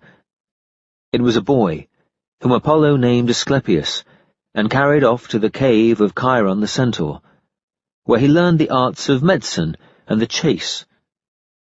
As for Ischys, also called Chylus, some say that he was killed by Zeus with a thunderbolt, others that Apollo himself shot him down. The Epidaurians, however, tell a very different story. They say that Coronis's father, Phlegyas, who founded the city of that name, where he gathered together all the best warriors of Greece and lived by raiding, came to Epidaurus to spy out the land and the strength of the people, and that his daughter Coronis, who, unknown to him, was with child by Apollo, came too. In Apollo's shrine at Epidaurus, with the assistance of Artemis and the Fates, Coronis gave birth to a boy, whom she had once exposed on Mount Tithion, now famous for the medicinal virtues of its plants. There, Aresthunus, a goatherd, noticing that his bitch and one of his she-goats were no longer with him, went in search of them, and found them taking turns to suckle a child. He was about to lift the child up, when a bright light all about it deterred him. Loath to meddle with the divine mystery, he piously turned away, thus leaving Asclepius to the protection of his father Apollo. Asclepius, say the Epidaurians, learned the art of healing both from Apollo and from Chiron. He became so skilled in surgery and the use of drugs that he is revered as the founder of medicine. Not only did he heal the sick, but Athene had given him 2 phials of the Gorgon Medusa's blood. With what had been drawn from the veins of her left side, he could raise the dead. With what had been drawn from her right side, he could destroy instantly.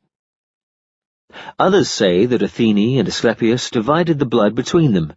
He used it to save life, but she to destroy life and instigate wars.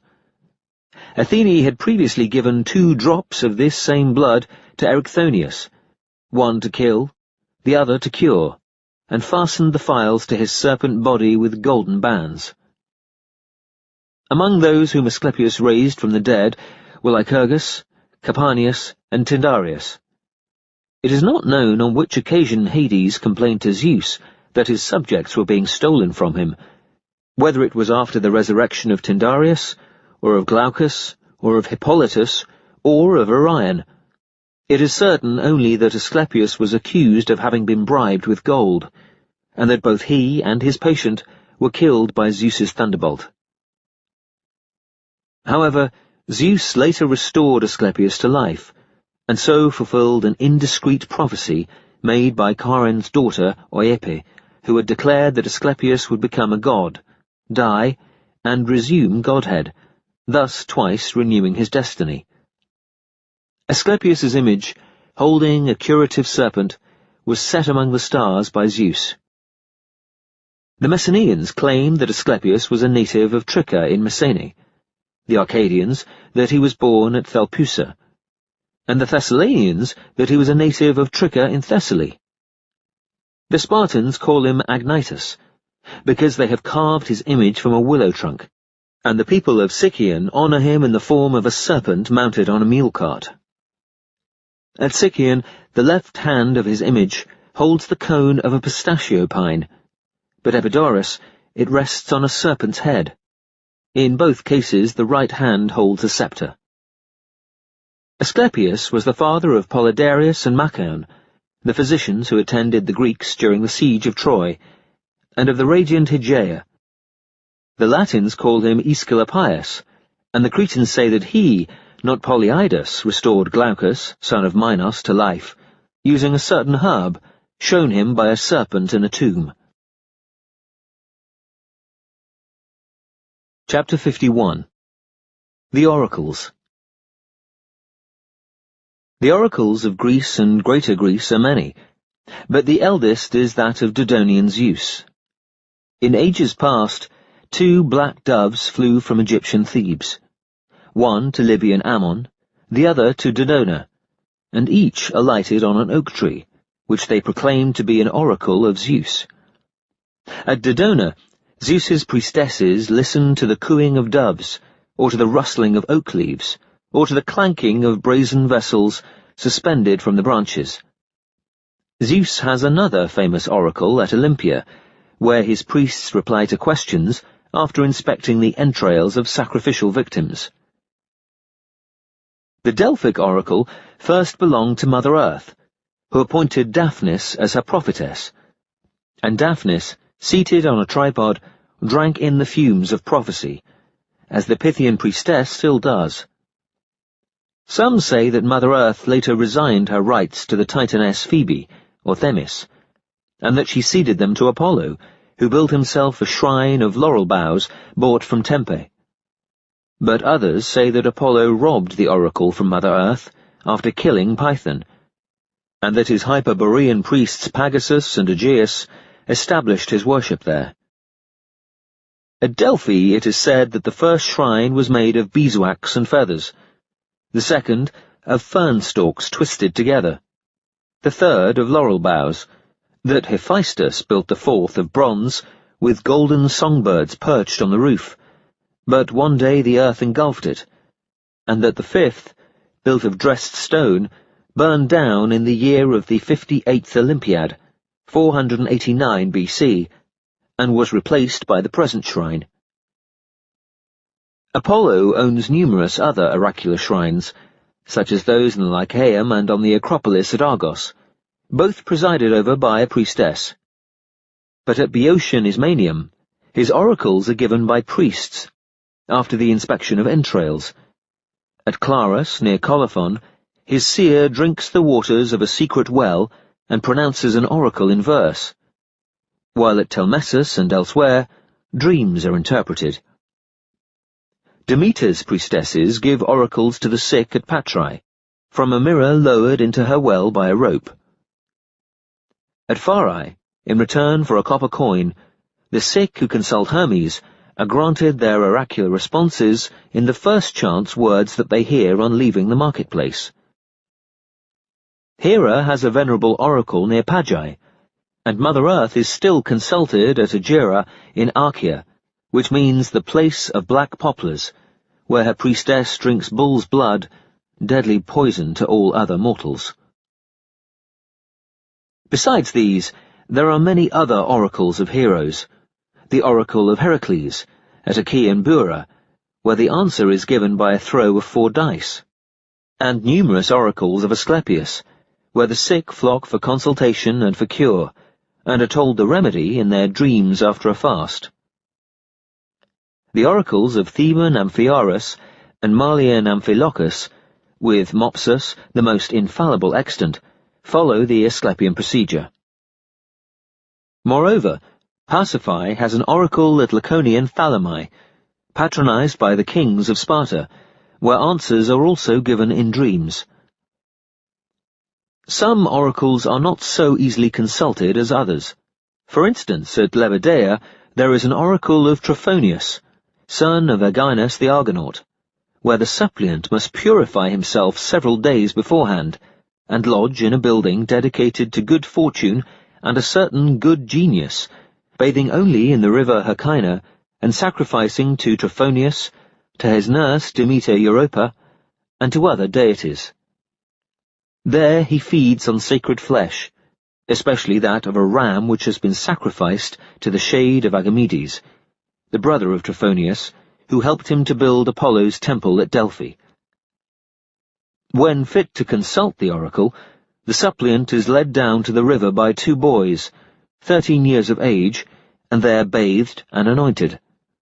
Next, he drinks from a spring called the water of Lethe, which will help him to forget his past, and also from another, close by, called the water of memory, which will help him to remember what he has seen and heard. Dressed in country boots and a linen tunic, and wearing fillets like a sacrificial victim, he then approaches the oracular chasm. This resembles a huge bread-baking pot, 8 yards deep, and after descending by the ladder, he finds a narrow opening at the bottom, through which he thrusts his legs, holding in either hand a barley cake mixed with honey. A sudden tug at his ankles, and he is pulled through as if by the swirl of a swift river, and in the darkness a blow falls on his skull, so that he seems to die, and an invisible speaker then reveals the future to him, besides many mysterious secrets. As soon as the voice has finished, he loses all sense and understanding, and is presently returned, feet foremost, to the bottom of the chasm, but without the honeycakes. After which he is enthroned on the so-called chair of memory, and asked to repeat what he has heard. Finally, still in a dazed condition, he returns to the house of the good genius, where he regains his senses and the power to laugh. The invisible speaker is one of the good genii, belonging to the golden age of Cronus, who have descended from the moon to take charge of oracles and initiatory rites, and act as chasteners, watchers, and saviours everywhere. He consults the ghost of Trophonius, who is in serpent form, and gives the required oracle as payment for the suppliant's honeycake. Chapter 52. The Alphabet. The 3 Fates, or some say Io, the sister to Pheronius, invented the 5 vowels of the first alphabet, and the consonants B and T. Palamedes, son of Nauplius, invented the remaining 11 consonants, and Hermes reduced these sounds to characters, using wedge shapes, because cranes fly in wedge formation, and carried the system from Greece to Egypt. This was the Pelasgian alphabet, which Cadmus later brought back to Boeotia, and which Evander of Arcadia, a Pelasgian, introduced into Italy, where his mother, Carmenta, formed the familiar 15 characters of the Latin alphabet. Other consonants have since been added to the Greek alphabet by Simonides of Samos, Epicharmus of Sicily, and 2 vowels, long O and short E, by the priests of Apollo, so that his sacred lyre now has 1 vowel for each of its 7 strings. Alpha was the first of the 18 letters, because alpha means honor, and alphenein is to invent, and because the Alpheus is the most notable of rivers. Moreover, Cadmus, though he changed the order of the letters, kept alpha in this place, because aleph, in the Phoenician tongue, means an ox, and because Boeotia is the land of oxen. Chapter 53. The Dactyls. Some say that while Rhea was bearing Zeus, she pressed her fingers into the soil to ease her pangs, and up sprang the dactyls, 5 females from her left hand, and 5 males from her right. But it is generally held that they were living on Phrygian Mount Ida, long before the birth of Zeus, and some say that the nymph Anchiale bore them in the Dictaean cave near Oaxus. The male dactyls were smiths, and first discovered iron in nearby Mount Berecynthus, and their sisters, who settled in Samothrace, excited great wonder there by casting magic spells, and taught Orpheus the goddess's mysteries. Their names are a well-guarded secret. Others say that the males were the Curetes, who protected Zeus's cradle in Crete, and that they afterwards came to Elis and raised a temple to propitiate Cronus. Their names were Heracles, Paeonius, Epimedes, Iasius, and Acesidas. Heracles, having brought wild olive from the Hyperboreans to Olympia, set his younger brothers to run a race there, and thus the Olympic Games originated. It is also said that he crowned Paeonius, the victor, with a spray of wild olive, and that afterwards they slept in beds made from its green leaves. But the truth is that wild olive was not used for the victor's crown until the 7th Olympiad, when the Delphic oracle had ordered Iphitus to substitute it for the apple spray hitherto awarded as the prize of victory. Acmon, Damnomenius, and Kelmis are titles of the 3 eldest dactyls. Some say that Kelmis was turned to iron as a punishment for insulting Rhea. Chapter 54. The Telchines. The 9 dog-headed, flipper-handed Telchines, children of the sea, originated in Rhodes, where they founded the cities of Camerus, Ialysus, and Lindus, and migrating thence to Crete, became its first inhabitants. Rhea entrusted the infant Poseidon to their care, and they forged his trident, but long before this, had made for Cronus the toothed sickle with which he castrated his father Uranus, and were, moreover, the first to carve images of the gods. Yet Zeus resolved to destroy them by a flood, because they had been interfering with the weather, raising magic mists, and blighting crops by means of sulphur and Stygian water. Warned by Artemis, they all fled overseas, some to Boeotia, where they built the temple of Athene at Chumessus, some to Sicyon, some to Lycia, others to Orchomenus, where they were the hounds that tore Actaeon to pieces. But Zeus destroyed the Tumesian Telchines with a flood. Apollo, disguised as a wolf, destroyed the Lycian ones, though they had tried to placate him with a new temple, and they are no longer to be found at Orchomenus. Rumour has it that some are still living in Sicyon. Chapter 55. The Impusae. The filthy demons called Impusae, children of Hecate, are ass-haunched and wear brazen slippers, unless, as some declare, each has 1 ass's leg and 1 brazen leg. Their habit is to frighten travellers, but they may be routed by insulting words, at the sound of which they flee shrieking. Impusae disguise themselves in the forms of bitches, cows, or beautiful maidens, and in the latter shape will lie with men by night, or at the time of midday sleep, sucking their vital forces until they die. Chapter 56. Io. Io, daughter of the river god Inachus, was a priestess of Argive Hera.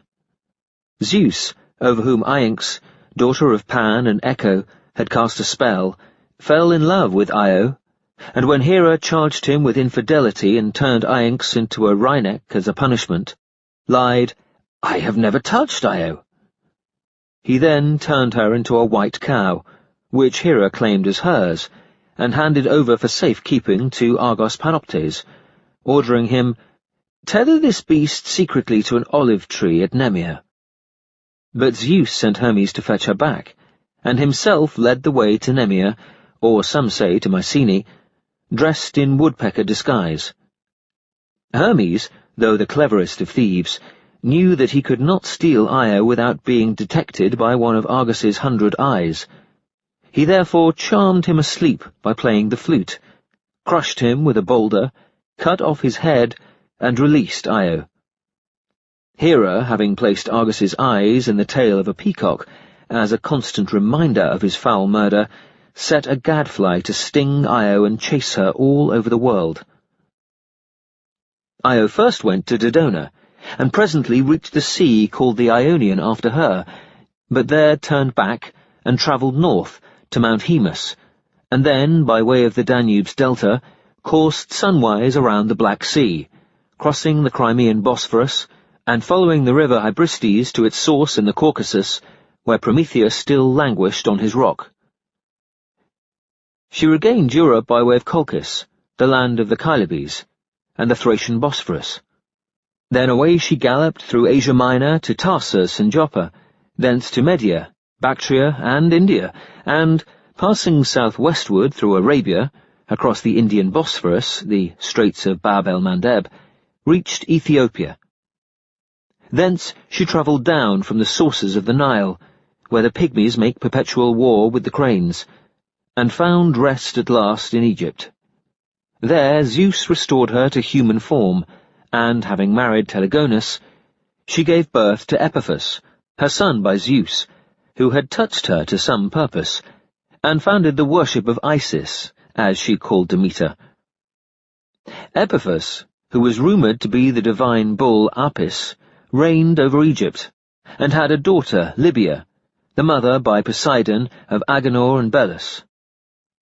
But some believe that Io bore Epiphus in a Euboean cave called Busole, and afterwards died there from the sting of the gadfly, and that, as a cow, she changed her colour from white to violet red, and from violet red to black. Others have a quite different story to tell.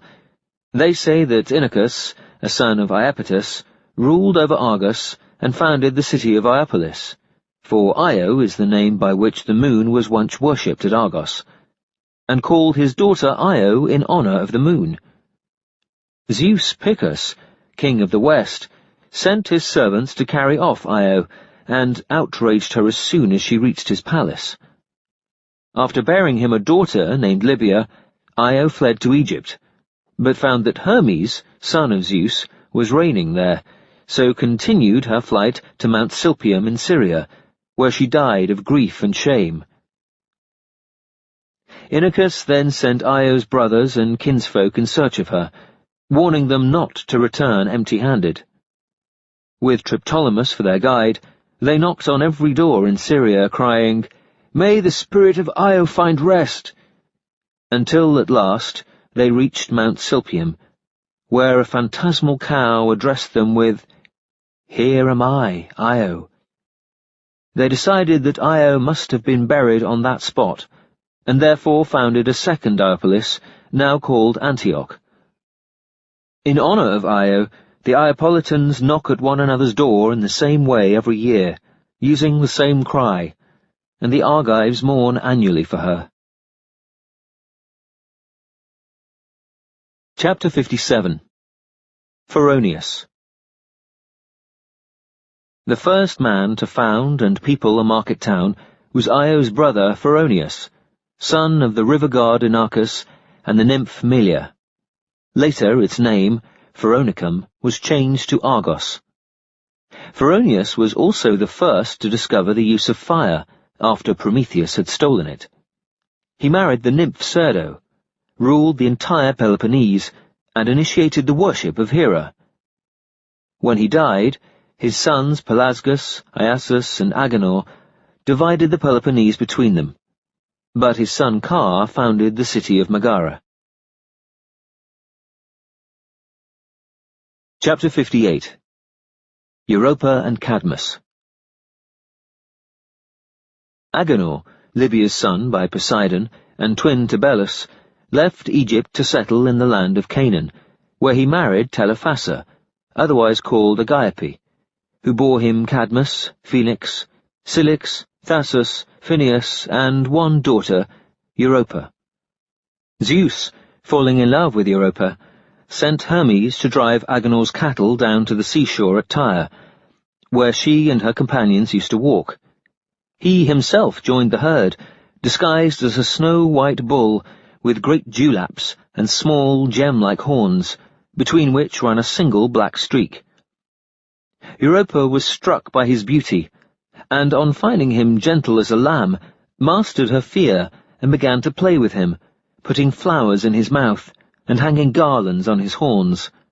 In the end, she climbed upon his shoulders and let him amble down with her to the edge of the sea.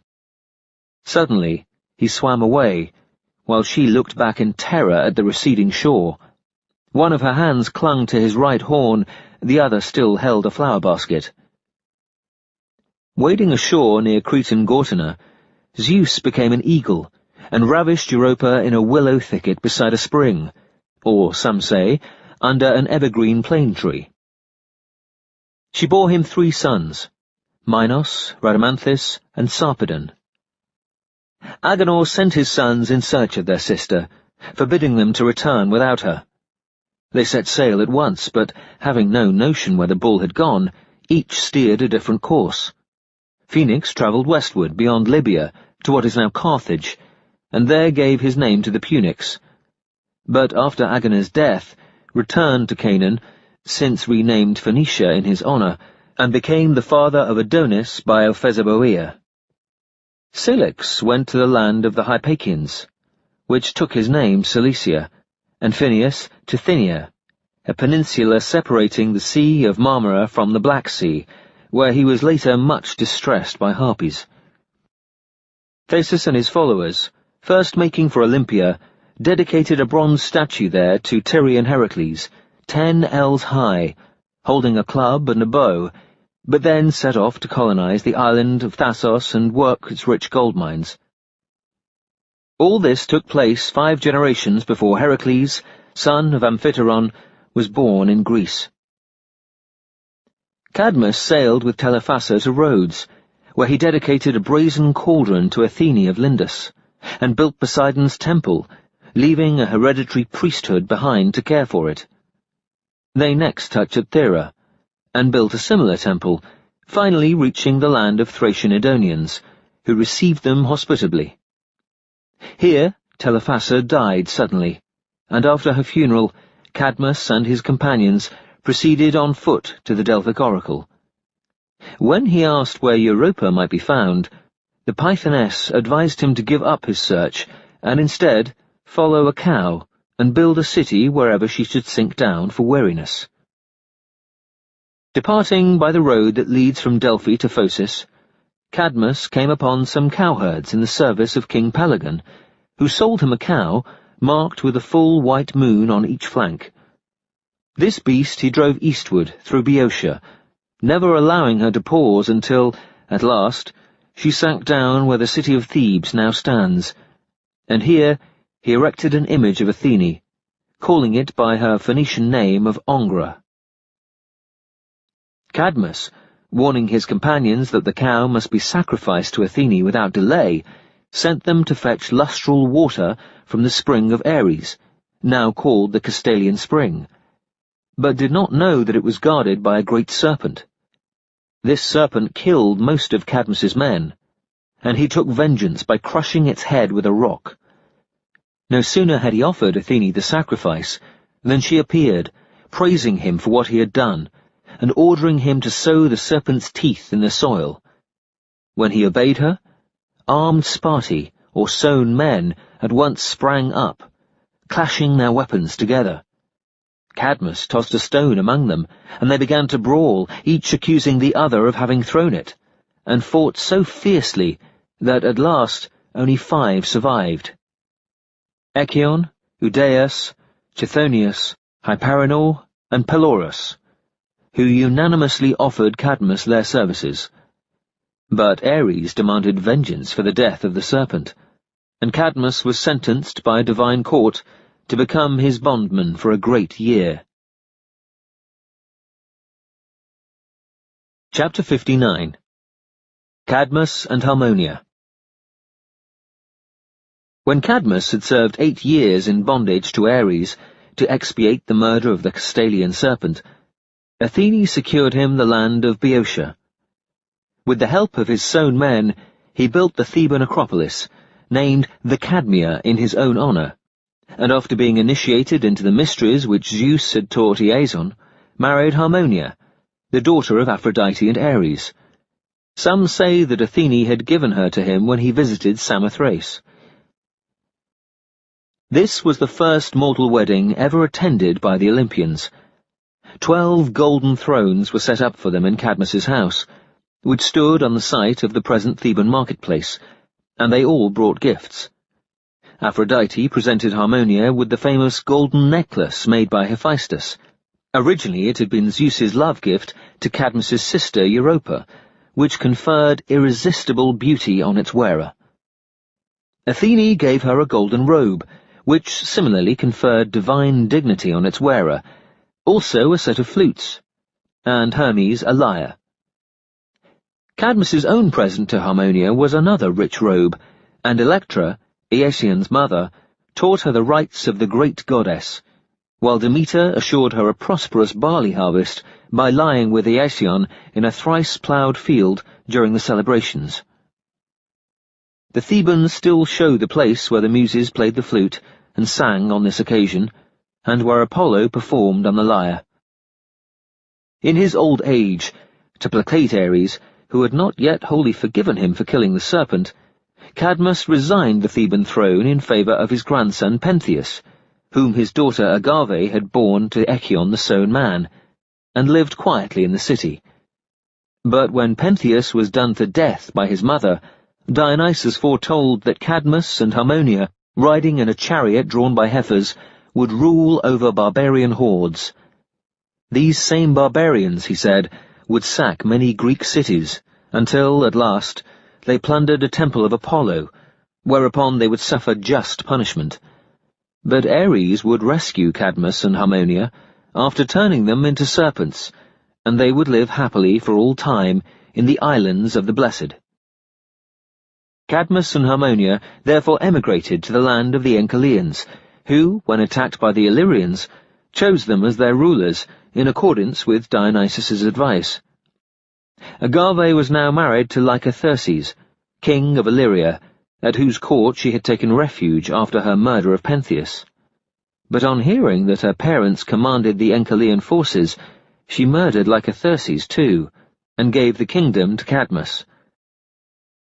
In their old age, when the prophecy had been wholly fulfilled, Cadmus and Harmonia duly became blue-spotted black serpents, and were sent by Zeus to the islands of the blessed.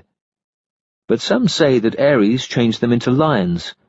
Their bodies were buried in Illyria, where Cadmus had built the city of Bithoe. He was succeeded by Illyrius, the son of his old age. Chapter 60. Belus and the Danaids.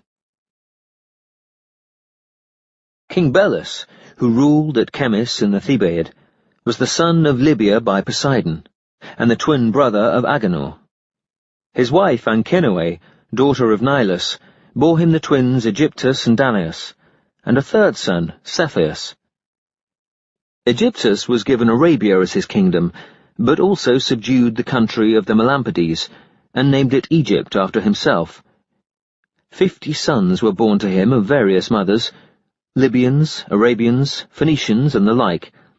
Danaus, sent to rule Libya, had 50 daughters, called the Danaids, also born of various mothers. Naiads, Hamadryads, Egyptian princesses of Elephantis and Memphis, Ethiopians, and the like.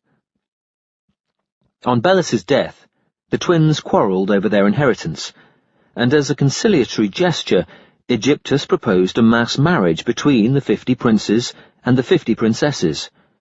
Danaus, suspecting a plot, would not consent, and when an oracle confirmed his fears that Aegyptus had it in his mind to kill all the Danaids, prepared to flee from Libya. With Athene's assistance, he built a ship for himself and his daughters, the first too-proud vessel that ever took to sea, and they sailed towards Greece together by way of Rhodes. There Danaus dedicated an image to Athene in a temple raised for her by the Danaids, 3 of whom died during their stay in the island. The cities of Lindus, Ialissus, and Camerus are called after them. From Rhodes they sailed to the Peloponnese, and landed near Lerna, where Danaus announced that he was divinely chosen to become king of Argos. Though the Argive king, Gelenor, naturally laughed at this claim, his subjects assembled that evening to discuss it. Geneor would doubtless have kept the throne, despite Danaus's declaration that Athene was supporting him, had not the Argives postponed their decision until dawn, when a wolf came boldly down from the hills, attacking a herd of cattle grazing near the city walls, and killed the leading bull. This they read as an omen that Danaus would take the throne by violence if he were opposed, and therefore persuaded Gelenor to resign it peacefully. Danaus, convinced that the wolf had been Apollo in disguise, dedicated the famous shrine to wolfish Apollo at Argos, and became so powerful a ruler that all the Pelasgians of Greece called themselves Danaians. He also built the citadel of Argos, and his daughters brought the mysteries of Demeter, called Thesmophoria, from Egypt, and taught these to the Pelasgian women. But since the Dorian invasion, the Thesmophoria are no longer performed in the Peloponnese, except by the Arcadians. Danaus had found Argolis suffering from a prolonged drought, since Poseidon, vexed by Inachus's decision that the land was Hera's, had dried up all the rivers and streams. He sent his daughters in search of water, with orders to placate Poseidon by any means they knew. One of them, by name Amymone, while chasing a deer in the forest, happened to disturb a sleeping satyr. He sprang up and tried to ravish her, but Poseidon, whom she invoked, hurled his trident at the satyr. The fleeing satyr dodged, the trident stuck quivering in a rock, and Poseidon himself lay with Amymone, who was glad that she could carry out her father's instructions so pleasantly. On learning her errand, Poseidon pointed to his trident, and told her to pull it from the rock. When she did so, 3 streams of water jetted up from the 3 tine holes. This spring, now named Amymone, is the source of the river Lerna, which never fails, even at the height of summer. At Amymone, the monstrous Hydra was born to Echidna under a plane tree. It lived in the nearby Lernaean lake, to which murderers come for purification, hence the proverb, a learner of evils. Aegyptus now sent his sons to Argos, forbidding them to return until they had punished Danaus and his whole family. On their arrival, they begged Danaus to reverse his former decision and let them marry his daughters, intending, however, to murder them on the wedding night. When he still refused, they laid siege to Argos. Now, there are no springs on the Argive citadel, and though the Danaids afterwards invented the art of sinking wells, and supplied the city with several of these, including 4 sacred ones, it was waterless at the time in question. Seeing that thirst would soon force him to capitulate, Danaus promised to do what the sons of Aegyptus asked, as soon as they raised the siege. A mass marriage was arranged, and Danaus paired off the couples. his choice being made in some cases because the bride and bridegroom had mothers of equal rank, or because their names were similar. Thus Clyte, Stelline, and Chrysippe married Clytus, Stellinus, and Chrysippus, but in most cases he drew lots from a helmet. During the wedding feast, Danaus secretly doled out sharp pins, which his daughters were to conceal in their hair, and at midnight each stabbed her husband through the heart. There was only one survivor. On Artemis's advice, Hypermnestra saved the life of Lynceus, because he had spared her maidenhead, and helped him in his flight to the city of Lyncia, 60 furlongs away. Hypermnestra begged him to light a beacon as a signal that he had reached safety, undertaking to answer it with another beacon from the citadel, and the Argives still light annual beacon fires in commemoration of this pact. At dawn, Danaus learned of Hypermnestra's disobedience, and she was tried for life, but acquitted by the Argive judges. She therefore raised an image to victorious Aphrodite in the shrine of wolfish Apollo, and also dedicated a sanctuary to persuasive Artemis. The murdered men's heads were buried at Lerna, and their bodies given full funeral honours below the walls of Argos.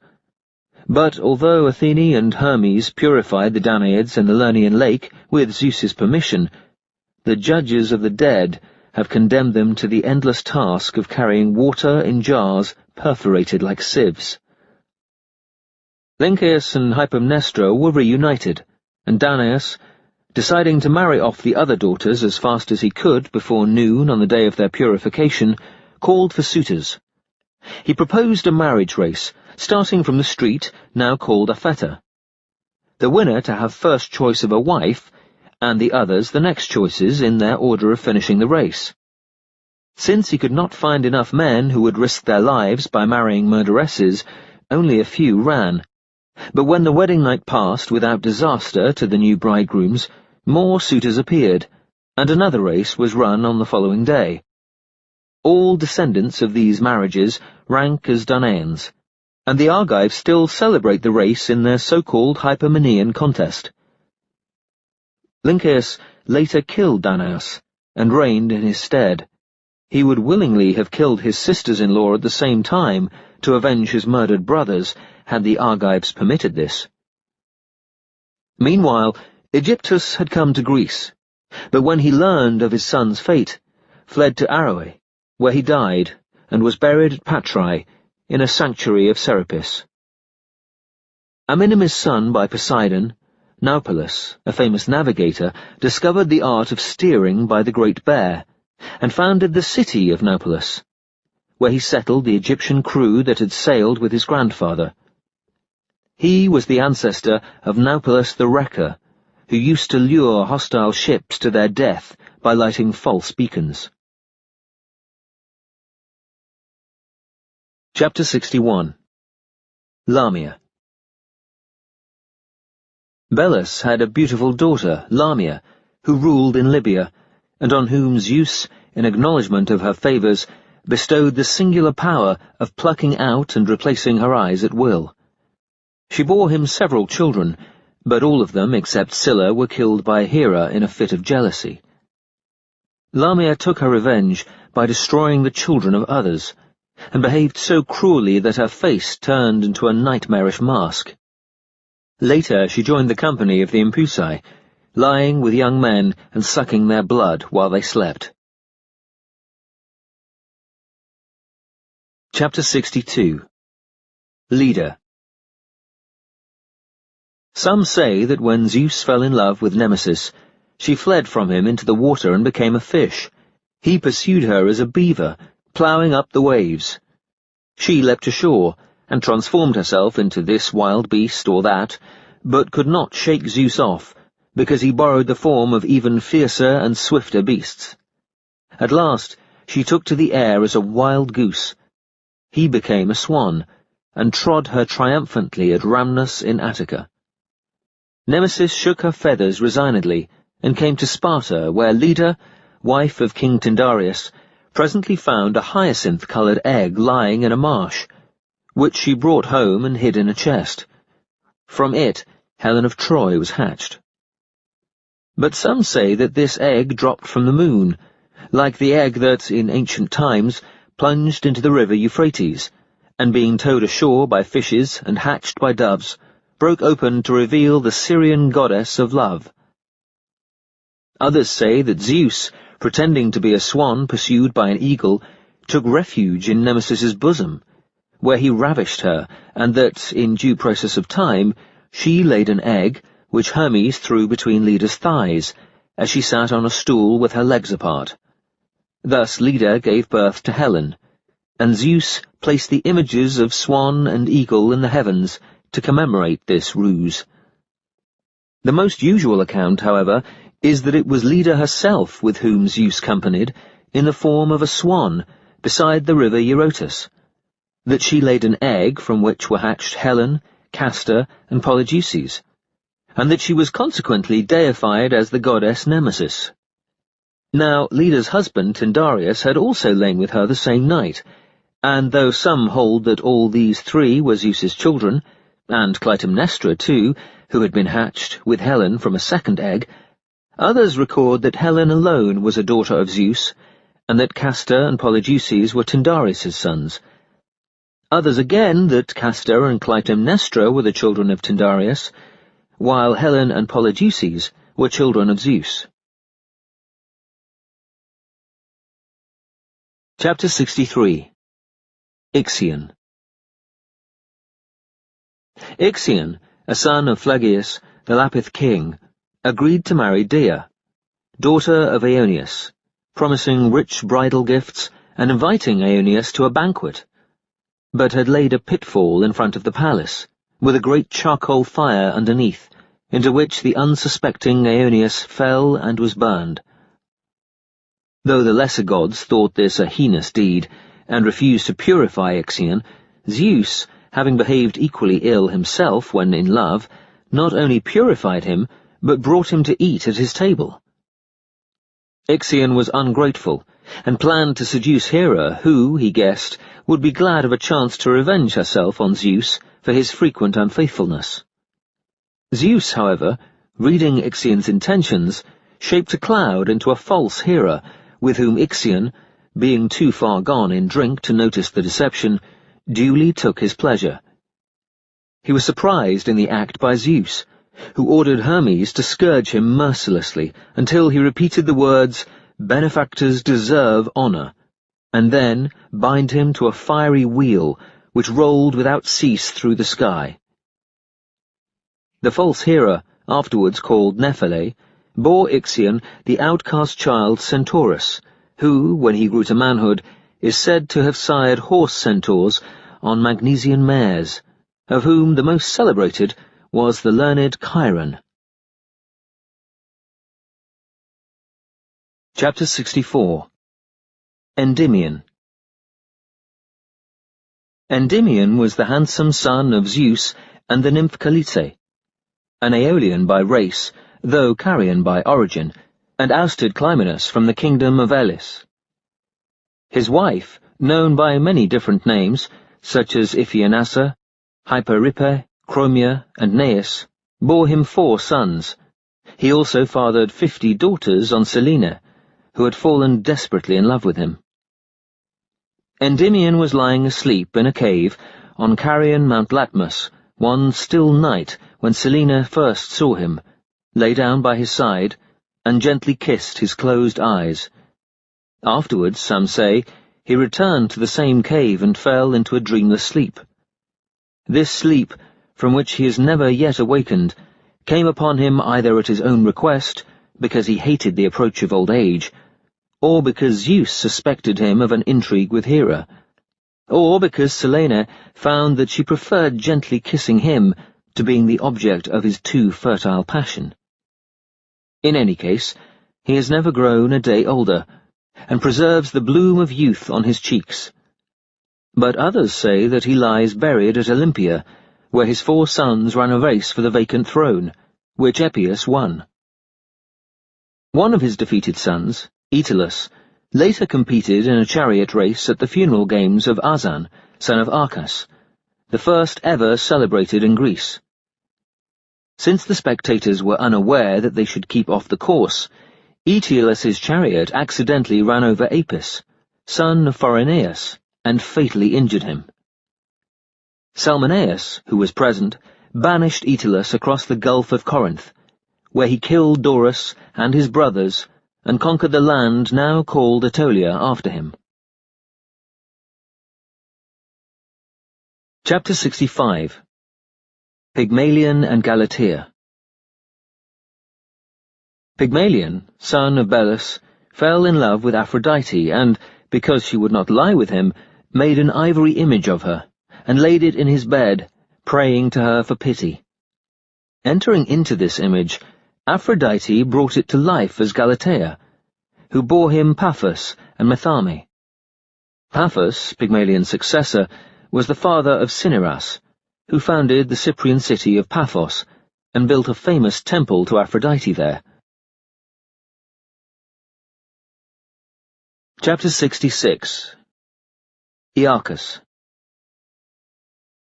The river god Asopus, whom some call the son of Oceanus and Tethys, some of Poseidon and Pero, others of Zeus and Eurynome, married Metope, daughter of the river Ladon, by whom he had 2 sons and either 12 or 20 daughters. Several of these had been carried off and ravished on various occasions by Zeus, Poseidon, or Apollo, when the youngest, Aegina, twin sister of Thebe, one of Zeus's victims, also disappeared. Asopus set out in search of her. At Corinth, he learned that Zeus was once again the culprit, went vengefully in pursuit, and found him embracing Aegina in a wood. Zeus, who was unarmed, fled ignominiously through the thickets, and when out of sight, transformed himself into a rock until Asopus had gone by, whereupon he stole back to Olympus, and from the safety of its ramparts pelted him with thunderbolts. Asopus still moves slowly from the wounds he then received, and lumps of burned coal are often fetched from his riverbed. Having thus disposed of Aegina's father, Zeus conveyed her secretly to the island then called Oenone, or Oenopia, where he lay with her in the form of an eagle, or of a flame, and cupids hovered over their couch, administering the gifts of love. In course of time, Hera discovered that Aegina had borne Zeus a son named Iarchus, and angrily resolved to destroy every inhabitant of Oenone, where he was now king. She introduced a serpent into one of its streams, which befouled the water and hatched out thousands of eggs, so that swarms of serpents went wriggling over the fields into all the other streams and rivers. Thick darkness and a drowsy heat spread across the island, which Iarchus had renamed Aegina, and the pestilential south wind blew for no less than 4 months. Crops and pastures dried up, and famine ensued, but the islanders were chiefly plagued with thirst, and when their wine was exhausted, would crawl to the nearest stream, where they died as they drank its poisonous water. Appeals to Zeus were in vain. The emaciated suppliants and their sacrificial beasts fell dead before his very altars, until hardly a single warm-blooded creature remained alive. One day, Iarchus's prayers were answered with thunder and lightning. Encouraged by this favourable omen, he begged Zeus to replenish the empty land, giving him as many subjects as there were ants carrying grains of corn up a nearby oak. The tree, sprung from a Dodonian acorn, was sacred to Zeus. At Iarchus's prayer, therefore, it trembled, and a rustling came from its widespread boughs, not caused by any wind. Iarchus, though terrified, did not flee, but repeatedly kissed the tree trunk and the earth beneath it. That night, in a dream, he saw a shower of ants falling to the ground from the sacred oak, and springing up as men. When he awoke, he dismissed this as deceitful fantasy. But suddenly his son, Telamon, called him outside to watch a host of men approaching, and he recognized their faces from his dream. The plague of serpents had vanished, and rain was falling in a steady stream. Iarchus, with grateful thanks to Zeus, divided the deserted city and lands among his new people, whom he called Myrmidons, that is, ants, and whose descendants still display an ant-like thrift, patience, and tenacity. Later, these Myrmidons followed Peleus into exile from Aegina and fought beside Achilles and Patroclus at Troy. But some say that Achilles' allies, the Myrmidons, were so named in honor of King Myrmidon, whose daughter, Eurymedusa, was seduced by Zeus in the form of an ant, which is why ants are sacred in Thessaly. And others tell of a nymph named Myrmex, who, when her companion Athene invented the plough, boasted that she had made the discovery herself, and was turned into an ant as a punishment. Aeacus, who married Endeus of Megara, was widely renowned for his piety, and held in such honor that men longed to feast their eyes upon him. All the noblest heroes of Sparta and Athens clamoured to fight under his command, though he had made Aegina the most difficult of the Aegean islands to approach, surrounding it with sunken rocks and dangerous reefs, as a protection against pirates. When all Greece was afflicted with a drought caused by Pelops' murder of the Arcadian king Stymphalus, or, some say, by the Athenians' murder of Androgeus, the Delphic oracle advised the Greeks, "Ask Aeacus to pray for your delivery." Thereupon every city sent a herald to Aeacus, who ascended Mount Panhellenius, the highest peak in his island, robed as a priest of Zeus. There he sacrificed to the gods, and prayed for an end to the drought. His prayer was answered by a loud thunderclap. Clouds obscured the sky, and furious showers of rain soaked the whole land of Greece. He then dedicated a sanctuary to Zeus on Panhellenius, and a cloud settling on the mountain's summit has ever since been an unfailing portent of rain. Apollo and Poseidon took Aeacus with them when they built the walls of Troy, knowing that unless a mortal joined in this work, the city would be impregnable, and its inhabitants capable of defying the gods. Scarcely had they finished their task, when 3 grey-eyed serpents tried to scale the walls. 2 chose the part just completed by the gods, but tumbled down and died. The third, with a cry, rushed at Aeacus's part and forced his way in. Apollo then prophesied that Troy would fall more than once, and that Aeacus's sons would be among its captors, both in the 1st and 4th generations, as indeed came to pass, in the persons of Telamon and Ajax. Aeacus, Minos, and Rhadamanthus were the 3 of Zeus's sons whom he would have most liked to spare the burden of old age. The fates, however, would not permit this, and Zeus, by graciously accepting their ban, provided the other Olympians with a good example. When Aeacus died, he became one of the 3 judges in Tartarus, where he gives laws to the shades, and is even called upon to arbitrate quarrels that may arise between the gods. Some add that he keeps the keys of Tartarus, imposes a toll, and checks the ghosts brought down by Hermes against Atropos's invoice. Chapter 67. Sisyphus. Sisyphus, son of Aeolus, married Atlas's daughter Merope, the Pleiad, who bore him Glaucus, Ornithion, and Sinon, and owned a fine herd of cattle on the Isthmus of Corinth. Near him lived Autolycus, son of Chione, whose twin brother Philemon was begotten by Apollo, though Autolycus himself claimed Hermes as his father. Now, Autolycus was a past master in theft, Hermes having given him the power of metamorphosing whatever beasts he stole, from horned to unhorned, or from black to white, and contrariwise.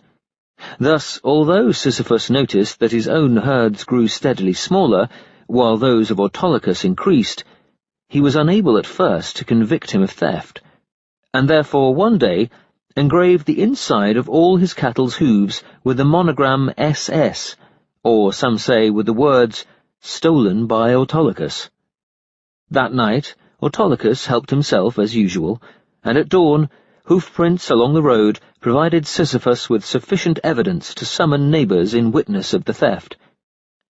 He visited Autolycus's stable, recognized his stolen beasts by their marked hooves, and, leaving his witnesses to remonstrate with the thief, hurried around the house, entered by the portal, and while the argument was in progress outside, seduced Autolycus's daughter Anticlea, wife to Laertes the Argive. She bore him Odysseus, the manner of whose conception is enough to account for the cunning he habitually showed, and for his nickname, Hypsipylon. Sisyphus founded Ephyra, afterwards known as Corinth, and peopled it with men sprung from mushrooms, unless it be true that Medea gave him the kingdom as a present. His contemporaries knew him as the worst knave on earth, granting only that he promoted Corinthian commerce and navigation.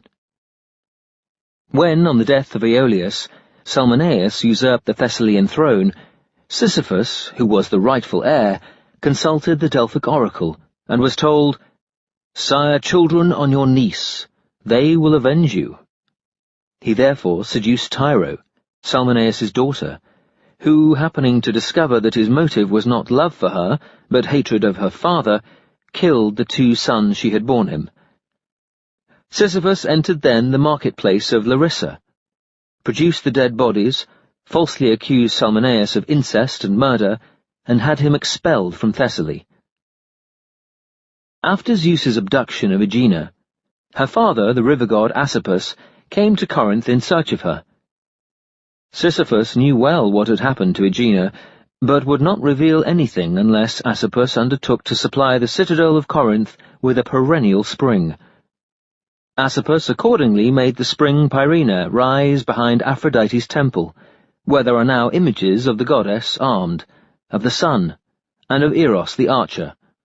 Then Sisyphus told him all he knew.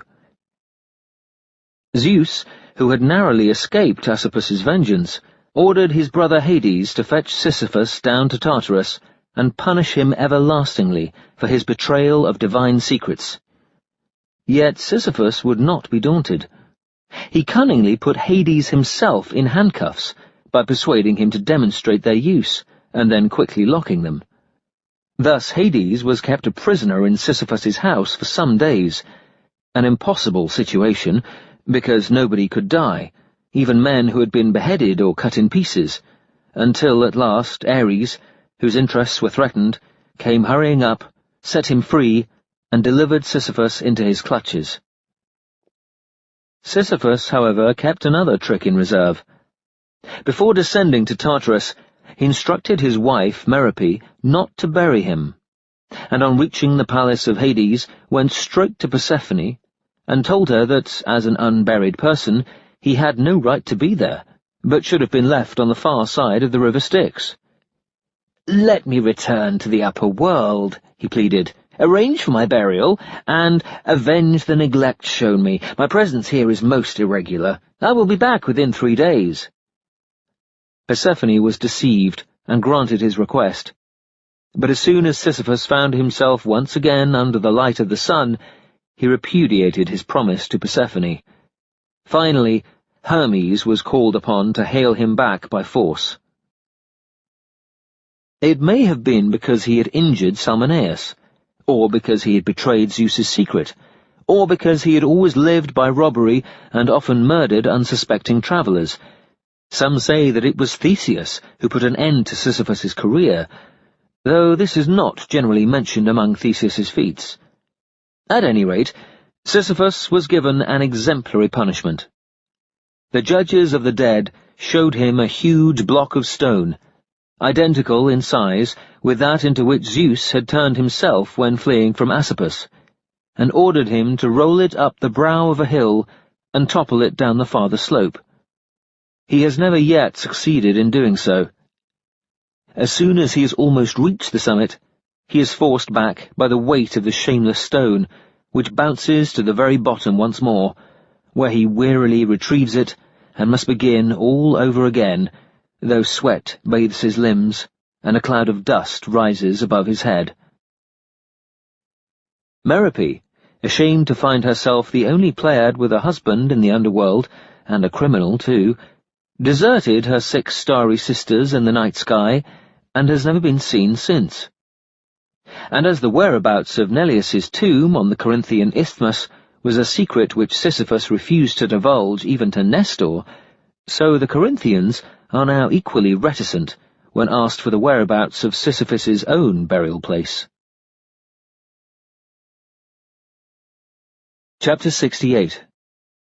Salmoneus and Tyro.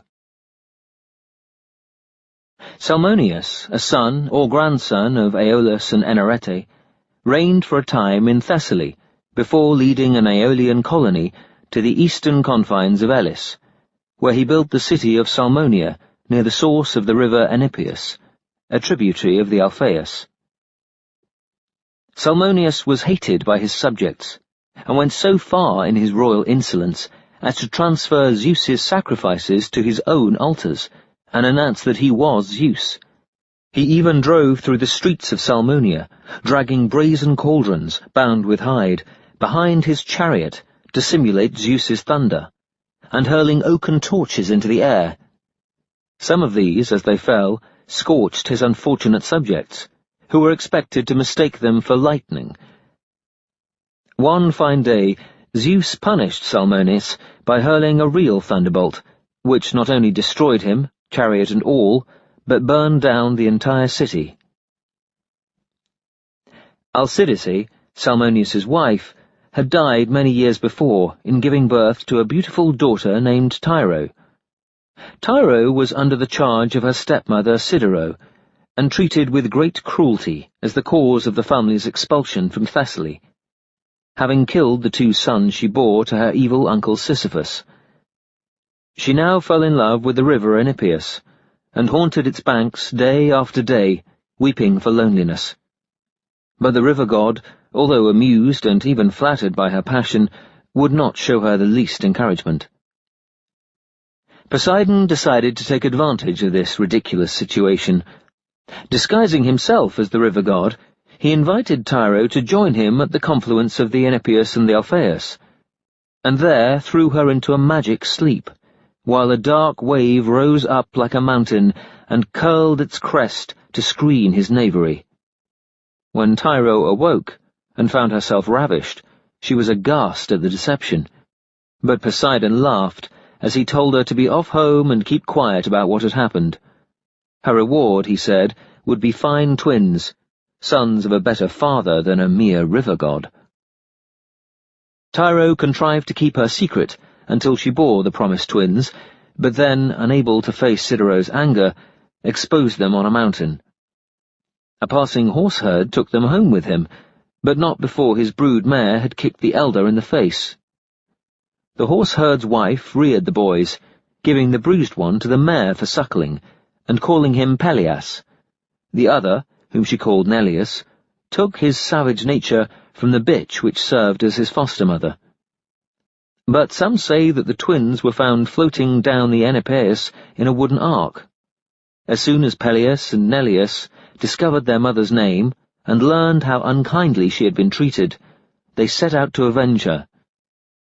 Sidero took refuge in the temple of Hera, but Peleus struck her down as she clung to the horns of the altar. This was the first of many insults that he offered the goddess. Tyro later married her uncle Cretheus, founder of Iolcus, to whom she bore Aeson, father of Jason the Argonaut. He also adopted Peleus and Neleus as his sons. After Cretheus's death, the twins came to blows. Peleus seized the throne of Iolcus, exiled Neleus, and kept Aeson a prisoner in the palace. Neleus led Cretheus's grandsons Melampus and Bias with a mixed company of Achaeans, Pythotians, and Aeolians to the land of Messene, where he drove the Lelegians out of Pylos, and raised the city to such a height of fame that he is now acclaimed as its founder. He married Chloris, but all their 12 children, except Nestor, were eventually killed by Heracles. Chapter 69. Alcestis. Alcestis, the most beautiful of Peleus's daughters, was asked in marriage by many kings and princes. Not wishing to endanger his political position by refusing any of them, and yet clearly unable to satisfy more than one, Pelias let it be known that he would marry Alcestis to the man who could yoke a wild boar and a lion to his chariot and drive them around the racecourse. At this, Admetus, king of Pherae, summoned Apollo, whom Zeus had bound to him for 1 year as a herdsman, and asked, "Have I treated you with the respect due to your godhead?" "You have indeed," Apollo assented, "and I have showed my gratitude by making all your ewes drop twins." "As a final favour, then," pleaded Admetus, "pray help me to win Alcestis, by enabling me to fulfill Pelias's conditions." "I shall be pleased to do so," replied Apollo. Heracles lent him a hand with the taming of the wild beasts, and presently Admetus was driving his chariot around the racecourse at Iolcus, drawn by this savage team. It is not known why Admetus omitted the customary sacrifice to Artemis before marrying Alcestis, but the goddess was quick enough to punish him. When, flushed with wine, anointed with essences and garlanded with flowers, he entered the bridal chamber that night, he recoiled in horror. No lovely naked bride awaited him on the marriage couch, but a tangled knot of hissing serpents. Admetus ran shouting for Apollo, who kindly intervened with Artemis on his behalf. The neglected sacrifice having been offered at once, all was well, Apollo even obtaining Artemis's promise that, when the day of Admetus's death came, he should be spared on condition that a member of his family died voluntarily for love of him. This fatal day came sooner than Admetus expected. Hermes flew into the palace one morning and summoned him to Tartarus. General consternation prevailed, but Apollo gained a little time for Admetus by making the 3 fates drunk, and thus delayed the fatal scission of his life's thread. Admetus ran in haste to his old parents, clasped their knees, and begged each of them in turn to surrender him the butt end of existence. Both roundly refused, saying that they still derived much enjoyment from life, and that he should be content with his appointed lot, like everyone else. Then, for love of Admetus, Alcestis took poison, and her ghost descended to Tartarus. But Persephone considered it an evil thing that a wife should die instead of a husband. "Back with you to the upper air!" she cried. Some tell the tale differently. They say that Hades came in person to fetch Admetus, and that when he fled, Alcestis volunteered to take his place, but Heracles arrived unexpectedly with a new wild olive club and rescued her. Chapter 70. Athamas. Athamas the Aeolian, brother of Sisyphus and Salmoneus, ruled over Boeotia. At Hera's command, he married Nephele, a phantom whom Zeus created in her likeness when he wished to deceive Ixion the Lapith, and who was now wandering disconsolately about the halls of Olympus. She bore Athamas 2 sons, Phrixus and Leucon, and a daughter, Hele. But Athamas resented the disdain in which Nephele held him, and, falling in love with Ino, daughter of Cadmus, brought her secretly to his palace at the foot of Mount Laphystium, where he begot Learchus and Melicertes on her. Learning about her rival from the palace servants, Nephele returned in a fury to Olympus, complaining to Hera that she had been insulted. Hera took her part, and vowed, "My eternal vengeance shall fall upon Athamas and his house." Nephele thereupon went back to Mount Laphystium, where she publicly reported Hera's vow, and demanded that Athamas should die. But the men of Boeotia, who feared Athamas more than Hera, would not listen to Nephele, and the women of Boeotia were devoted to Ino, who now persuaded them to parch the seed corn without their husband's knowledge, so that the harvest would fail. Ino foresaw that when the grain was due to sprout, but no blade appeared, Athamas would send to ask the Delphic oracle what was amiss. She had already bribed Athamas's messengers to bring back a false reply, namely that the land would regain its fertility only if Nephele's son Phrixus was sacrificed to Zeus on Mount Laphystium. This Phrixus was a handsome young man, with whom his aunt Biadace, Cretheus's wife, had fallen in love, and whom, when he rebuffed her advances, she accused of trying to ravish her.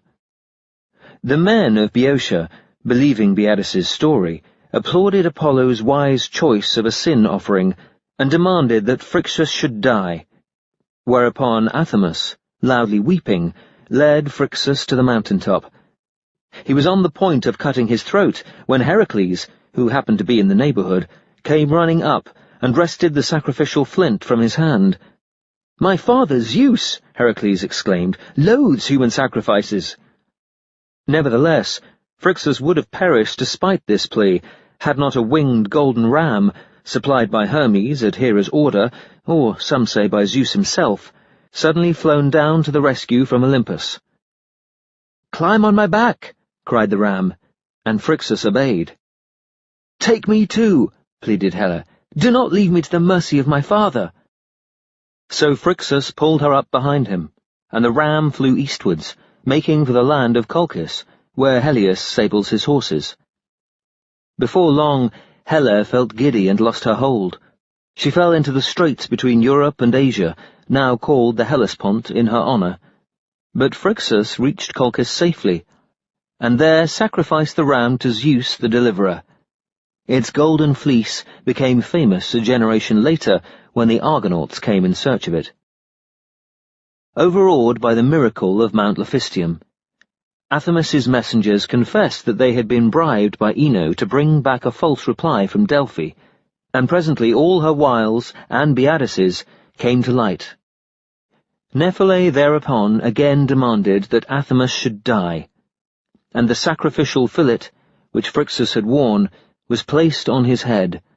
Only Heracles' renewed intervention saved him from death.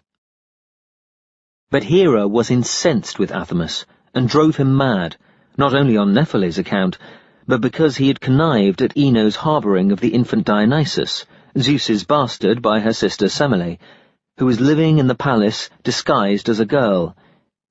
Seeing his bow, Athamas suddenly yelled, "Look, a white stag! Stand back while I shoot!" So saying, he transfixed Learchus with an arrow, and proceeded to tear his still quivering body into pieces. Ino snatched up Melicertes, her younger son, and fled, but would have hardly escaped Athamas's vengeance had not the infant Dionysus temporarily blinded him, so that he began to flog a she-goat in mistake for her. Ino ran into the Malurian rock, where she leapt into the sea and was drowned. This rock afterwards became a place of ill repute, because the savage Sciron used to hurl strangers from it. But Zeus, remembering Ino's kindness to Dionysus, would not send her ghost down to Tartarus, and deified her instead as the goddess Leucothea. He also deified her son Melicertes as the god Palemon, and sent him to the Isthmus of Corinth, riding on dolphin-back. The Isthmian Games, founded in his honour by Sisyphus, are still celebrated there every 4th year. Athamas, now banished from Boeotia, and childless because his remaining son, Leucon, had sickened and died, inquired from the Delphic oracle where he should settle, and was told, "Wherever wild beasts entertain you to dinner." Wandering aimlessly northward, without food or drink, he came on a wolf-pack, devouring a flock of sheep in a desolate Thessalian plain. The wolves fled at his approach, and he and his starving companions ate what mutton had been left. Then he recalled the oracle, and having adopted Haliartus and Conorea, his Corinthian grandnephews, founded a city which he called Alos, from his wanderings, or from his serving-maid Alos, and the country was called Athamania. Afterwards he married Themisto and raised a new family. Others tell the tale differently. Omitting Athamas's marriage to Nephele, they say that one day, after the birth of Learchus and Melicertes, his wife Ino went out hunting and did not return. Bloodstains on a torn tunic convinced him that she had been killed by wild beasts. But the truth was that a sudden Bacchic frenzy had seized her when she was attacked by a lynx. She had strangled it, flayed it with her teeth and nails, and gone off, dressed only in the pelt, for a prolonged revel on Mount Parnassus. After an interval of mourning, Athamas married Themisto, who, a year later, bore him twin sons. Then, to his dismay, he learned that Ino was still alive. He sent for her at once, installed her in the palace nursery, and told Themisto, "We have a likely-looking nursemaid, a captive taken in the recent raid on Mount Kithaeron." Themisto, whom her maid soon undeceived, visited the nursery, pretending not to know who Ino was. She told her, "Pray, nurse, get ready a set of white woolen garments for my 2 sons, and a set of mourning garments for those of my unfortunate predecessor, Ino. They are to be worn tomorrow." The following day, Themisto ordered her guards to break into the royal nursery and kill the twins who were dressed in mourning, but spare the other 2. Ino, however, guessing what was in Themisto's mind, had provided white garments for her own sons and mourning garments for her rivals. Thus Themisto's twins were murdered, and the news sent Athamas mad. He shot Learchus dead, mistaking him for a stag, but Ino escaped with Melicertes, sprang into the sea, and became immortal. Others, again, say that Phrixus and Helle were Nephele's children by Ixion. One day, as they wandered in a wood, their mother came upon them in a Bacchic frenzy, leading a golden ram by the horns. "Look," she babbled, "here is a son of your cousin Theophany. She had too many suitors, so Poseidon changed her into a ewe, and himself into a ram, and tupped her on the island of Crumissa."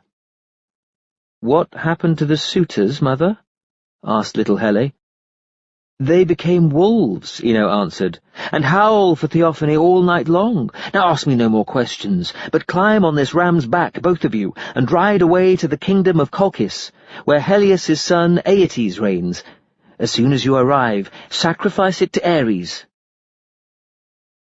Phrixus carried out his mother's strange instructions, and hung up the golden fleece in a temple of Ares at Colchis, where it was guarded by a dragon, and many years later his son, Presbon, or Cytisorus, coming to Orchomenus from Colchis, rescued Athamas as he was being sacrificed for a sin offering. Chapter 71. The Mares of Glaucus. Glaucus, son of Sisyphus and Merope, and father of Bellerophon, lived at Potniae near Thebes, where, scorning the power of Aphrodite, he refused to let his mares breed. He hoped by this means to make them more spirited than other contestants in the chariot races, which were his chief interest. But Aphrodite was vexed, and complained to Zeus that he had gone so far as to feed the mares on human flesh. When Zeus permitted her to take what action she pleased against Glaucus, she led the mares out by night to drink from a well sacred to herself, and grazed on a herb called Hippomanes, which grew at its lip. This she did just before Jason celebrated the funeral games of Peleus on the seashore at Iolcus, and no sooner had Glaucus yoked the mares to his chariot pole than they bolted, overthrew the chariot, dragged him along the ground entangled in the reins for the whole length of the stadium, and then ate him alive. But some say that this took place at Potniae, not Iolcus, and others that Glaucus leapt into the sea in grief for Melicertes, son of Athamas, or that Glaucus was the name given to Melicertes after his death. Glaucus's ghost, called the Taraxippus, or horse-scarer, still haunts the Isthmus of Corinth, where his father, Sisyphus, first taught him the charioteer's art, and delights in scaring the horses at the Isthmian Games, thus causing many deaths. Another horse-scarer is the ghost of Myrtilus, whom Pelops killed. He haunts the stadium at Olympia, where charioteers offer him sacrifices in the hope of avoiding destruction. Chapter 72. Melampus. Melampus the Minion, Cretheus's grandson, who lived at Pylus in Messene, was the first mortal to be granted prophetic powers, the first to practice as a physician, the first to build temples to Dionysus in Greece, and the first to temper wine with water. His brother Bias, to whom he was deeply attached, fell in love with their cousin Pero. But so many suitors came for her hand that she was promised by her father Neleus to the man who could drive off King Phylacus's cattle from Phylake. Phylacus prized these cattle above everything in the world, except his only son Iphiclus, and guarded them in person with the help of an unsleeping and unapproachable dog. Now, Melampus could understand the language of birds, his ears having been licked clean by a grateful brood of young serpents. He had rescued these from death at the hands of his attendants, and piously buried their parents' dead bodies. Moreover, Apollo, whom he met one day by the banks of the river Alpheus, had taught him to prophesy from the entrails of sacrificial victims. It thus came to his knowledge that whoever tried to steal the cattle would be made a present of them, though only after being imprisoned for exactly 1 year. Since Bias was in despair, Melampus decided to visit Phylacus's byre by dead of night. But as soon as he laid his hand on a cow, the dog bit his leg, and Phylacus, springing up from the straw, led him away to prison. This was, of course, no more than Melampus expected. On the evening before his year of imprisonment ended, Melampus heard 2 woodworms talking at the end of a beam, which was socketed into the wall above his head. One asked with a sigh of fatigue, "How many days yet of gnawing, brother?" The other worm, his mouth full of wood dust, replied, "We are making good progress. The beam will collapse tomorrow at dawn, if we waste no time in idle conversation." Melampus at once shouted, "Phylacus, Phylacus, pray transfer me to another cell." Phylacus, though laughing at Melampus's reasons for this request, did not deny him. When the beam duly collapsed and killed one of the women who was helping to carry out the bed, Phylacus was astounded at Melampus's prescience. "I will grant you both your freedom and the cattle," he said, "if only you would cure my son Iphiclus of impotency." Melampus agreed. He began the task by sacrificing 2 bulls to Apollo, and after he had burned the thigh bones with the fat, left their carcasses lying by the altar.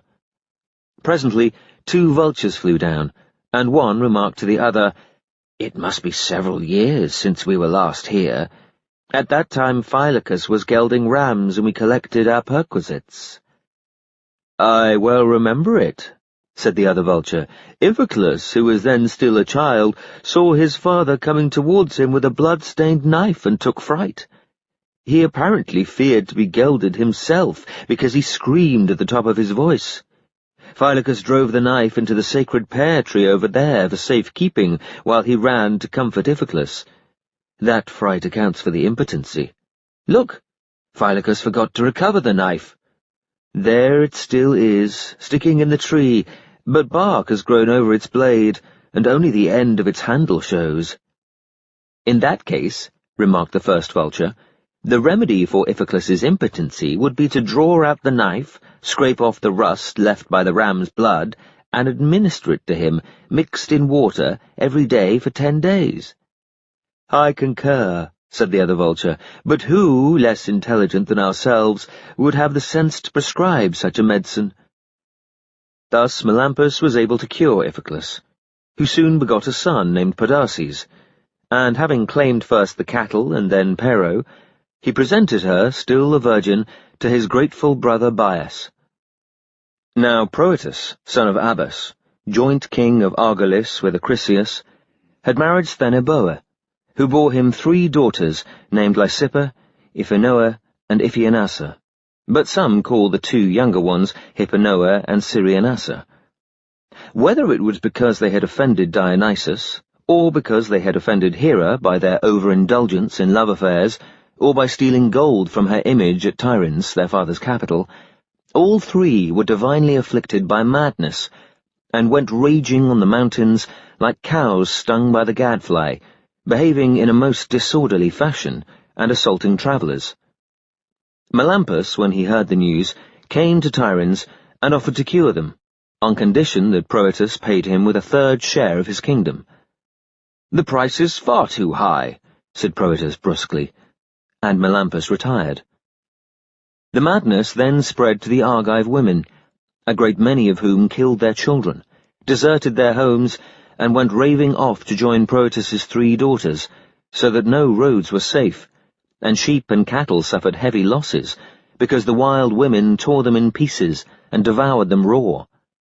At this, Proetus sent hastily for Melampus, to say that he accepted his terms. "No, no," said Melampus. "As the disease has increased, so has my fee. Give me 1/3 of your kingdom, and another third to my brother Bias, and I undertake to save you from this calamity. If you refuse, there will not be one Argive woman left in her home."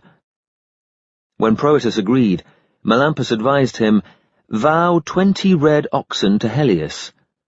I will tell you what to say, and all will be well." Proetus accordingly vowed the oxen to Helios, on condition that his daughters and their followers were cured.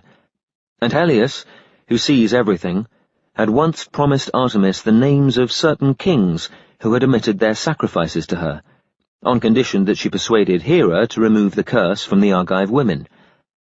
Now Artemis had recently hunted the nymph Callisto to death for Hera's sake, so found no difficulty in carrying out her side of the bargain. This is the way that business is done in heaven as on earth. Hand washes hand. Then Melampus, helped by Bias and a chosen company of sturdy young men, drove the disorderly crowd of women down from the mountains to Sicyon, where their madness left them, and then purified them by immersion in a holy well. Not finding Proetus's daughters among this rabble, Melampus and Bias went off again, and chased all 3 of them to Lucy in Arcadia, where they took refuge in a cave overlooking the river Styx. There, Lysippe and Iphianassa regained their sanity and were purified, but Iphinoe had died on the way. Melampus then married Lysippe. Bias, whose wife Pero had recently died, married Iphianassa, and Proetus rewarded them both according to his promise. But some say that Proetus's true name was Anaxagoras. Chapter 73. Perseus. Abas, king of Argolis and grandson of Danaus, was so renowned a warrior that, after he died, rebels against the royal house could be put to flight merely by displaying his shield. He married Aglaia, to whose twin sons, Proetus and Acrisius, he bequeathed his kingdom, bidding them rule alternately. Their quarrel, which began in the womb, became more bitter than ever when Proetus lay with Acrisius's daughter Danae, and barely escaped alive. Since Acrisius now refused to give up the throne at the end of his term, Proetus fled to the court of Iobates, king of Lycia, whose daughter Stheneboa, or Antea, he married, returning presently at the head of a Lycian army to support his claims to the succession. A bloody battle was fought, but since neither side gained the advantage, Proetus and Acrisius reluctantly agreed to divide the kingdom between them. Acrisius's share was to be Argos and its environs. Proetus's was to be Tiryns, the Heraeum, now part of Mycenae, Mydia, and the coast of Argolis. 7 gigantic cyclopes, called Gasterochires, because they earned their living as masons, accompanied Proetus from Lycia, and fortified Tiryns with massive walls, using blocks of stone so large that a mule team could not have stirred the least of them. Acrisius, who was married to Aganippe, had no sons, but only this one daughter, Danae, whom Proetus had seduced. And when he asked an oracle how to procure a male heir, was told, "You will have no sons, and your grandson must kill you." To forestall this fate, Acrisius imprisoned Danae in a dungeon with brazen doors, guarded by savage dogs. But despite these precautions, Zeus came upon her in a shower of gold, and she bore him a son named Perseus. When Acrisius learned of Danae's condition, he would not believe that Zeus was the father, and suspected his brother Proetus of having renewed his intimacy with her, but not daring to kill his own daughter, locked her and the infant Perseus in a wooden ark which he cast into the sea. This ark was washed towards the island of Seriphos, where a fisherman named Dictys netted it, hauled it ashore, broke it open, and found both Danae and Perseus still alive. He took them at once to his brother, King Polydectes, who reared Perseus in his own house. Some years passed, and Perseus, grown to manhood, defended Danae against Polydectes, who, with his subject support, had tried to force marriage upon her. Polydectes then assembled his friends, and pretending that he was about to sue for the hand of Hippodamia, daughter of Pelops, asked them to contribute 1 horse apiece as his love gift. "Seriphos is only a small island," he said, "but I do not wish to cut a poor figure beside the wealthy suitors from the mainland. Will you be able to help me, noble Perseus?" "Alas," answered Perseus, "I possess no horse, nor any gold to buy one, but if you intend to marry Hippodamia, and not my mother, I will contrive to win whatever gift you name." He added rashly, "Even the Gorgon Medusa's head, if need be." "That would indeed please me more than any horse in the world," replied Polydectes at once. Now, the Gorgon Medusa had serpents for hair, huge teeth, protruding tongue, and altogether so ugly a face that all who gazed at it were petrified with fright. Athene overheard the conversation at Seriphos, and being a sworn enemy of Medusa's, for whose frightful appearance she had herself been responsible, accompanied Perseus on his adventure. First she led him to the city of Dicterion in Samos, where images of all the 3 Gorgons are displayed, thus enabling him to distinguish Medusa from her immortal sisters, Stheno and Euryale. Then she warned him never to look at Medusa directly, but only at her reflection, and presented him with a brightly polished shield. Hermes also helped Perseus, giving him an adamantine sickle with which to cut off Medusa's head. But Perseus still needed a pair of winged sandals, a magic wallet to contain the decapitated head, and the dark helmet of invisibility which belonged to Hades. All these things were in the care of the Stygian nymphs, from whom Perseus had to fetch them, but their whereabouts were known only to the Gorgon's sisters, the 3 swan-like Graeae, who had a single eye and tooth among the 3 of them. Perseus accordingly sought out the Graeae on their thrones at the foot of Mount Atlas. Creeping up behind them, he snatched the eye and tooth, as they were being passed from one sister to another, and would not return either until he had been told where the Stygian nymphs lived. Perseus then collected the sandals, wallet, and helmet from the nymphs, and flew westwards to the land of the Hyperboreans, where he found the Gorgons asleep, among the rain-worn shapes of men and wild beasts petrified by Medusa. He fixed his eyes on the reflection in the shield. Athene guided his hand, and he cut off Medusa's head with 1 stroke of the sickle, whereupon, to his surprise, the winged horse Pegasus and the warrior Chrysaor, grasping a golden falcon, sprang fully grown from her dead body. Perseus was unaware that these had been begotten on Medusa by Poseidon in one of Athene's temples, but decided not to antagonize them further. Hurriedly thrusting the head into his wallet, he took flight. And though Stheno and Euryale, awakened by their new nephews, rose to pursue him, the helmet made Perseus invisible, and he escaped safely southward. At sunset, Perseus alighted near the palace of the Titan Atlas, to whom, as a punishment for his inhospitality, he showed the Gorgon's head, and thus transformed him into a mountain, and on the following day turned eastward and flew across the Libyan desert, Hermes helping him to carry the weighty head.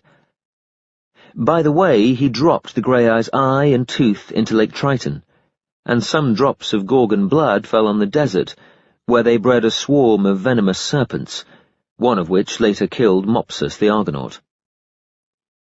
Perseus paused for refreshment at Chemis in Egypt, where he is still worshipped, and then flew on. As he rounded the coast of Philistia to the north, he caught sight of a naked woman chained to a sea cliff, and instantly fell in love with her. This was Andromeda, daughter of Cephus, the Ethiopian king of Joppa, and Cassiopeia.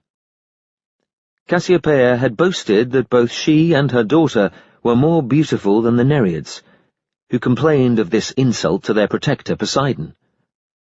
Poseidon sent a flood and a female sea monster to devastate Philistia, and when Cepheus consulted the oracle of Ammon, he was told that his only hope of deliverance lay in sacrificing Andromeda to the monster. His subjects had therefore obliged him to chain her to a rock, naked except for certain jewels, and leave her to be devoured. As Perseus flew towards Andromeda, he saw Cepheus and Cassiopeia watching anxiously from the shore nearby, and alighted beside them for a hurried consultation. On condition that, if he rescued her, she should be his wife and return to Greece with him, Perseus took to the air again, grasped his sickle, and, diving murderously from above, beheaded the approaching monster, which was deceived by his shadow on the sea. He had drawn the Gorgon's head from the wallet, lest the monster might look up, and now laid it face downwards on a bed of leaves and seaweed, which instantly turned to coral, while he cleansed his hands of blood, raised 3 altars and sacrificed a calf, a cow, and a bull to Hermes, Athene, and Zeus respectively. Cepheus and Cassiopeia grudgingly welcomed him as their son-in-law, and, on Andromeda's insistence, the wedding took place at once. But the festivities were rudely interrupted when Agenor, King Belus' twin brother, entered at the head of an armed party, claiming Andromeda for himself. He was doubtless summoned by Cassiopeia, since she and Cepheus at once broke faith with Perseus, pleading that the promise of Andromeda's hand had been forced from them by circumstances, and that Agenor's claim was the prior one. "Perseus must die!" cried Cassiopeia fiercely. In the ensuing fight, Perseus struck down many of his opponents, but, being greatly outnumbered, was forced to snatch the Gorgon's head from its bed of coral and turn the remaining 200 of them to stone. Poseidon set the images of Cepheus and Cassiopeia among the stars. The latter, as a punishment for her treachery, is tied in a market basket, which, at some seasons of the year, turns upside down, so that she looks ridiculous. But Athene afterwards placed Andromeda's image in a more honourable constellation, because she had insisted on marrying Perseus, despite her parents' ill faith. The marks left by her chains are still pointed out on a cliff near Joppa, and the monster's petrified bones were exhibited in the city itself, until Marcus Aemilius Scaurus had them taken to Rome during his aedileship. Perseus returned hurriedly to Seriphus, taking Andromeda with him, and found that Danae and Dictys, threatened by the violence of Polydectes, who, of course, never intended to marry Hippomedea, had taken refuge in a temple. He therefore went straight to the palace, where Polydectes was banqueting with his companions, and announced that he had brought the promised love-gift. Greeted by a storm of insults, he displayed the Gorgon's head, averting his own gaze as he did so, and turned them all to stone. The circle of boulders is still shown in Seriphos. He then gave the head to Athene, who fixed it on her aegis, and Hermes returned the sandals, wallet, and helmet to the guardianship of the Stygian nymphs. After raising Dictys to the throne of Seriphos, Perseus set sail for Argos, accompanied by his mother, his wife, and a party of Cyclopes.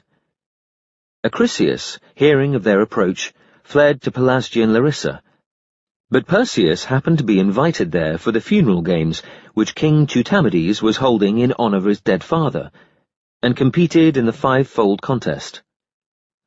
When it came to the discus throw, his discus, carried out of its path by the wind and the will of the gods, struck Acrisius's foot and killed him. Greatly grieved, Perseus buried his grandfather in the temple of Athene, which crowns the local Acropolis, and then, being ashamed to reign in Argos, went to Tiryns, where Proteus had been succeeded by his son Megapenthes, and arranged to exchange kingdoms with him. So Megapenthes moved to Argos, while Perseus reigned in Tiryns, and presently won back the other 2 parts of Proetus's original kingdom. Perseus fortified Midea and founded Mycenae, so called because when he was thirsty, a mushroom, Mykos, sprang up and provided him with a stream of water. The Cyclopes built the walls of both cities.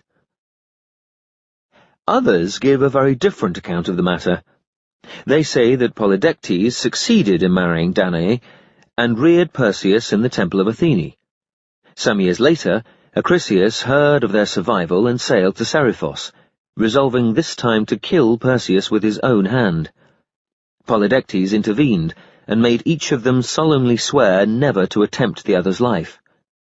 However, a storm arose, and while Acrisius's ship was still hauled up on the beach, weatherbound, Polydectes died. During his funeral games, Perseus threw a discus which accidentally struck Acrisius on the head and killed him. Perseus then sailed to Argos and claimed the throne, but found that Proetus had usurped it, and therefore turned him to stone.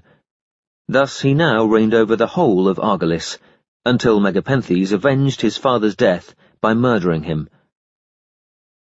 As for the Gorgon Medusa, they say that she was a beautiful daughter of Phorcys, who had offended Athene, and led the Libyans of Lake Tritonis in battle. Perseus, coming from Argos with an army, was helped by Athene to assassinate Medusa. He cut off her head by night and buried it under a mound of earth in the marketplace at Argos.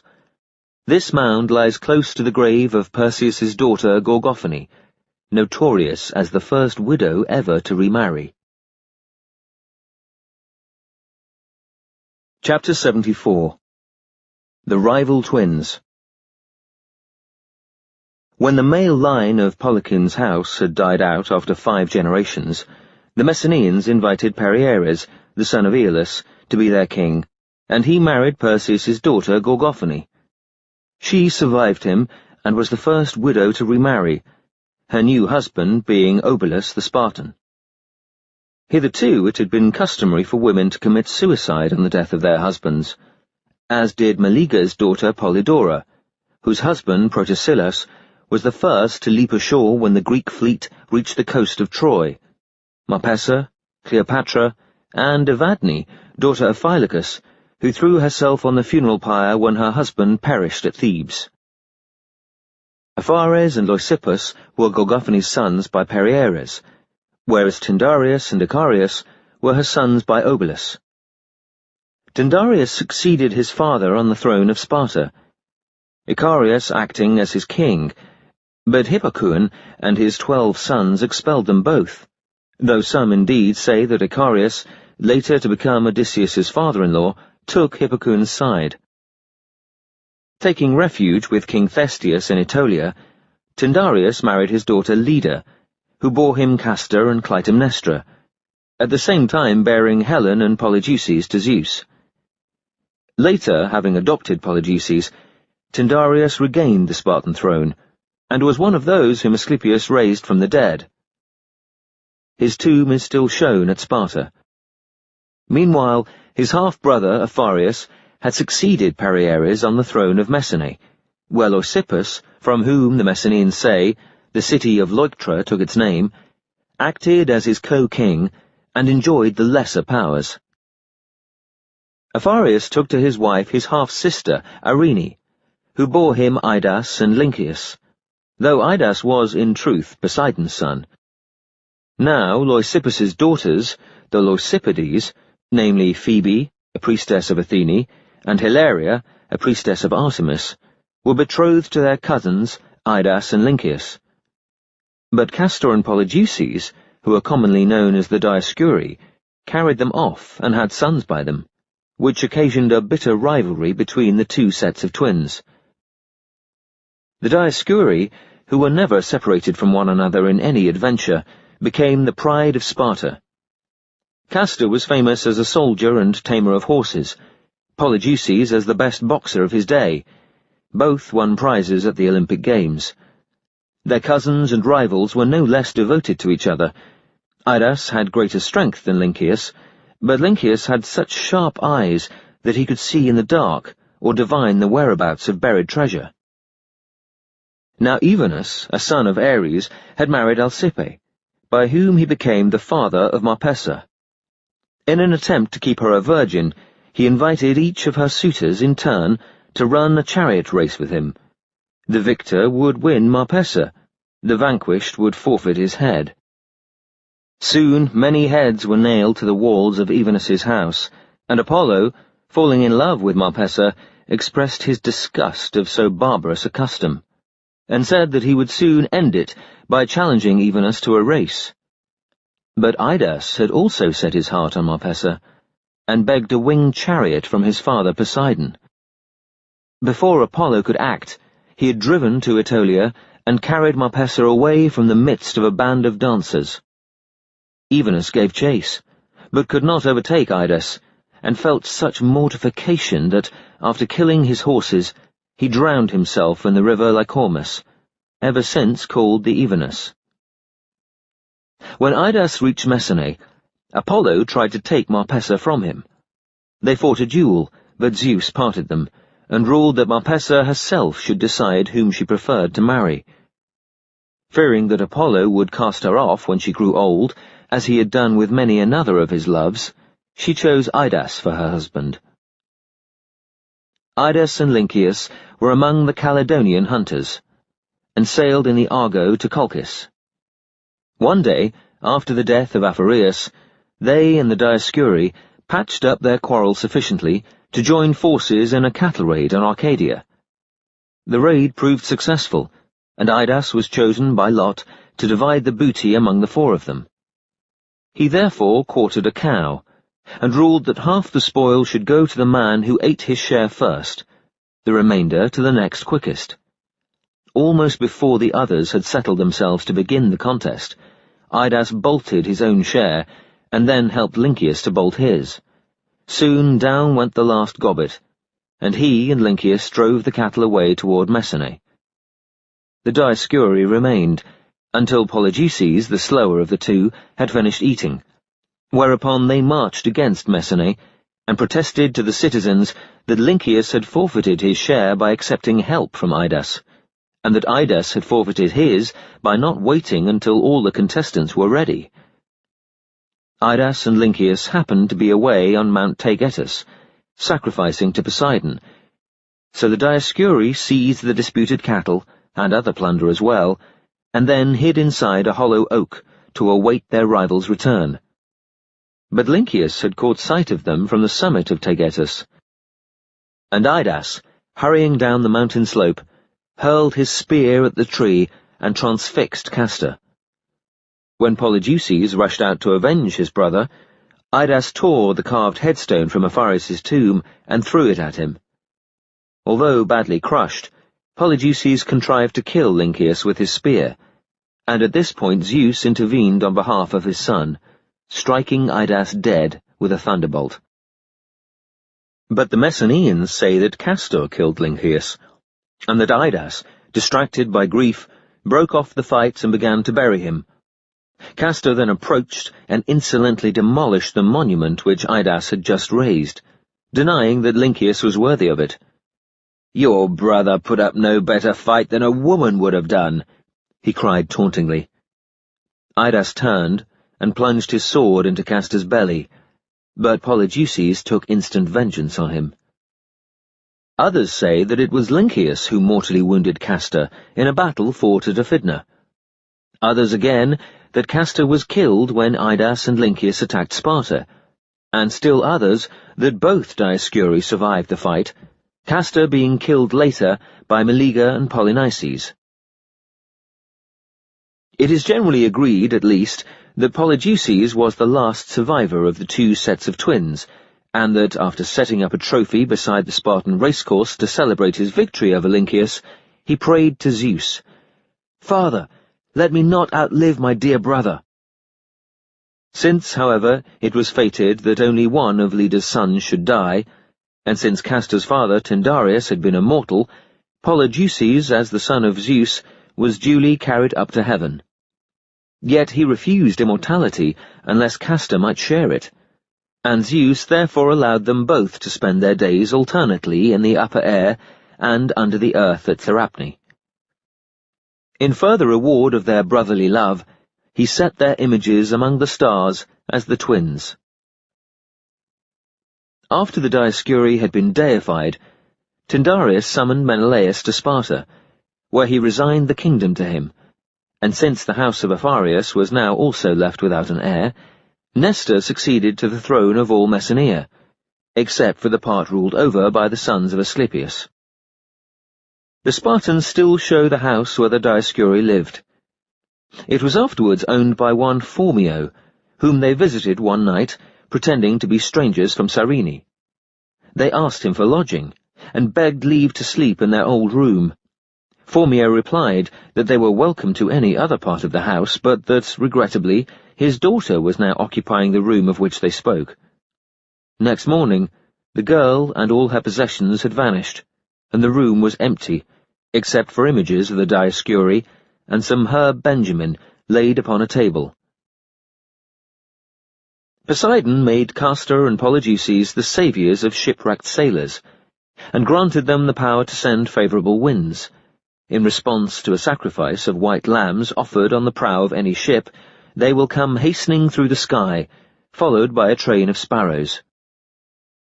The Dioscuri fought with the Spartan fleet at Aegispotamoi, and the victors afterwards hung up 2 golden stars in their honour at Delphi, but these fell down and disappeared shortly before the fatal battles of Leuctra. During the Second Messenian War, a couple of Messenians aroused the Dioscuri's anger by impersonating them. It happened that the Spartan army was celebrating a feast of the demigods, when twin spearmen rode into the camp at full gallop, dressed in white tunics, purple cloaks, and eggshell caps. The Spartans fell down to worship them, and the pretended Dioscuri, 2 Messenian youths, named Gonopus and Panormus, killed many of them. After the battle of the Boar's Grave, therefore, the Dioscuri sat on a wild pear tree, and spirited away the shield belonging to the victorious Messenian commander Aristomenes, which prevented him from pressing on the Spartan retreat, and thus saved many lives. Again, when Aristomenes attempted to assault Sparta by night, the phantoms of the Dioscuri and of their sister Helen turned him back. Later, Castor and Polydeuces forgave the Messenians, who sacrificed to them when Epaminondas founded the new city of Messene. They preside at the Spartan games, and because they invented the war dance and warlike music, are the patrons of all bards who sing of ancient battles. In Hilaria and Phoebe's sanctuary at Sparta, the 2 priestesses are still called Leucipides, and the egg from which Leda's twins were hatched is suspended from the roof. The Spartans represent the Dioscuri by 2 parallel wooden beams, joined by 2 transverse ones. Their co-kings always take these into battle, and when, for the first time, a Spartan army was led by one king alone, it was decreed that 1 beam should also remain at Sparta. According to those who have seen the Dioscuri, the only noticeable difference between them is that Polydeuces' face bears the scars of boxing. They dress alike. Each has his half-eggshell surmounted by a star, each his spear and white horse. Some say that Poseidon gave them their horses, others that Polydeuces' Thessalian charger was a gift from Hermes. Chapter 75. Bellerophon. Bellerophon, son of Glaucus and grandson of Sisyphus, left Corinth under a cloud, having first killed one Bellerus, which earned him his nickname Bellerophontes, shortened to Bellerophon, and then his own brother, whose name is usually given as Deliades. He fled as a suppliant to Proetus, king of Tyrins, but, so ill luck would have it, Antea, Proetus's wife, whom some call Sthenoboa, fell in love with him at sight. When he rejected her advances, she accused him of having tried to seduce her, and Proetus, who believed the story, grew incensed. Yet he dared not risk the Furies' vengeance by the direct murder of a suppliant, and therefore sent him to Antea's father, Iobates, king of Lycia, carrying a sealed letter which read, "Pray remove the bearer from this world. He has tried to violate my wife, your daughter." Iobates, equally loath to ill-treat a royal guest, asked Bellerophon to do him the service of destroying the Chimera, a fire-breathing she-monster with lion's head, goat's body, and serpent's tail. "She is," he explained, "a daughter of a kidney, whom my enemy, the king of Caria, has made a household pet." Before setting about this task, Bellerophon consulted the seer Polyidus, and was advised to catch and tame the winged horse Pegasus, beloved by the muses of Mount Helicon, for whom he had created the well Hippocrene by stamping his moon-shaped hoof. Pegasus was absent from Helicon, but Bellerophon found him drinking at Pyrene, on the Acropolis of Corinth, another of his wells, and threw over his head a golden bridle, Athene's timely present. But some say that Athene gave Pegasus already bridled to Bellerophon, and others that Poseidon, who was really Bellerophon's father, did so. Be that as it may, Bellerophon overcame the Chimera by flying above her on Pegasus's back, riddling her with arrows, and then thrusting between her jaws a lump of lead, which he had fixed to the point of his spear. The Chimera's fiery breath melted the lead, which trickled down her throat, searing her vitals. Iobates, however, far from rewarding Bellerophon for this daring feat, sent him at once against the warlike Celymians and their allies, the Amazons, both of whom he conquered by soaring above them, well out of bowshot, and dropping large boulders on their heads. Next, in the Lycian plain of Xanthus, he beat off a band of Carian pirates led by one Chimarus, a fiery and boastful warrior, who sailed in a ship adorned with a lion figurehead and a serpent stern. When Iobates showed no gratitude even then, but, on the contrary, sent the palace guards to ambush him on his return, Bellerophon dismounted, and prayed that while he advanced on foot, Poseidon would flood the Xanthian plain behind him. Poseidon heard his prayer, and sent great waves rolling slowly forward as Bellerophon approached Iobates' palace, and because no man could persuade him to retire, the Xanthian women hoisted their skirts to the waist, and came rushing towards him in full butt, offering themselves to him one and all, if only he would relent. Bellerophon's modesty was such that he turned tail and ran, and the waves retreated with him. Convinced now that Proetus must have been mistaken about the attempt on Antaeus' virtue, Iobates produced the letter, and demanded an exact account of the affair. On learning the truth, he implored Bellerophon's forgiveness, gave him his daughter Philonoe in marriage, and made him heir to the Lycian throne. He also praised the Xanthian women for their resourcefulness, and ordered that, in future, all Xanthians should reckon descent from the mother, not the father. Bellerophon, at the height of his fortune, presumptuously undertook a flight to Olympus, as though he were an immortal. But Zeus sent a gadfly, which stung Pegasus under the tail, making him rear and fling Bellerophon ingloriously to earth. Pegasus completed the flight to Olympus, where Zeus now uses him as a pack-beast for thunderbolts, and Bellerophon, who had fallen into a thorn bush, wandered about the earth, lame, blind, lonely, and accursed, always avoiding the paths of men until death overtook him. Chapter 76. Antiope. Some say that when Zeus seduced Antiope, daughter of Nyctius the Theban, she fled to the king of Sicyon, who agreed to marry her, and thus occasioned a war in which Nyctius was killed. Antiope's uncle Lycus presently defeated the Ciconians in a bloody battle, and brought her back, a widow, to Thebes. After giving birth in a wayside thicket to the twins Amphion and Zethus, whom Lycus had once exposed on Mount Cithaeron, she was cruelly treated for many years by her aunt Dirce.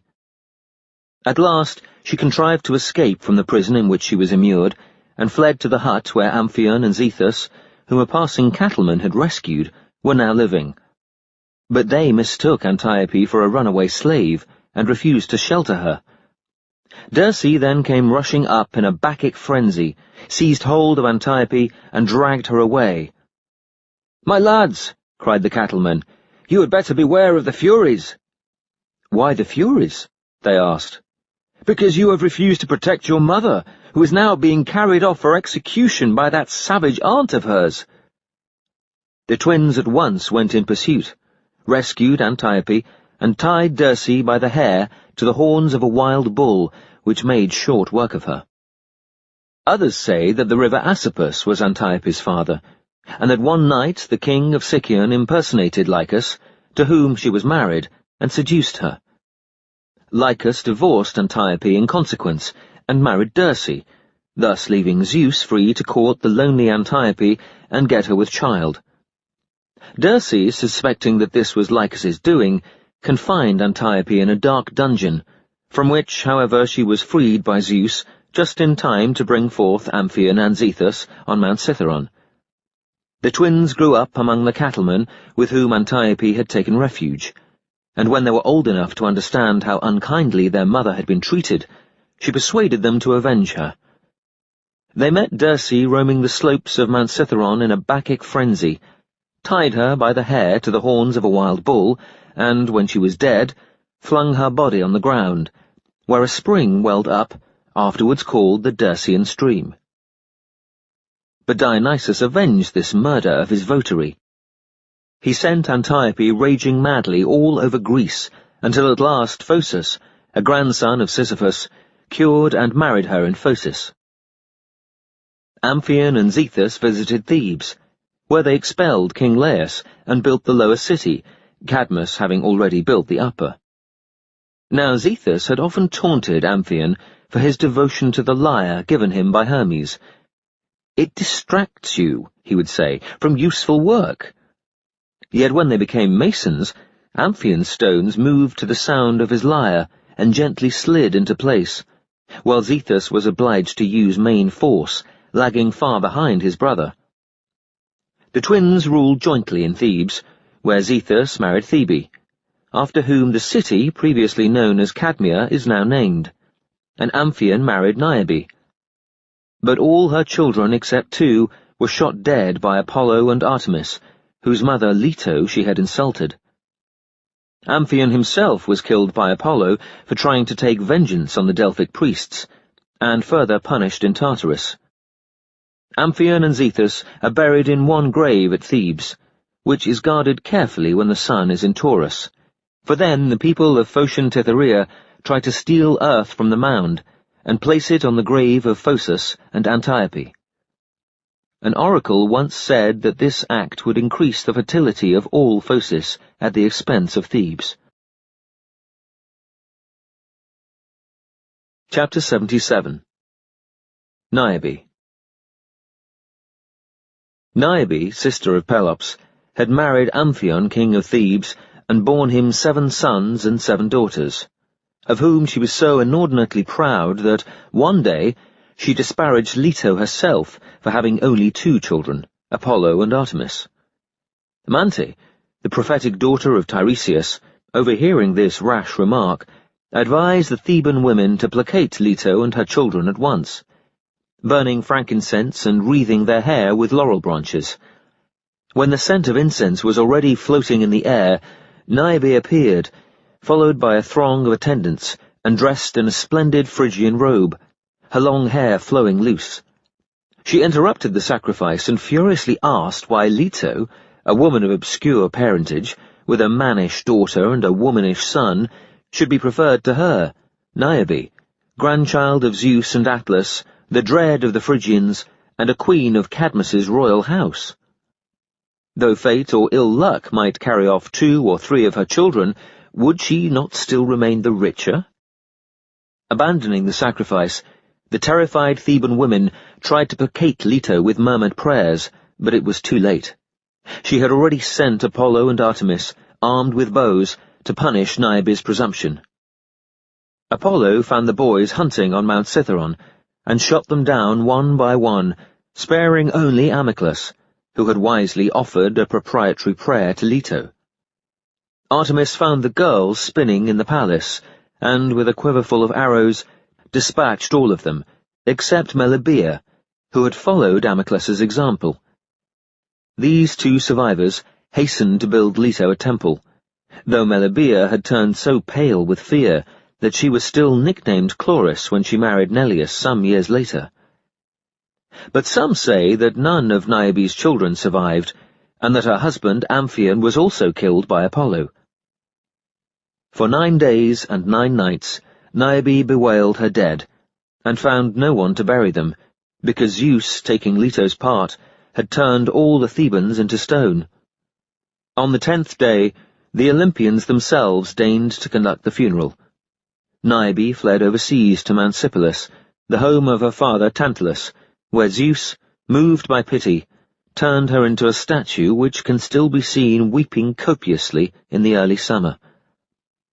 All men mourned for Amphion, deploring the extinction of his race, but none mourned for Niobe, except her equally proud brother Pelops. Chapter 78. Caenis and Caeneus. Poseidon once lay with the nymph Caenis, daughter of Elatus the Magnesian, or some say of Coronus the Lapith, and asked her to name a love gift. "Transform me," she said, "into an invulnerable fighter. I am weary of being a woman." Poseidon obligingly changed her sex, and she became Caeneus, waging war with such success that the Lapiths soon elected her their king, and she even begot a son, Coronus, whom Heracles killed many years later while fighting for Eugenius the Dorian. Exalted by this new condition, Caeneus set up a spear in the middle of the marketplace, where the people congregated, and made them sacrifice to it as if to a god, and honour no other deity whatsoever. Zeus, hearing of Caeneus's presumption, instigated the centaurs to an act of murder. During the wedding of Pirithous, they made a sudden attack on her, but she had no difficulty in killing 5 or 6 of them without incurring the slightest wound, because their weapons rebounded harmlessly from her charmed skin. However, the remaining centaurs beat her on the head with fir logs, until they had driven her under the earth, and then piled a mound of logs above. So Caeneus smothered and died. Presently out flew a sandy-winged bird, which the seer Mopsus, who was present, recognized as her soul, and when they came to bury her, the corpse was again a woman's. Chapter 79. Erigone. Although Aeneas was the first mortal to be given a vine plant by Dionysus, Icarius anticipated him in the making of wine.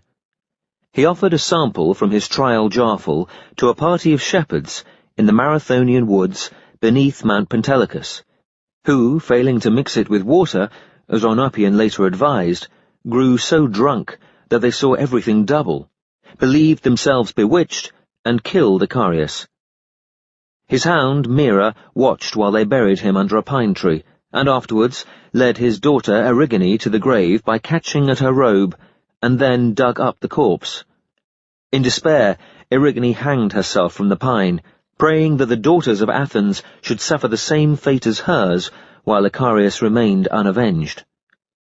Only the gods heard her, and the shepherds fled overseas, but many Athenian maidens were found hanging from the pine one after another, until the Delphic oracle explained that it was Erigone who demanded their lives. The guilty shepherds were sought out at once and hanged, and the present vintage festival instituted, during which libations are poured to Icarius and Erigone, while girls swing on ropes from the branches of the tree, their feet resting on small platforms. This is how swings were invented. Masks are also hung from the branches, which twist around with the wind. The image of Mira the hound was set in the sky, and became the lesser dog star. Some therefore identify Icarius with Bootes, and Erigone with the constellation of the Virgin. Chapter 80. The Caledonian Boar. Aeneas, king of Caledon in Aetolia, married Althea. She first bore him Toxeus, whom Aeneas killed with his own hands for rudely leaping over the fosse which had been dug in defence of the city, and then Meleager, said to have been in reality her son by Ares. When Meleager was 7 days old, the Fates came to Althea's bedroom, and announced that he could live only so long as a certain brand on the hearth remained unburned. She at once snatched the brand from the fire, extinguishing it with a pitcherful of water, and then hid it in a chest. Meleager grew up to be a bold and invulnerable fighter, and the best javelin thrower in Greece, as he proved at Acastus's funeral games. He might still be alive, but for an indiscretion committed by Aeneas, who one summer forgot to include Artemis in his yearly sacrifices to the 12 gods of Olympus. Artemis, when informed of this neglect by Helios, sent a huge boar to kill Aeneas's cattle and labourers, and to ravage his crops. But Aeneas dispatched heralds, inviting all the bravest fighters of Greece to hunt the boar, and promising that whoever killed it should have its pelt and tusks. Many answered the call, among them Castor and Polydeuces from Sparta, Idas and Lynceus from Messene, Theseus from Athens, and Pirithous from Larissa, Jason from Iolcus, and Admetus from Pherae, Nestor from Pylos, Peleus and Eurytion from Phthia, Iphicles from Thebes, Amphiaraus from Argos, Telamon from Salamis, Caeneus from Magnesia, and finally Anchius and Cepheus from Arcadia, followed by their compatriot, the chaste, swift-footed Atalanta, only daughter of Iasus and Clymene. Iasus had wished for a male heir, and Atalanta's birth disappointed him so cruelly that he exposed her on the Parthenian hill near Calydon, where she was suckled by a bear, which Artemis sent to her aid. Atalanta grew to womanhood among a clan of hunters who found and reared her, but remained a virgin and always carried arms. On one occasion, she came fainting for thirst to Syphanta, and there, calling on Artemis, and striking a rock with the point of her spear, made a spring of water gush out. But she was not yet reconciled to her father. Oeneus entertained the huntsmen royally for 9 days, and though Anchius and Cepheus at first refused to hunt in company with a woman, Meleager declared, on Aeneas's behalf, that unless they withdrew their objection, he would cancel the chase altogether. The truth was that Meleager had married Ida's daughter Cleopatra, but now felt a sudden love for Atalanta, and wished to ingratiate himself with her. His uncles, Althea's brothers, took an immediate dislike to the girl, convinced that her presence could lead only to mischief, because he kept sighing deeply and exclaiming, "Ah, how happy the man whom she marries!" Thus the chase began under bad auspices. Artemis herself had seen to this. Amphiaraus and Atalanta were armed with bows and arrows, others with boar spears, javelins, or axes, each being so anxious to win the pelt for himself that hunt discipline was neglected. At Meleager's suggestion, the company advanced in a half-moon, at some paces interval, through the forest where the boar had its lair. The first blood shed was human. When Atalanta posted herself on the extreme right flank, at some distance from her fellow hunters, 2 centaurs, Hylius and Rhecus, who had joined the chase, decided to ravish her, each in turn assisting the other. But as soon as they ran towards her, she shot them both down, and went to hunt at Meleager's side. Presently the boar was flushed from a watercourse, overgrown with willows. It came bounding out, killed 2 of the hunters, hamstrung another, and drove young Nestor, who afterwards fought at Troy, up a tree. Jason and several others flung ill-aimed javelins at the boar, Iphicles alone contriving to graze its shoulder. Then Telamon and Peleus went in boldly with boar spears, but Telamon tripped over a tree root, and while Peleus was pulling him to his feet, the boar saw them and charged.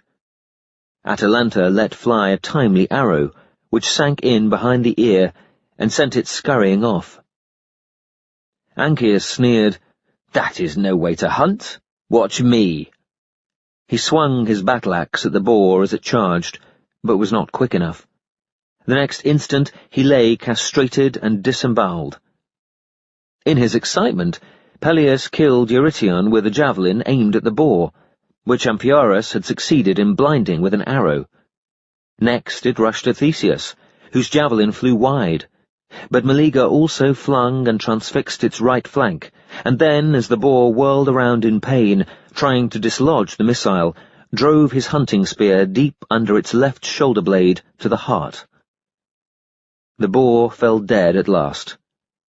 At once Meleager flayed it, and presented the pelt to Atalanta, saying, "You drew first blood, and had we left the beast alone, it would soon have succumbed to your arrow."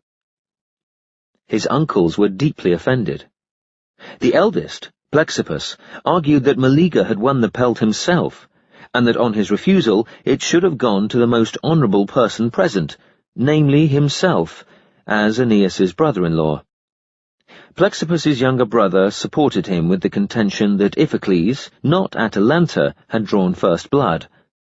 Meleager, in a lover's rage, killed them both. Althea, as she watched the dead bodies being carried home, set a curse upon Meleager, which prevented him from defending Calydon when his two surviving uncles declared war on the city and killed many of its defenders. At last his wife Cleopatra persuaded him to take up arms, and he killed both these uncles, despite their support of Apollo, whereupon the Furies instructed Althea to take the unburned brand from the chest and cast it on the fire. Meleager felt a sudden scorching of his inwards, and the enemy overcame him with ease. Althea and Cleopatra hanged themselves, and Artemis turned all but two of Meleager's shrieking sisters into guinea hens, which she brought to her island of Liros, the home of evil livers. Delighted by Atalanta's success, Iasus recognized her at last as his daughter. But when she arrived at the palace, his first words were, "My child, prepare to take a husband." A disagreeable announcement, since the Delphic oracle had warned her against marriage. She answered, "Father, I consent on one condition. Any suitor for my hand must either beat me in a foot race, or else let me kill him." "So be it," said Iasus. Many unfortunate princes lost their lives in consequence, because she was the swiftest mortal alive. But Melanion, son of Amphidamas the Arcadian, invoked Aphrodite's assistance. She gave him 3 golden apples, saying, "Delay Atalanta by letting these fall, one after the other, in the course of the race." The stratagem was successful.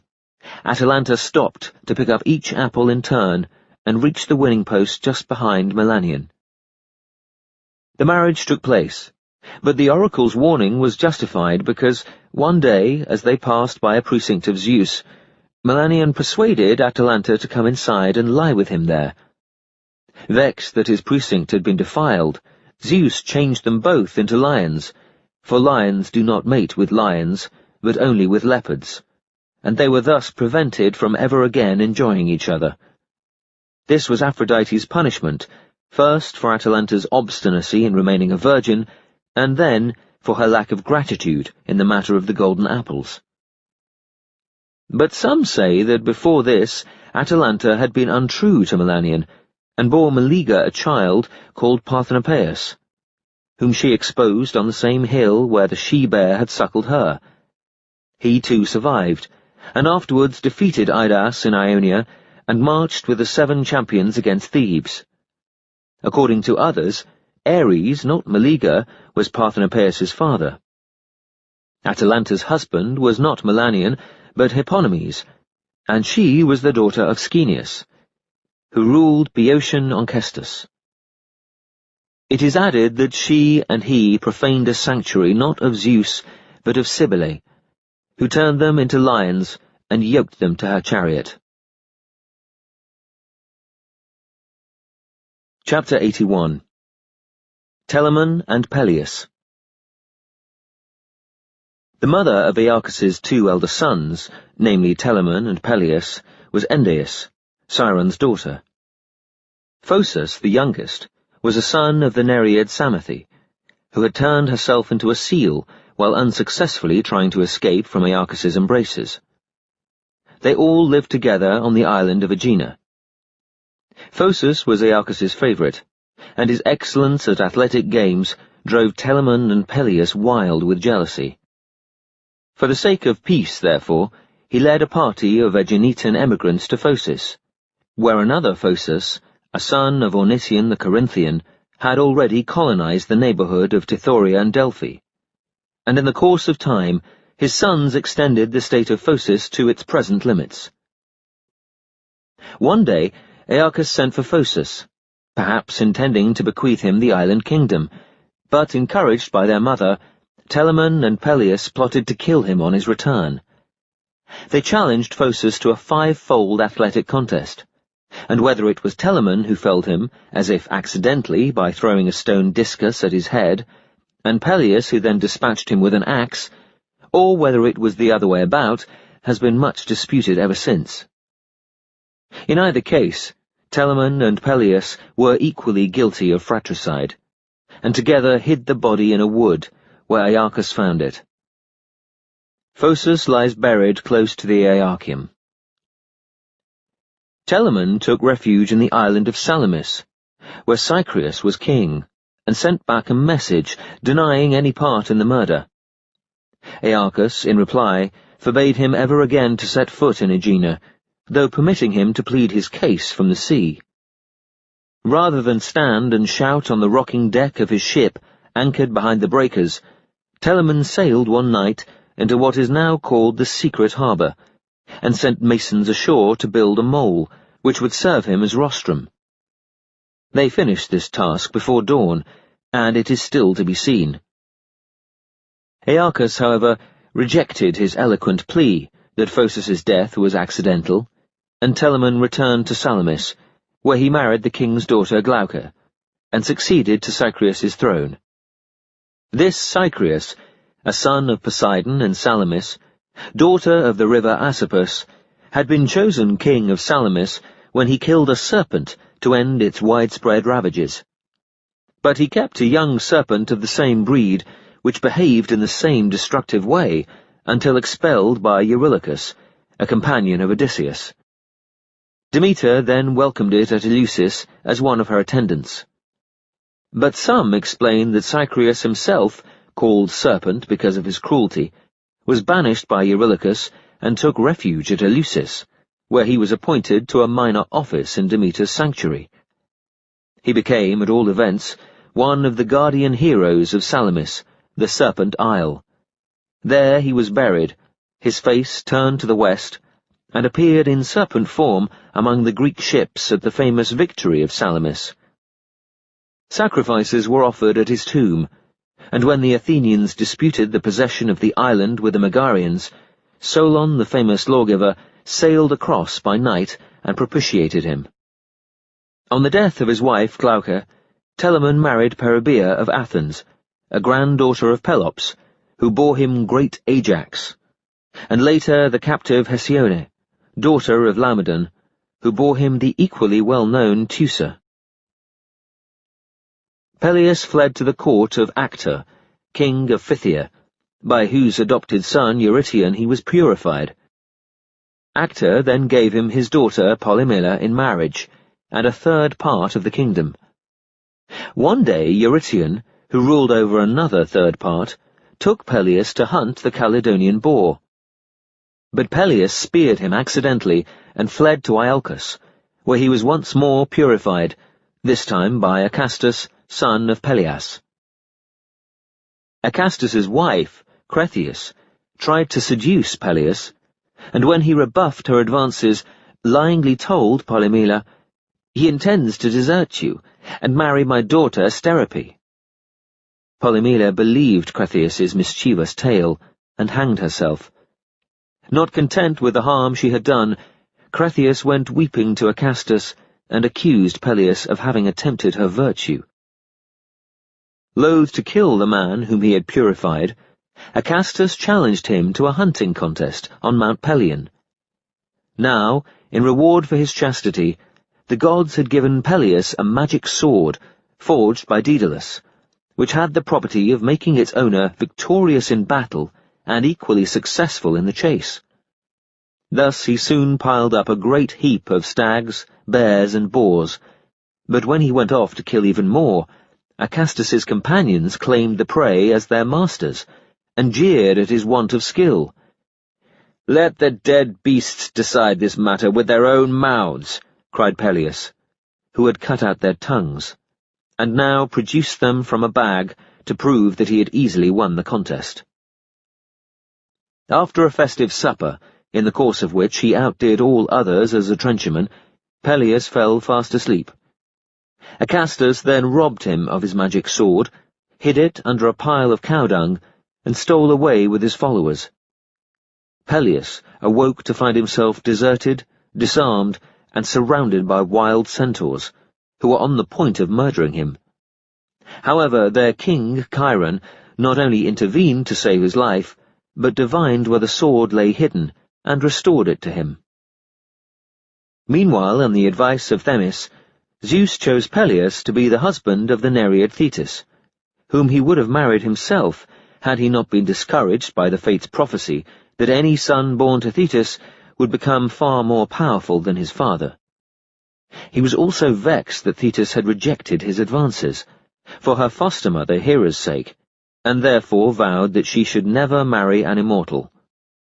Hera, however, gratefully decided to match her with the noblest of mortals, and summoned all Olympians to the wedding when the moon should next be full, at the same time sending her messenger Iris to King Chiron's cave with an order for Peleus to make ready. Now Chiron foresaw that Thetis, being immortal, would at first resent the marriage, and acting on his instructions, Peleus concealed himself behind a bush of party-coloured myrtle berries, on the shores of a Thessalian islet, where Thetis often came, riding naked on a harnessed dolphin, to enjoy her midday sleep in the cave, which this bush half screened. No sooner had she entered the cave and fallen asleep, than Peleus seized hold of her. The struggle was silent and fierce. Thetis turned successively into fire, water, a lion, and a serpent. But Peleus had been warned what to expect, and clung to her resolutely, even when she became an enormous slippery cuttlefish and squirted ink at him, a change which accounts for the name of Cape Sepias, a nearby promontory, now sacred to the Nereids. Though burned, drenched, mauled, stung, and covered with sticky sepia ink, Peleus would not let her go, and, in the end, she yielded, and they lay locked in a passionate embrace. Their wedding was celebrated outside Chiron's cave on Mount Pelion. The Olympians attended, seated on 12 thrones. Hera herself raised the bridal torch, and Zeus, now reconciled to his defeat, gave Thetis away. The Fates and the Muses sang. Ganymedes poured nectar, and the 50 Nereids performed a spiral dance on the white sands. Crowds of centaurs attended the ceremony, wearing chaplets of grass, brandishing darts of fir, and prophesying good fortune. Chiron gave Peleus a spear. Athene had polished its shaft, which was cut from an ash on the summit of Pelion, and Hephaestus had forged its blade. The gods' joint gift was a magnificent suit of golden armour, to which Poseidon added the 2 immortal horses, Balius and Xanthus, by the west wind out of the harpy Podarge. But the goddess Eris, who had not been invited, was determined to put the divine guests at loggerheads, and while Hera, Athene, and Aphrodite were chatting amicably together, arm in arm, she rolled a golden apple at their feet. Peleus picked it up, and stood embarrassed by its inscription, "To the fairest," not knowing which of the 3 might be intended. This apple was the proto-catarctical cause of the Trojan War. Some describe Peleus's wife, Thetis, as Chiron's daughter, and a mere mortal, and say that Chiron, wishing to honour Peleus, spread the rumour that he had married the goddess, her mistress. Meanwhile Peleus, whose fortunes the kindly Chiron had restored, and who now also acquired large herds of cattle as a dowry, sent some of these to Phthia as an indemnity for his accidental killing of Eurytion. but when the payment was refused by the Pythians, left them to roam at will about the countryside. This proved to have been a fortunate decision, because a fierce wolf which Psamathe had sent after them to avenge the death of her son Phocis so glutted its hunger on these masterless cattle that it could hardly crawl. When Peleus and Thetis came face to face with the wolf, it made as if to spring at Peleus's throat, but Thetis glowered balefully, with protruded tongue, and turned it into a stone, which is still pointed out on the road between Locris and Phocis. Later, Peleus returned to Iolcus, where Zeus supplied him with an army of ants transformed into warriors, and thus he became known as the King of the Myrmidons. He captured the city single-handed, killed first Acastus, then the cowering Cretheus, and led his Myrmidons into the city between the pieces of her dismembered body. Thetis successively burned away the mortal parts of her 6 sons by Peleus in order to make them immortal like herself, and sent each of them in turn up to Olympus. But Peleus contrived to snatch the 7th from her, when she had already made all his body, except the ankle bone, immortal by laying it on the fire and afterwards rubbing it with ambrosia. The half-charred ankle bone had escaped this final treatment. Enraged by his interference, Thetis said farewell to Peleus, and returned to her home in the sea, naming her son Achilles, because he had as yet placed no lips to her breast. Peleus provided Achilles with a new ankle bone, taken from the skeleton of the swift giant Damasus, but this was fated to prove his undoing. Too old to fight at Troy himself, Peleus later gave Achilles the golden armor, the ashen spear, and the 2 horses which had been his wedding presents. He was eventually expelled from Phthia by Acastus's sons, who no longer feared him when they heard of Achilles' death. But Thetis instructed him to visit the cave by the myrtle bush, where he had first mastered her, and wait there until she took him away to live with her forever in the depths of the sea. Peleus went to the cave and eagerly watched the passing ships, hoping that one of them might be bringing his grandson, Neoptolemus, back from Troy. Neoptolemus, meanwhile, was refitting his shattered fleet in Molossia, and when he heard of Peleus's banishment, disguised himself as a Trojan captive, and took ship for Iolcus, there contriving to kill Acastus's sons and seize the city. But Peleus, growing impatient, had chartered a vessel for a voyage to Molossia. Rough weather drove her to the island of Icos, near Euboea, where he died and was buried, thus forfeiting the immortality which Thetis had promised him.